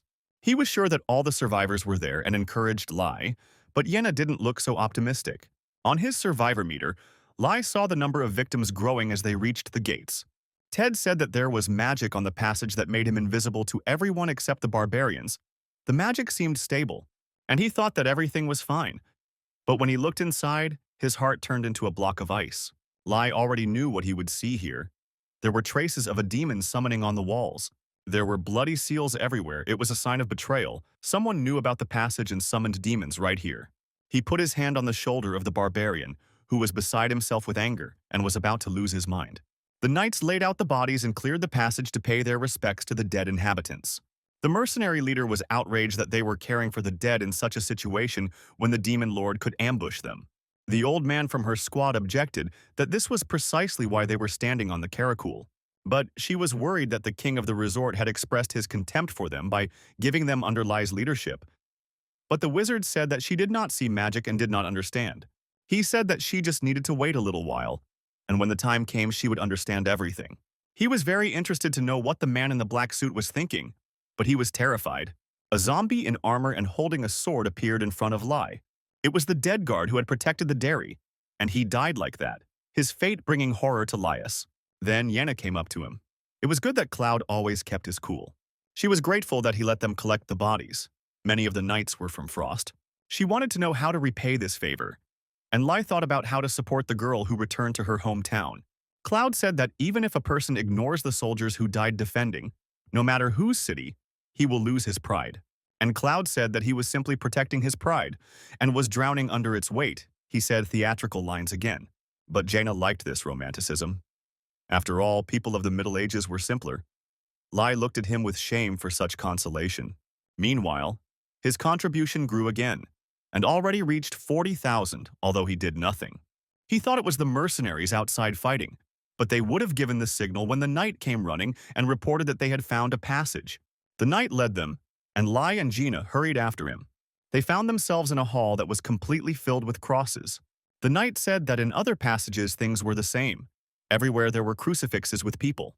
Lai understood why there was a summoning circle made of blood and corpses. Just as a sacrifice was needed for the exorcism ritual, so too was it for summoning the demon king. This entire place, the entire city with its population, was sacrificed to summon the demon king. Thus the contribution increases when they simply collect the bodies as a return of the offered sacrifice to the demon king. But suddenly an earthquake began, and they froze, fearing a collapse. However, it was not just an earthquake. Lai heard the thunder of hooves and shouted for everyone to prepare for battle. Demons appeared and rushed to protect the victims of the demon king, his cavalry. Lai wondered if this was a surprise attack. In fact, the demon riders were running away from two enraged warriors. The whole procession rushed past them. The knights shouted to the captain, but he did not hear them. After they dealt with the demons, they returned to Lai. Everyone already knew that the bodies were sacrifices to the Demon King. Harkon knew that Lai would guess, and Ted reported that the demons were gathered in a crowd. The group of demons that rushed past were simply scouts who came to check on the summoning circle that they damaged when they collected the bodies. Lee said that the army would arrive soon, and therefore the legate of the Demon King, and at that moment the magic of the sudden appearance of enemies behind the back worked again. The rider appeared in the middle of a large room where only corridors led. He was on a horse, and no one saw him until the moment he struck. But the bone axe was stopped by a rock. Cloud had good reflexes. The legate grinned. Lai's magic seemed quite funny to him, and he didn't even move. Harkon recognized the same demon legate he had seen before appearing on Earth. He immediately attacked him for the atrocities that the demon had committed in the city. Then the legate used the magic of movement and again appeared behind Harkon. He also remembered the knight. Harkon was surprised that he had not noticed the demon's movements, who was surprised that several decades had passed and the knight had not aged. Harkon shouted that it had only been a few years, and the demon claimed that he had heard that before. Time flowed differently in Arkan and on Earth, 4 days there, 1 day here.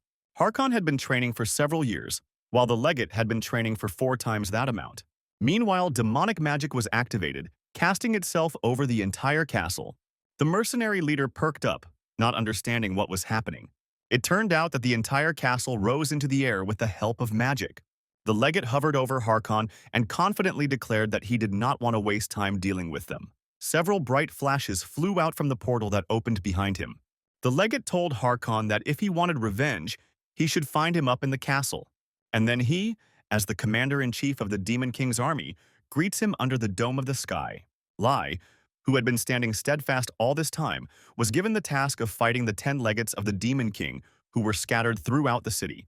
The demon stood in front of them when a cry was heard for them to run. The catacombs began to collapse after the castle rose into the sky, and Harkon shouted at the demon to flee like a coward.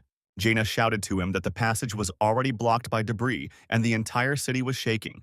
Harkon gritted his teeth. The only entrance for them was the hole in the ceiling. Even if they jump out of this dangerous place, the passage will collapse and the city will suffer serious damage. Harkon did not know how to protect the city from complete destruction. Cloud stepped forward and they shouted at him to be careful. Lee knew it was dangerous and he wouldn't be able to support the entire passage with his strength. Any stray stone could kill him. But Cloud still had to fix this collapse. He stopped the falling rocks and strengthened them so that they would not fall again. The city was illuminated by a bright flash of his magic. The guild leader of Radiance was once again shocked by Lai's power. The little girl saw the light and her mother shouted at her to close the window, fearing that the demons would notice them. But then a bright light penetrated their shelter, where all the survivors in the city had gathered. A warrior entered their shelters and told another warrior that she saw that all the demons at the southern gate were dead. Seekers, she said, and the warrior opened his mouth in surprise. He no longer expected salvation. The missing seekers returned. Ted did not believe that this was possible. He looked up. Cloud knew it would take a lot of effort, but he couldn't escape, and then his aesthetic stat activated. The pride of those who wanted to protect their city. The stones themselves transformed into a huge statue that supported the vault of the shelter. This is how Count Cloud saw their pride. Now he will carry the pride of those who defended their city to the end. He also turned the debris into columns in the form of guards with swords, which now supported the dungeon. Lai was terribly tired and no longer wanted to bear his pride. He had used up all his mana to build these columns. He was lucky that the Emperor's brooch restored 10% of his mana, otherwise the spell would have been interrupted. He realized that the columns took their form because of his new characteristic, the aesthetic. So far it only affected the appearance and increased the mana costs and complexity of the item. But he hoped that this would give him the opportunity to change the suit in the future. Harkon thought about the demon's words, about the difference in the flow of time in their worlds. If he had dealt with the legate a few years ago, Frost would not have suffered so much now, but now he had let him go again. A shadow hung over the ruins. At first everyone thought it was a cloud, but it was bats. They all flew in because they were lured by the light of Lai's spell. The knights prepared for battle. The knights understood that the mice were weak, but there were dozens of them, and they hoped to kill them all one after another. And then Lai saw, out of nowhere, a huge, bulging-eyed freak appear. Lai's natural enemy ability was activated. The monster was also a legate of the Demon King. It still tried to speak, but it came out as disgusting as it looked. The demon opened its toothy beak to swallow Lai, and he had no mana at all to defend himself. But then the demon was engulfed in blue light and lightning bolts. The sweet sorceress Jessie came to save him. She said that no matter how hard she tried, she still couldn't leave the same magical mark as his. And yet she asked him how he liked her magic, and smiled welcomingly. Lai was grateful to be saved, but Cloud could only give out a poor assessment. And in all seriousness, he began to tell what magic should be like without excesses. But Jessie took it all well, and decided to write it down. Meanwhile, the mercenaries continued to sit in the backyard. There was no more news from those who were inside. Their leader thought that perhaps they had simply been forgotten, and the old man told her not to interfere. He was sketching a magical trace that he had just seen. The fat man pouted and silently listened as the leader became indignant about what was happening. When the watchful guard interrupted them and said that they were already surrounded. When their enemies were out of sight, the leader told them to prepare for battle. Shadows with red eyes quickly attacked their small group. But then it turned out that these attackers were not at all like demons. In the fog of war, the two squads did not see each other and mistook each other for demons. The barbarians living in a huge medieval city asked if they were responsible for the next world. Jessie looked at the statues that Lai had created while they waited for news. She killed one of the 10 legates in one fell swoop, which meant that it was not necessary to personally eliminate them all, thought Lai, seeing the notification. Ted reported that they had recovered almost all of the bodies of the sacrificed people. But he didn't think that the survivors Lai spoke of were in this place. Gayun's intelligence had checked everything, but they weren't very useful underground. Lai saw in his mission window that there were still survivors. But then a wizard from the portal appeared between them, and was finally able to teleport here. He wanted to report the situation outside to Laius, but then the barbarian appeared and asked if the chief was there. He was looking for the one who created the light over the city, which surprised Ted. He immediately recognized those to whom he owed his abilities, because his character was a barbarian.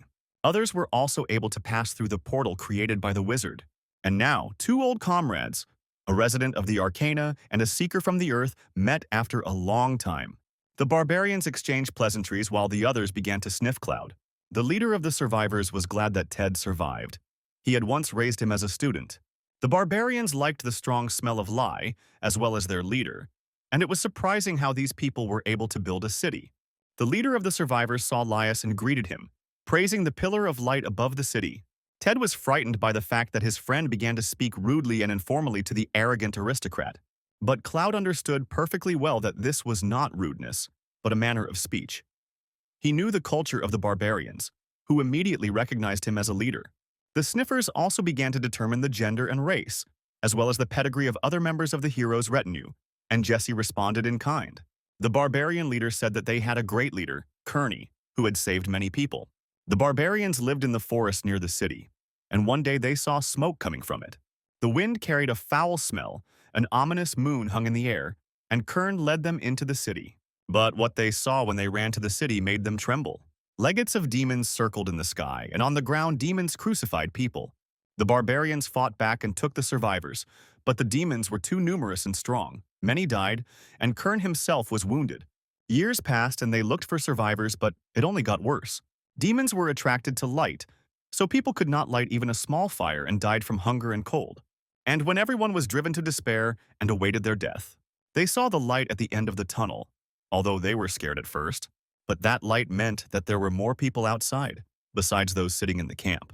In a city where everything had long been plunged into darkness, light shone again. The beam of light was so bright that it illuminated the entire city and everyone saw it. The barbarian thanked Laius and the other seekers who fought with him for their help. That is why he came here to speak about this on behalf of all saved people. The barbarians also promised to join the battle if he wanted to destroy the Demon King. The Demon King who took over the city was called Butaphoria. He was one of the 72 great demons. Since the demon lord summoned birds, the barbarians had a hard time fighting them, but they promised to create a ladder from their bodies if necessary. There was an awkward silence. Lai didn't know if they were joking or not. However, Cloud, after listening to them, refused in all seriousness, as if it was a real option. Everyone was confused, not understanding the reason, whether they were useless or he did not want to fight. Cloud explained that he was glad to help and would destroy the demons, but he didn't like collecting corpses. Moreover, it was necessary to set priorities correctly, he said, and turned to the wizard. He ordered him to send all the survivors to the Kingdom of Bad Luck and to give them shelter and food. With portal magic, it was easy. The wizard muttered that he would try, estimating how much it would cost to open the portal several hundred times. Lei then told Ted to go to the survivors and be with them. He wanted his guild to protect the people during the evacuation. The barbarians would be too busy, and he should take command. The wizard asked Lei where to go, but he said that he still had some things to do. Doves of peace had already appeared in the sky above him, flapping their wings madly to keep their crooked bodies in the air. One of the demons asked if he was the reason for the disappearance of their ugly brother. It was another legate, a higher level than the previous one. Cloud ordered everyone to leave and not look back, and activated his magic. The people shuddered when a portal they weren't expecting opened in their shelter. But they breathed a sigh of relief when familiar faces appeared from it and told them to hurry. People didn't believe they were saved, and Ted was glad that he was helping them. And at that moment, he received a class assignment. The fate of the barbarian overwhelmed him. This assignment was available only to one person in the world. But when he read the assignment, he became gloomy and asked his friend where Kern was. He said that their leader, as usual, was going on reconnaissance. Without thinking, Ted rushed towards the exit without saying anything. The barbarian shouted after him that it was dangerous to go alone, but he did not listen. Kern was an old friend of his whom Ted respected. Once upon a time, Ted was younger and wanted to take on the fate of a barbarian. Kern teased him that he could give it to her and seemed to be thinking about it. And then the barbarian, laughing, said that he would have to return in 40 years with this question. It was too much for Ted. He wanted it faster, but the chief only laughed. The fate of a barbarian can only be for one warrior in a class. When he reached the hill, he understood everything. It was a terrible picture of the execution of a great and powerful barbarian. He was dead, so the quest went to Ted. Something was squeezing his chest. And above him, an ugly, predatory chicken was already hovering, flapping its wings, looking out for fresh prey. His thoughts were empty. There was bitterness in his eyes, but he himself was thirsty for battle. He had become the new leader of the barbarians, and he had to prove himself.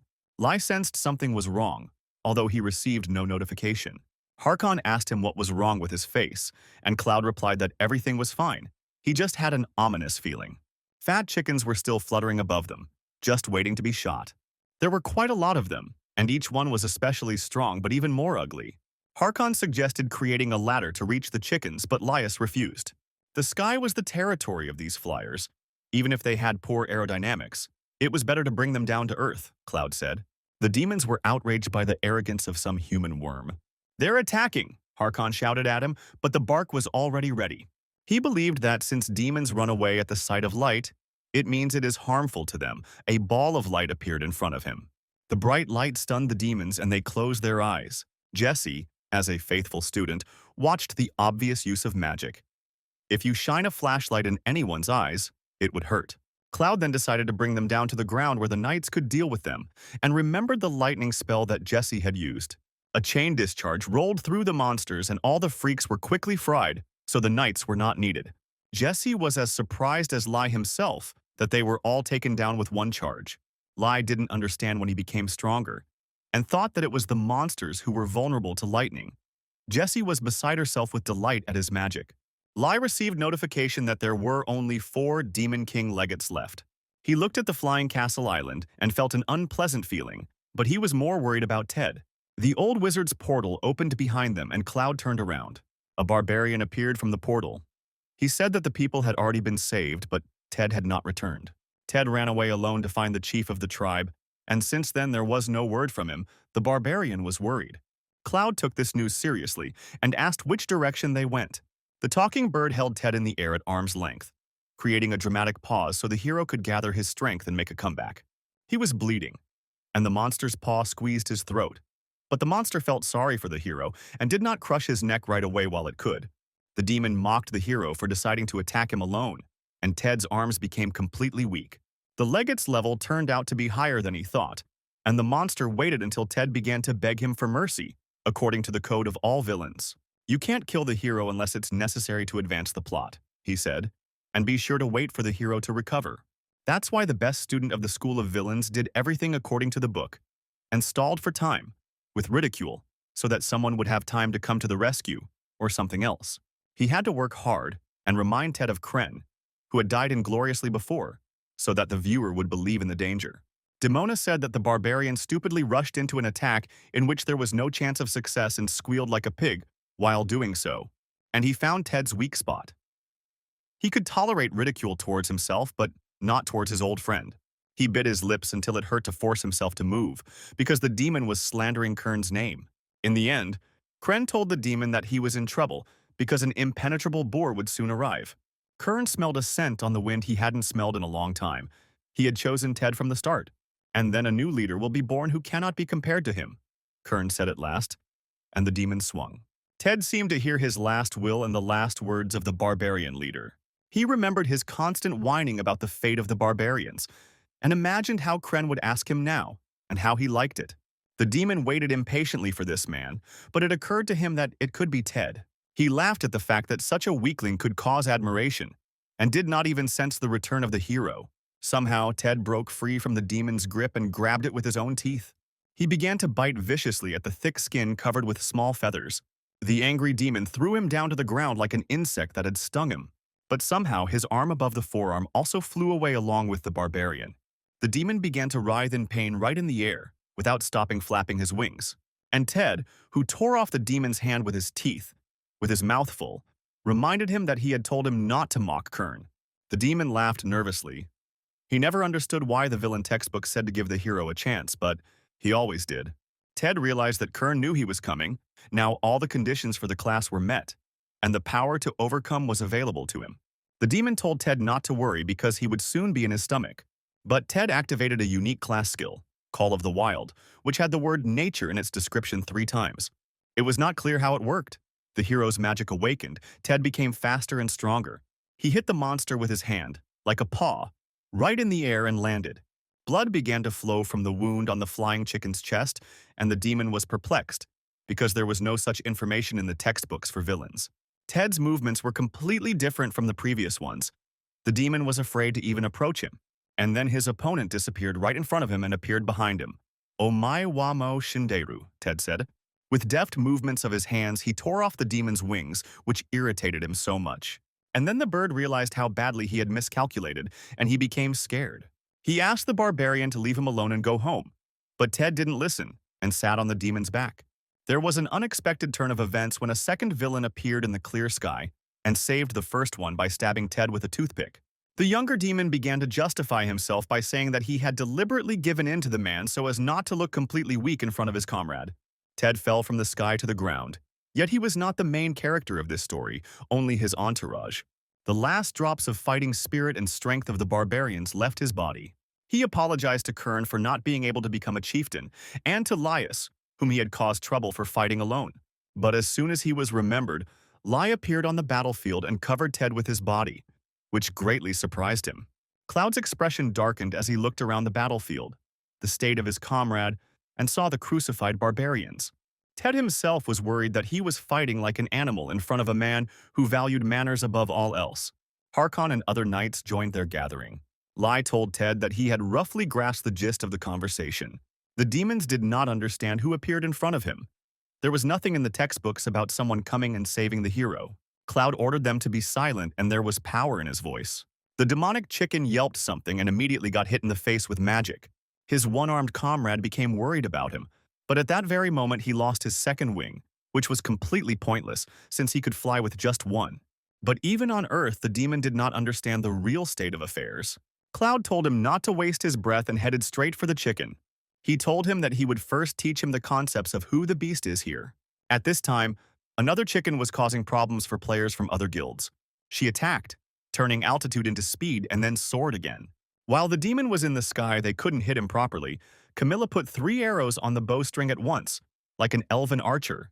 This is a completely absurd archery ability that shouldn't actually work, and why waste magic on something so secondary? The chicken mockingly said that the arrows were easy to dodge because they were flying in one direction. But at that very moment, she was split in half by a powerful blow of a sword. The leader of the Radiance Guild had been waiting for the right moment to attack all this time. They didn't believe that they had succeeded. The demon legate was a strong opponent. 8 members of the guild received serious wounds. But the report about the Shining Guild immediately went to the world media. The guild did not skimp on PR. But the analysts noticed something strange. Of all the guilds, the Glow had advanced the furthest. But still, they had lousy viewership stats and the chat was going crazy with barking. People wrote that the legate was frightened by Laius and was running away from him, which was completely unthinkable. The analyst switched to another channel and saw how the hero asserted himself over the villain by stepping on him with his foot. When the first chicken became quiet, Cloud looked angrily at the second one, who fluttered and began to ask that they not come near him. The demon backed away and trembled with horror, begged for mercy, hoping for the kindness of the heroes for humanism. But Cloud told him to shut up in a completely merciless voice. The demon promised to become good and never do that again, helping old ladies cross the road. But Cloud did not speak to the prey. He was a judge and executioner in one person, first execution, then sentence. One crazy streamer watched the beating from the snowdrifts and miraculously did not become food. Thus, Lai had already killed 8 legates, the enthusiastic streamer told his viewers. Lai stared at his hand. He was glad that the legates had the same amount of health because he was worried that he had spent a lot of energy. An enthusiastic Jesse approached him again, admiring the fact that he used one type of magic as several spells. The wounded Ted approached them. He walked on his own, but Harkon kept holding the barbarian back. Ted began to apologize for abandoning the protection of the survivors and going off alone, and for ending up in this state. Cloud replied that he did not hate people who fought to defend their pride. He told everyone to go back to the shelter with the rest of the knights while Jesse wrote down his every word. But at this time, all players received a notification from the system. The last legate of the demons was defeated. The leader of the guild union was overjoyed after defeating the demon. He hoped that he would become the lord of the liberated city of Frost and everyone should be ready for his coronation. Lai realized that the others had killed the 2 remaining legates without him. As usual, his participation devalued the contribution of the other players. A wounded man approached them, and Harkon recognized him as Count Syrian. He was glad to see that he was alive, and the Count pretended to be happy about being saved.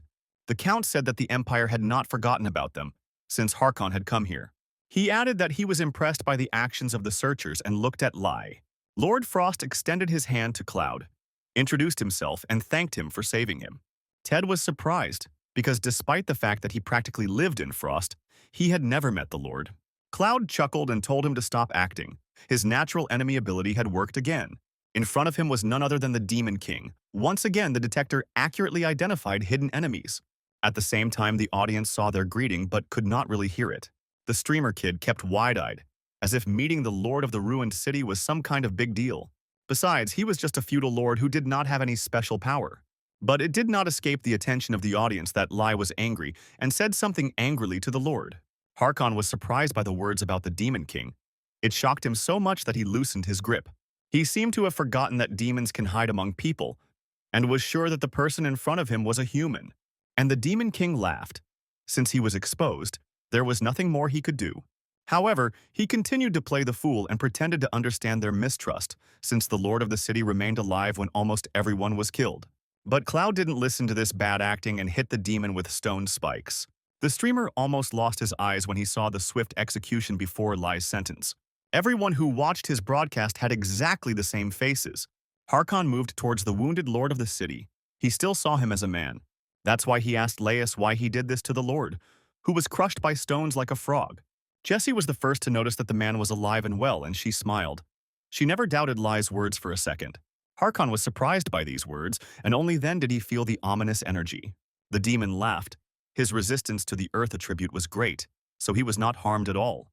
The demon asked if the hero had gone too far, and Lai thought about it. An ominous shadow crawled forward and covered them. The demon's voice became eerie. He told them to take a closer look, for he was the Lord of Frost City they were looking for. Lai's face twisted at such a disgusting sight. It was then that Harkon realized that there was a demon in front of him, although he should have cut off his head as soon as he heard Laius's words. He pierced the monster with his sword, and the eyed shadow spread out to the sides. Ted asked if this was the end. Lai thought that he should never say that phrase. After it, the enemies always resurrect. The shadow gathered again and turned into a black hurricane that reached the flying castle.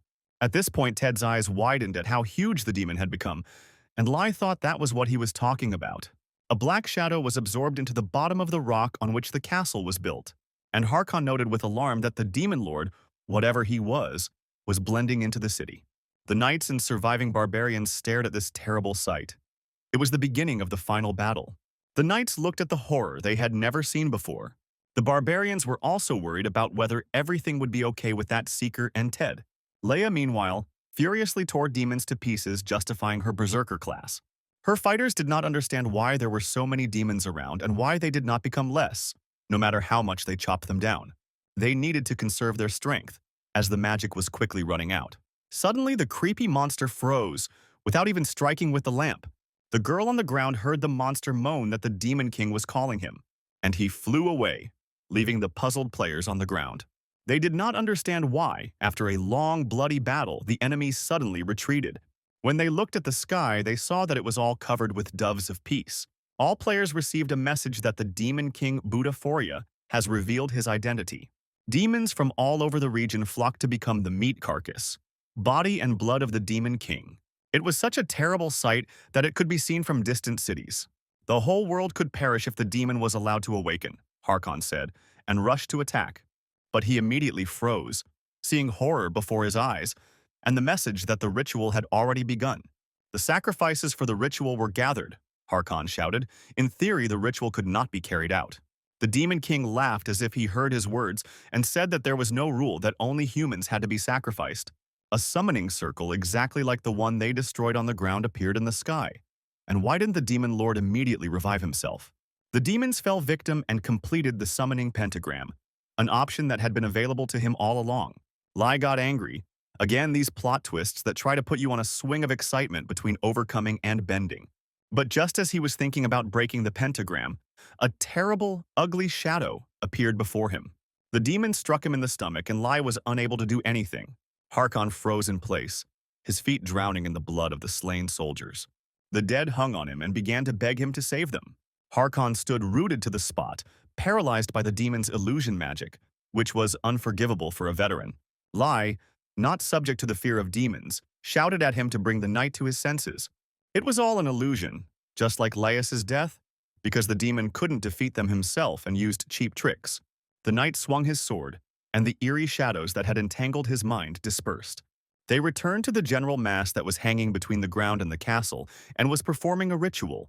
Harkon was still worried, having seen the demon pierce Laius, but Laius told him it was just fear. The formless cloud of demonic energy noted Lai's talent for avoiding illusions. But it was too late. The sacrifice had been made, and soon his body would be reborn. There was not a single demon body left. They all merged to form a giant egg. Then this egg began to absorb the summoning circle, absorbing its magic. An ugly chick with 3 eyes was maturing in the egg. In the center of the island where they were, panic began. Cars that were trying to leave the city formed a traffic jam and paralyzed traffic. The Union Guild, fearing the worst, decided to retreat and request support from their homeland. This caused some disapproval, since it meant that the siege of the fort had to be lifted. But the leader asked how they could care about the siege when they saw with their own eyes such wildness all around. Ted received a message from his brother and was stunned by it. Their home country sent all the players a letter of recommendation, asking them to leave Frost City. Local authorities planned to blockade the island, and some guilds, like the Union, had already left the city. John said that this time his brother might actually die. It was dangerous, and Cloud decided he had to kill the demon before it hatched. He took out the item to donate it for the exorcism rite. But the demon seemed to be ready for this. Dozens of eyes appeared in front of Lai. And then the demon tried to take over his mind, and the system reported an abnormal condition. Lai was alarmed. He didn't know if his mind could cope with this state. Gradually, anger, malice, and fear grew stronger in his soul. The demon almost took possession of him, but Cloud appeared and drove the enemy away. With just one word, disappear, he broke the possession ritual. The huge egg in which the Demon King was maturing exploded. From the terrible howl, everyone had to cover their ears to avoid going deaf. Lord Props told him that no matter who he was only human. But then he felt some kind of power in it and was horrified. There was an infinitely deep, ominous darkness in Cloud's eyes. At this point, the demon floated and began to lose its shape. It could no longer be in Cloud's mind. He disappeared as if he had never been there, like the morning fog. Cloud realized that the Demon Lord had escaped from him, and his egg was covered in thorns. The Demon King realized that Cloud was dangerous and needed another, stronger body. Monstrous discharges began to shoot out from the spiky egg again, the demon revealing its true nature. He woke up and raised such a wind that the desperate streamer boy was almost blown away. A mangy, plucked chicken emerged from the egg, with ribs sticking out in places where there wasn't enough meat. Cloud was angry that he had missed the demon. He couldn't let it do whatever it wanted, and chose another offering for the banishing ritual.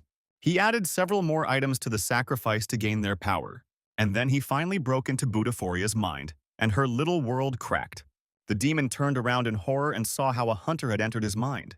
The props shouted at Cloud not to come near, it would be scary. The feathered demons seemed to sense that their lord was in trouble and shuddered. Ted saw suspicious movement in the sky and shouted to the others. The demon lord ordered the remaining monsters to protect him and eliminate Lai. This man was dangerous, and the huge carcass decided to escape from the city. With just one step, he crushed several houses and caused an earthquake. The shock wave even reached the support camp on the outskirts of the territory. The three-headed, three-legged chicken swayed unsteadily again to take a step. There was no human who could stand against the Demon King, even during resurrection. The props screamed at him, telling him who he was and why she was so afraid of him. And then all the flying demons disappeared in an instant. Something unimaginably ugly appeared in front of Lai and opened its mouth. But a guy from the local guild threw a cop at the monster and saved Cloud. He returned to the battlefield even though his guild was destroyed to take revenge on the demons. Two more resurrected freaks rushed at people again. Harkon, meanwhile, finished off the wounded ugly chicken. Camilla charged her bow with some kind of chain magic, and she was able to entangle two feathered doves of peace with them. The leader of the Shining group asked why Lai wasn't moving, and Jessie explained that he was casting a banishing spell. She asked where her comrades were from, and they replied that they simply decided to support those who had a better chance of survival. Now that such a catastrophe has broken out that could engulf the entire world, wherever you go, it will be bad. The leader of the defeated guild thought the same thing, and turned away in embarrassment when he was asked about it. So they came together to help the hero defeat evil with the power of friendship and love, with the belief that the hero always defeats evil no matter what it may be. The leader of the Sun Guild also decided to join the team of friendship and love because he remembered his past experience. The leader of the defeated local guild said he hoped their faith would not be a lie. Ted stepped in, outraged that there were too many competitors in the hero's entourage. But then he immediately received a sobering scolding on the head. His brother John and all who could hold a weapon in their hands came to the battlefield. John scolded Ted for not answering his calls and making him nervous, and handed his brother the sword. Now that the hero's entire retinue had gathered together and become strong, the demons decided to attack, although before that they had simply watched. One could only marvel at the person who writes textbooks for villains and suspect him of being a saboteur. The leader of the group, Radiance, rushed forward and ordered everyone not to let Lai be touched.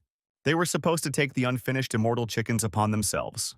The props looked with alarm at Cloud, who was smiling like a maniac at the sight of the demon.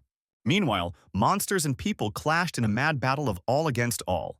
Harkon fought his greatest and oldest enemy, who had only just appeared. They crossed swords, and he was able to withstand the monster's strength because his pride gave him strength. Ordinary human pride, Cloud said, and a fire flared in his hand. The chicken flew up, backing away from Cloud again. Pride is just an illusion, Butaphoria squeezed out. Meanwhile, Harkon missed a blow in the back from the nimble Legate. The Legate pulled the spear out of his back and threw the knight into the snow. Instead of finishing him off quickly, he offered to surrender. Like all demons, he decided to take his time, enjoy the moment, and told Harkon that his wound was fatal. But instead of 1,000 words, Harkon cut the demon in half. The demon did not understand where the knight got the strength to strike, and collapsed. The man should have died from such a wound, simply bled out, the demon said, his knowledge of anatomy based on normal people. The problem was that the heroes' bodies were designed differently. No matter how many wounds you inflicted on them, they still did not have functional organs. Because the heroes could move even if their hearts were pierced, Harkon swung his sword. The demon's eyes widened as he realized that the school of villains was created by heroes to defeat them. It's all one big drama conspiracy, the demon thought as he set off for reincarnation. After the demon commander was defeated, a notification came that his army was weakening, and so was the demon lord.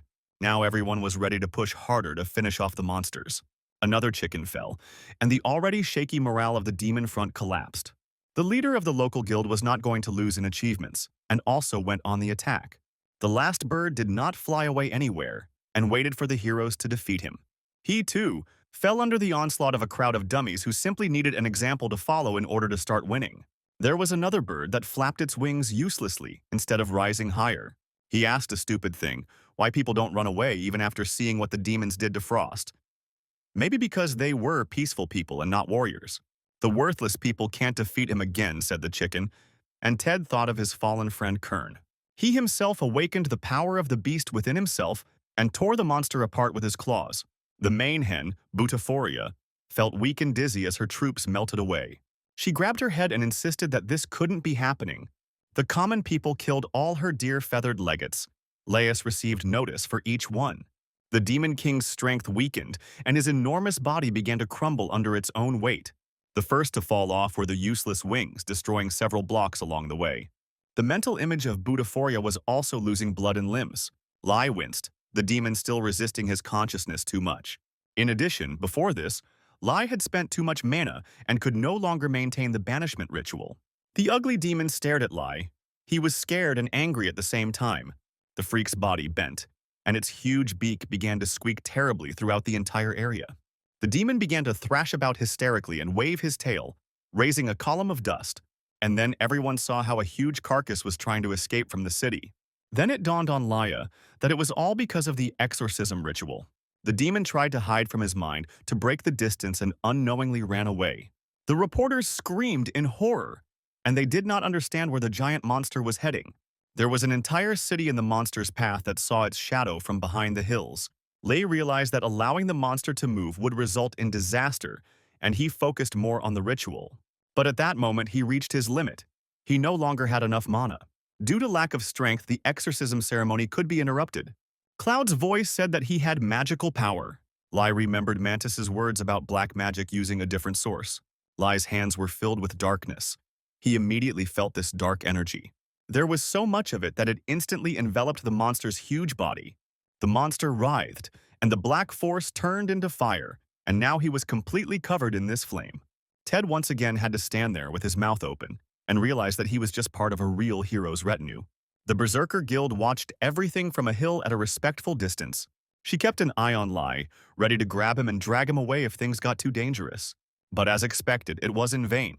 The demon fell, the city was cleared, Lai received the appropriate notifications. Of course, discussions and debates soon began about the rights to the new city and its reconstruction. It has become a hot topic for young experts in foreign policy and everything else. Lai was sitting in his room watching videos, tired.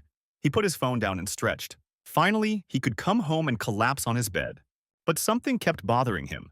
When he burned the demon, smoke continued to pour out from under the rubble for a long time. At that moment, his quest updated, requiring him to restore the legacy lost to the demons, the demon hunter's camp. He tried to figure out what this had to do with Cloud, whom he had encountered in the subconscious. Now in his head were stuck the last words of Butaphoria, that a person cannot possess such darkness. A few days later on the island of Bad Luck, the doctor and Isol went into Harkon's room to check on him.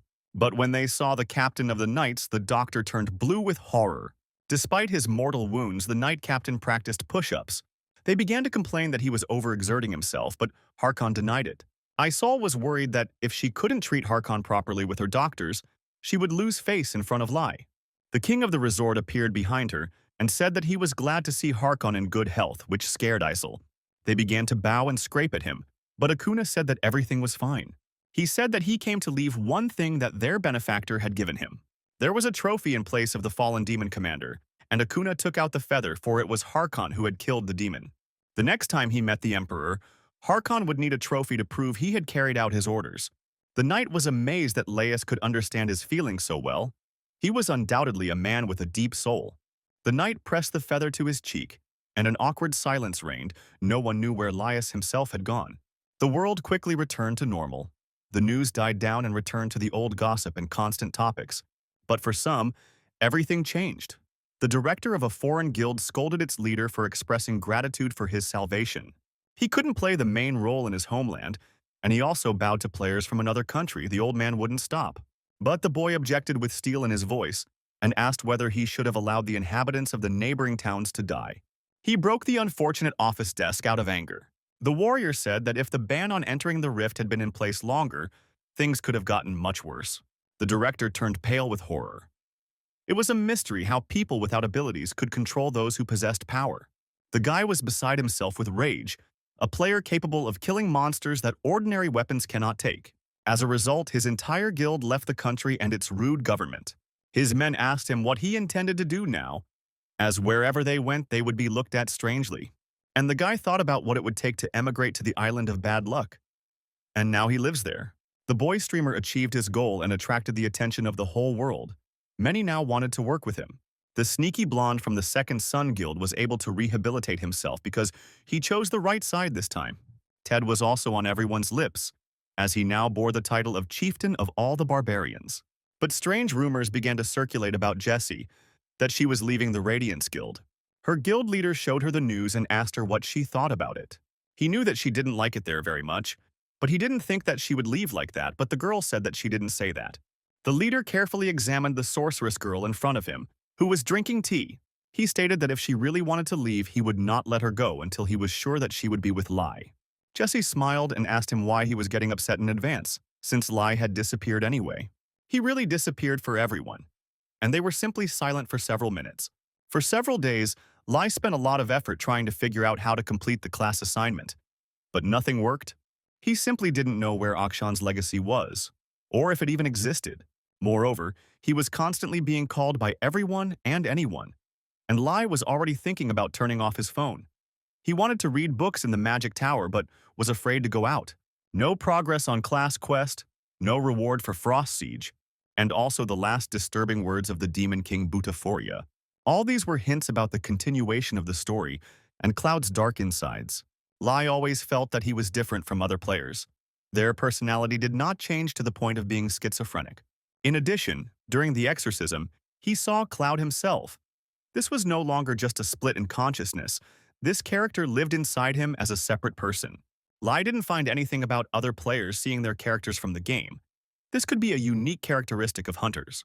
But the mystery was that he saw Cloud's past, which he himself wrote, but there were no clues. And then, out of the blue, Lai received a message about the reward. He was given a beating for the Frost Siege and the death of Butaforia, and the levels immediately began to creep up. In one fell swoop, he jumped by 30, and also a lot of items. It was a reward worthy of the Demon King. Lai also received powers in Frost. As relations reached their peak, it was already the second land in the possession of the future Padishah Emperor. But there was something else. For a large number of siege points, he received a special reward and was given the task to attend the ceremony of the new Lord Frost. Ted received the same notification as everyone else. The leader of the guild, Radiance, winced again. He had a bad feeling about such antics of the system. The dummy from the Union Guild believed that he would be crowned without warning. The system informed Lai that he was now, simply, Lord Frost. Only Cloud took it for granted. Lai's cry resounded throughout the entire area of the deserted but already miraculously restored city.